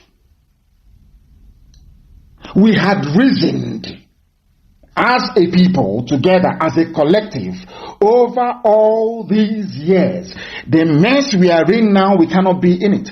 We would have learned our lessons and we would have made some life-saving, critical decisions as a result of that. Today we would have been a better people. But because we always allow envy, greed, and jealousy to cloud our sense of judgment, we always gravitate, we always go back towards reasoning like the people that we have been rejecting and condemning all this while. This evening we are going to start from the bottom up so that you can understand what we have been saying over the years. We are going to analyze Jonathan's accusations regarding Obama's meddling in the 2015 zoo elections. Because, how do I put this? Because we did nothing then. That was the reason why Obama managed to impose a fellow Islamic jihadist in Buhari in power. And because he got away with it, the late Buhari, of course, Abba Kyari also imposed Hope Uzodinma on Imo State. They have gone to impose almost at every level of leadership in our land. This is something our people don't understand. That the Fulani, the Janjaweed, they play a long-term game. And that they have help abroad. Why am I saying this? Please write this down very carefully, because this is the most idiotic mistake our people always make. When the white man came to our land and said, yes, you people, all of you, every Biafran is Igbo. When we use the word Igbo, it means every Biafran, because we all are. If you like, believe it. If you like, you don't. I am not going to romance nor massage your ignorance and stupidity. I tell you the truth. Go and do your research if you have time and resources to do so. Now listen very carefully. When the British came and when they came to Biafra land, they went to Arochukwu, they saw a temple, something exact replica of what you have in Jerusalem. You know what they said to us? You have no history. By saying you have no history, it means you have no relatives. And if you have no relatives, believe you me, you are in very serious trouble. Because there is a saying where we come from. When somebody wants to abuse you or curse you, they will say, which means you will live in want. And those who are supposed to come to help you will not have anything either to come and help you with or to come to your rescue. Meanwhile, as we are busy trying to distance ourselves away from Israel and the world Hebraic family, meanwhile, nobody is stopping the Fulani from trying to assume that they are Arabs. Nobody. And in so doing, they managed to get the help of every Arab nation you have on earth right now, lobbying and working for them. This is how foolish we are as a people. We don't reason. You need relatives. You need relatives, or else you will perish alone and in ignorance. Why am I saying this? I am now going to play for you Jonathan's interview. Anybody who is a student of Radio Biafra, if you're old enough to be listening to me, listening to us since 2012, if you are intelligent enough to have listened to all of my broadcasts in 2015, even the night of the election that they rigged and brought in the late dead Buhari, who is now in a grave in Saudi Arabia, I said one thing that night. All of you are running all over the place. I was on Radio Biafra broadcasting, and I said to all of you that Jonathan is going to capitulate. I told you that Jonathan will lose the election by 200,000 votes. I also said to you that as I'm live on the air right now, speaking to you, that Obama is putting pressure on Jonathan to resign. Some of you did not believe me. Some of you did not. But some did. Those who understand the divine nature of our mission, they understood what I was saying. Those who can see in the spirit, those more people who can see, more people who can see, they knew that what I was saying was. And I said to you that the American ambassador was pressuring Jonathan to concede defeat. And I said to the whole world that Obama wanted a fellow Islamic jihadist, a terrorist, to take over. I said it then. Some of you did not believe me. Some went as far as saying, oh, that is what he says. He's a Nnamdi Kanu. Oh, please leave him. That is what he keeps saying all the time. But today, I want to prove to each and every one of you, beyond every conceivable doubt, that I was correct. Everything I tell you is true. There are three kinds of people on this earth. People who accept the truth the way it is. People who are envious because you speak the truth. And people that resent you because it is not them. Those are the three kinds of people you have, especially in black Africa. And I cannot help it. Heaven put words in my mouth in spirit, and I proclaim it, and it comes to pass before sons of men. It is not my own doing. I never for one day thought or felt or said to myself, oh, you're going to do this. Never. So for some of you who may think that I'm doing this, I am not. I am led in the spirit. That is why we have accomplished something that no other group of people has been able to do in the history of our nation. No other group has been able to do it. Nobody can. If you try and you will fail, you cannot do it because you're not called to do it. Why am I saying all of these things? When I told you about Jonathan, you thought I was joking, isn't it? But tonight I'm going to play something for you. Some of you have seen it. But tonight we are going to analyze it. For the whole world to hear and understand that everything I tell you on Radio Biafra is gospel, it is divine, ordained in heaven. There is nothing man can do about it. Ordained in heaven. Nothing. Jealousy and envy is rubbish before us. Because we have the grace and you don't. This IPOB has the grace, you don't. If you are not part of it, you cannot participate in this grace. I say it with every authority under the sun.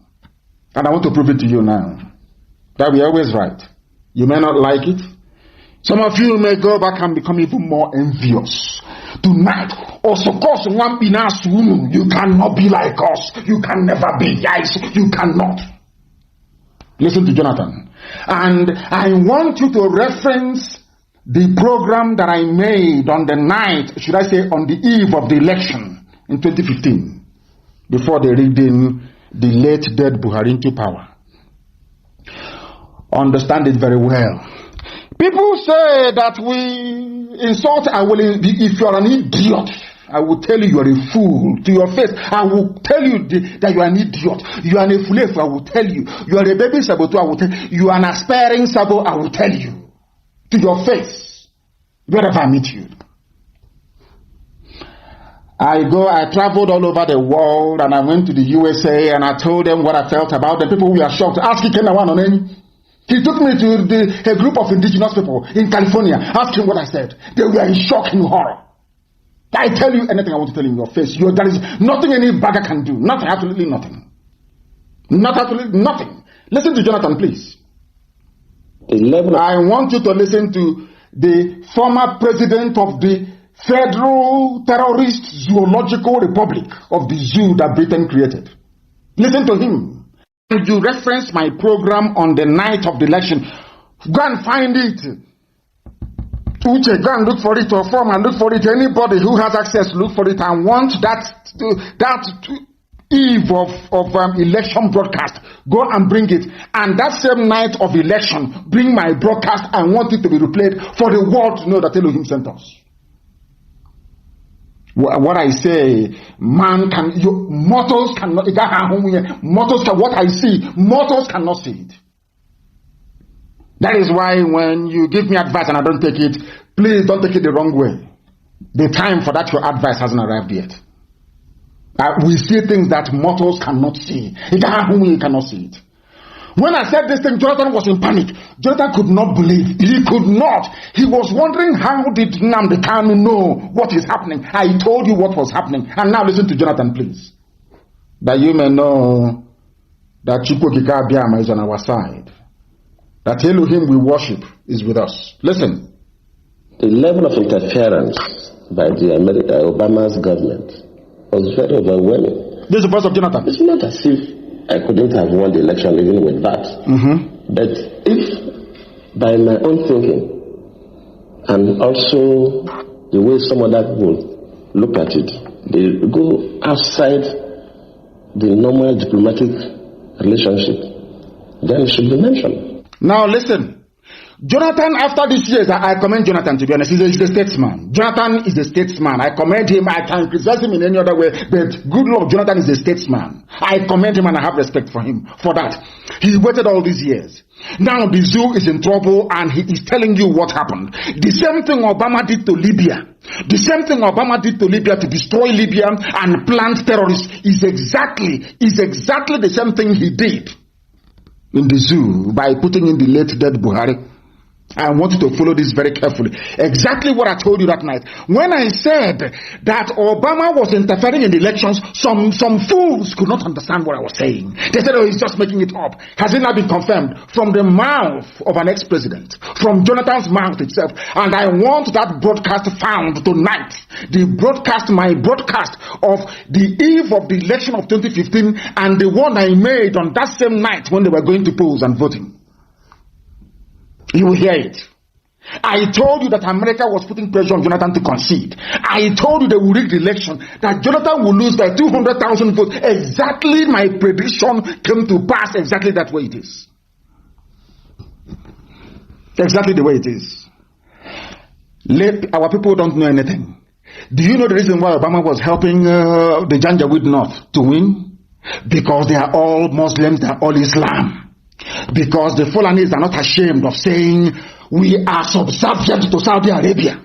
I want people to understand, to reason, because the Fulanis, they have relatives. Using their religion, they have relatives everywhere. People who can fight for them, people who can stand for them. But you, who can stand for you? Okoko, who can stand for you? Nobody. That is why they're killing you. That is why Mietiala has formed a vigilante group. You cannot reason. You cannot reason. Your brains are not working properly. But here, after listening to us, you must reason. MUST, you must reason. If you like it or not, you must reason. All of you together. Listen to Jonathan, please. Very carefully. Obama was meddling in the elections. Obama, contrary to U.S. laws, Obama was meddling in the election of Nigeria, meddling in broad daylight because he wanted a Muslim to take over. They had their plans all laid out, well cleaned out and well made. And now Jonathan is confessing it. What I told you in 2015, on the night of the election, Jonathan is now confirming in the year 2020, 5 years after that. He's now confirming. Some of the things that you hear us say on Radio Biafra is true. But out of shame, the same way that the whole world knows that Buhari is dead, out of shame they don't want to concede. Let it not be that Nnamdi Kanu is right. And they have gone as far as trying to get those they can deceive to think, oh, don't talk about it. I said to them, to hell with you, I'll talk about Buhari, dead Buhari, because it's the truth. Any day I see the truth and I run away from it on this very platform, the glory of Elohim will depart from us. We have come to preach the truth. And we are indestructible by man. Only Chukwu can, not man. So you understand it. What I told you in 2015, on the night of the election, Jonathan is confirming in 2025 years after that. We see things that ordinary people cannot see. Please listen. And you will hear, there is a place Jonathan will mention something and you'll be shocked. You will know the reason why Nnamdi Azikiwe was not given the prime ministership of Nigeria. You will understand the reason why Aburi Accord did not stand. A lot of people are wallowing in ignorance. A lot of people are moving about in ignorance. Our job here on this platform is to cleanse your brain, to remove every vestige of black stupidity from your membrane so you can reason properly like a human being. So you can reason very well like a human being. Listen to Jonathan, please. Listen to Jonathan. To President Goodluck Jonathan. In the year... Even that person listen. To Nigeria at the eve of election, after Obama even issued a statement directing Nigerians to vote for the next... Who sent who? On the eve of the election, they sent John Kerry the U.S. Secretary of State, to go and meet with the late dead Buhari. You people must reason. This is why they say, oh, you're paying $85,000 to consultants. Do you know how much the zoo is paying? Do you know how much a Fulani cabal contributed to Obama's re-election that made it possible for Obama to send John Kerry to go to the zoo to go and see an opposition leader? Has that ever happened before? But you don't reason. You claim some of you went to school, you read political science, you cannot reason. If you cannot reason, what are you doing on this earth? Okay, what is your job? If you cannot engage your brain to be able to reason properly. I want you to understand that Chicago is with us. Listen, please. Chapter. That tells you something. Tells you something? You should not sweep this is under the carpet. If a foreign country, whether African country or even America or any other country, interferes with our own elections, we should mention it. Now you can understand. Obama interfered with the elections in Nigeria. Even Jonathan has now come to concede that the whole Chibok gears thing was organized by Obama administration, executed by that midget in Kaduna, El Rufai. Some of you are blind. You are blinded by stupidity, by black African stupidity. You cannot reason very well. Chibok girls planned and well executed to remove Jonathan in power. They wanted Muslims to be in power. They need Islam in the zoo, Nigeria. They want it and they are going to get it. All of you are blind and so foolish. I heard some idiots talking about airport has been reopened. I said, you're so daft, it's untrue. Somebody came to your house and stole 1 million naira from you. And then came back and gave you 1 kobo in return. And you're jumping up and down. You're an idiot, a complete idiot. Complete fool you are. That is why I have no time for morons. I cannot stand them. They say, oh, he's very harsh. Why won't I be harsh? If you're a fool, I will tell you you are. Somebody stole 1 million naira from you, came back and gave you 1 kobo, and you're throwing a party. He's telling me about Enugu Airport. What useless Enugu Airport is that? Ordinary tarmac. That our engineering corps in the volunteers can build in 1 week. You are jumping up and down. Look at how they deceive you. Chibok girls, organized by Obama and El Rufai, with the late dead Buhari, Abakari and Co, Fulani cabal, deceiving all of you. And you wake up and you talk about our Nigeria, this is our Nigeria, we don't know what is happening. You people are fools, you know nothing. I will insult you because if you're an idiot, I'll tell you you are. Let us listen to Jonathan, please. Let's listen to him. To what President Jonathan has to say. Listen. How do we get these guys out? Yes, Chibok girls. Within a couple of days, we saw people going to the U.S. bring back our girls' placards. Yes. Why? Mrs. Obama, did you see Mrs. Obama carrying bring back our girls? Did you see her? All planned, all well orchestrated, planned, Fulani Islamic Brotherhood, cabal, they planned it. You saw, all of you saw Obama. You bring back our girls, so they all planned it to paint Jonathan black, to destroy Jonathan. That a Fulani Janjaweed will come in and take over our waterways, take over our farmlands under Ruga, tell you that Miyetti, a terrorist group, can form vigilante across the country, and all of you moronic, idiotic zoo animals that look at created, all of you are just there looking more sheepishly like a bunch of idiots that you are. You cannot reason. You cannot reason, can you? Let us hear Jonathan, please. And of course, the Mrs. Obama received one of those placards. Mrs. Obama. I cannot take responsibility for the abduction. I don't control Boko Haram. They are criminals. But as the president, of course, you know, it's not the president that go to the field. You have security and intelligence officers that do the work. Let me admit that, yes, maybe they do their best, but their best was not good enough for us to recover the girls. That does not mean that I'm trying to remove myself from any blame. Yes, I may not be blamed for the action, but I could be blamed that my security and intelligence are not strong enough to be able to rescue the girls. Do you see how a statesman talks?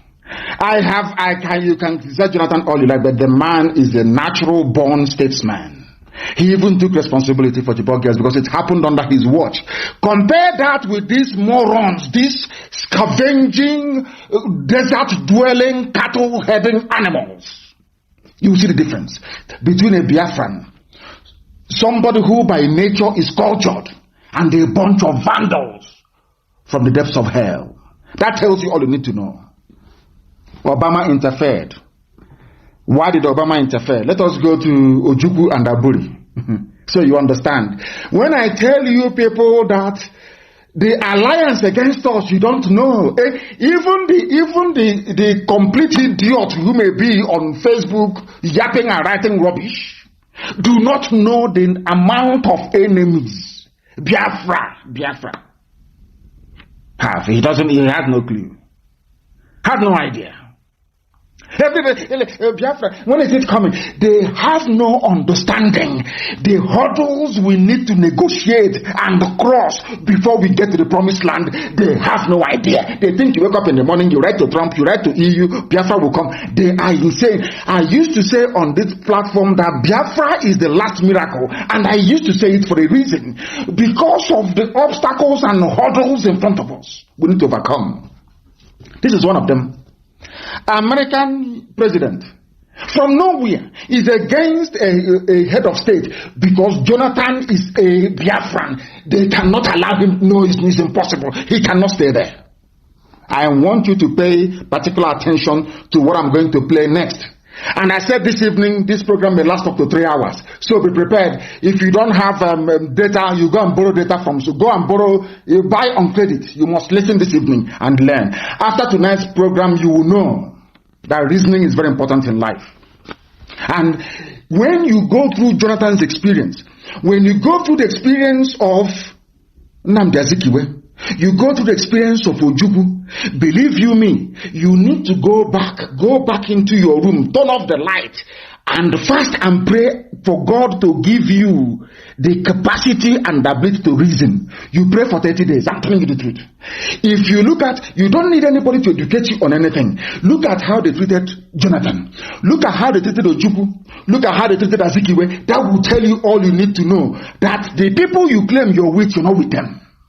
Or those that claim they're with you, they're not with you. That is what informs how we run IPOB and why IPOB is the most successful freedom fighting movement in the whole world.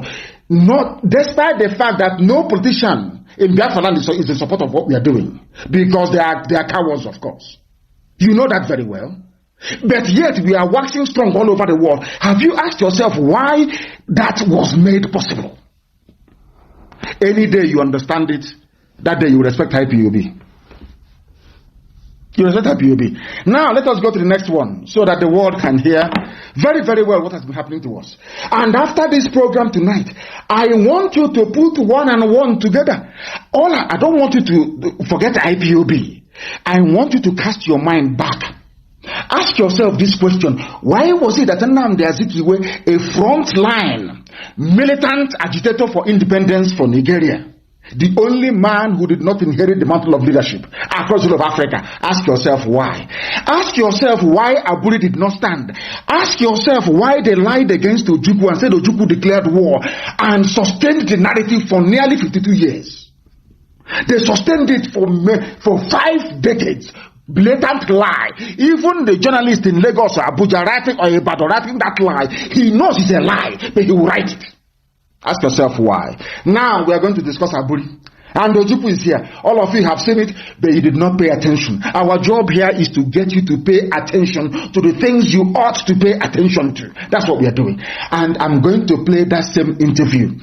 And I want you to listen very carefully to what our eternal general has to say. Our overall supreme leader for life, what he has to say about Aburi. Let shame befall our enemies. And this evening, you will see, I've shown you the hand of America. After this, I'm going to show you the hand of Britain. And you'll be wondering, but what did we do to them? Why is it that they want to suppress, to clamp down on Biafra?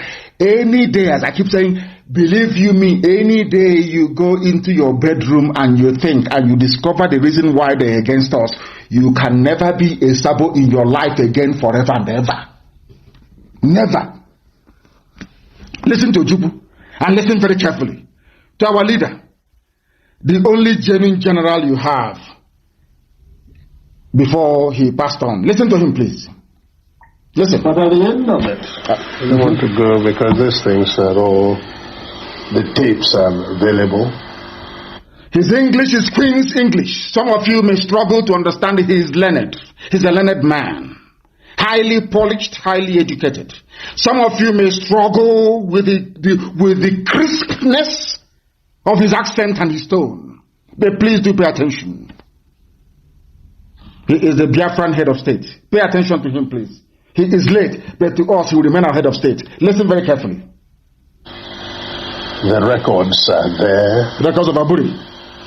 In fact, only about 2 weeks ago, I saw a set of the records again. So the Aburi records exist? The transcripts are available. They're available?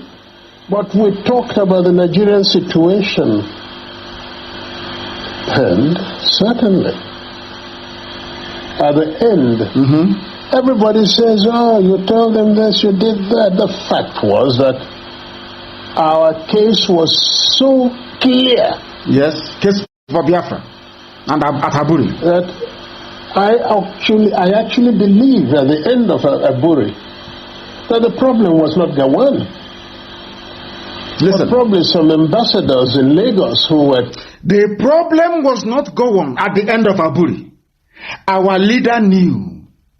He said some ambassadors in Lagos did not want Aburi to stand. So I am telling you today, Britain does not want restructuring. All of those blood-sucking, demonic neo-colonialists, they don't want restructuring. That is why the Fulani Janjaweed can never restructure. I need you to understand this.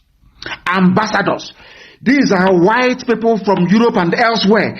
They have no business with the governance of black Africa. Absolutely nothing. Now ask yourself, in 1967, why was it that some white ambassadors in Lagos did not want Aburi to stand?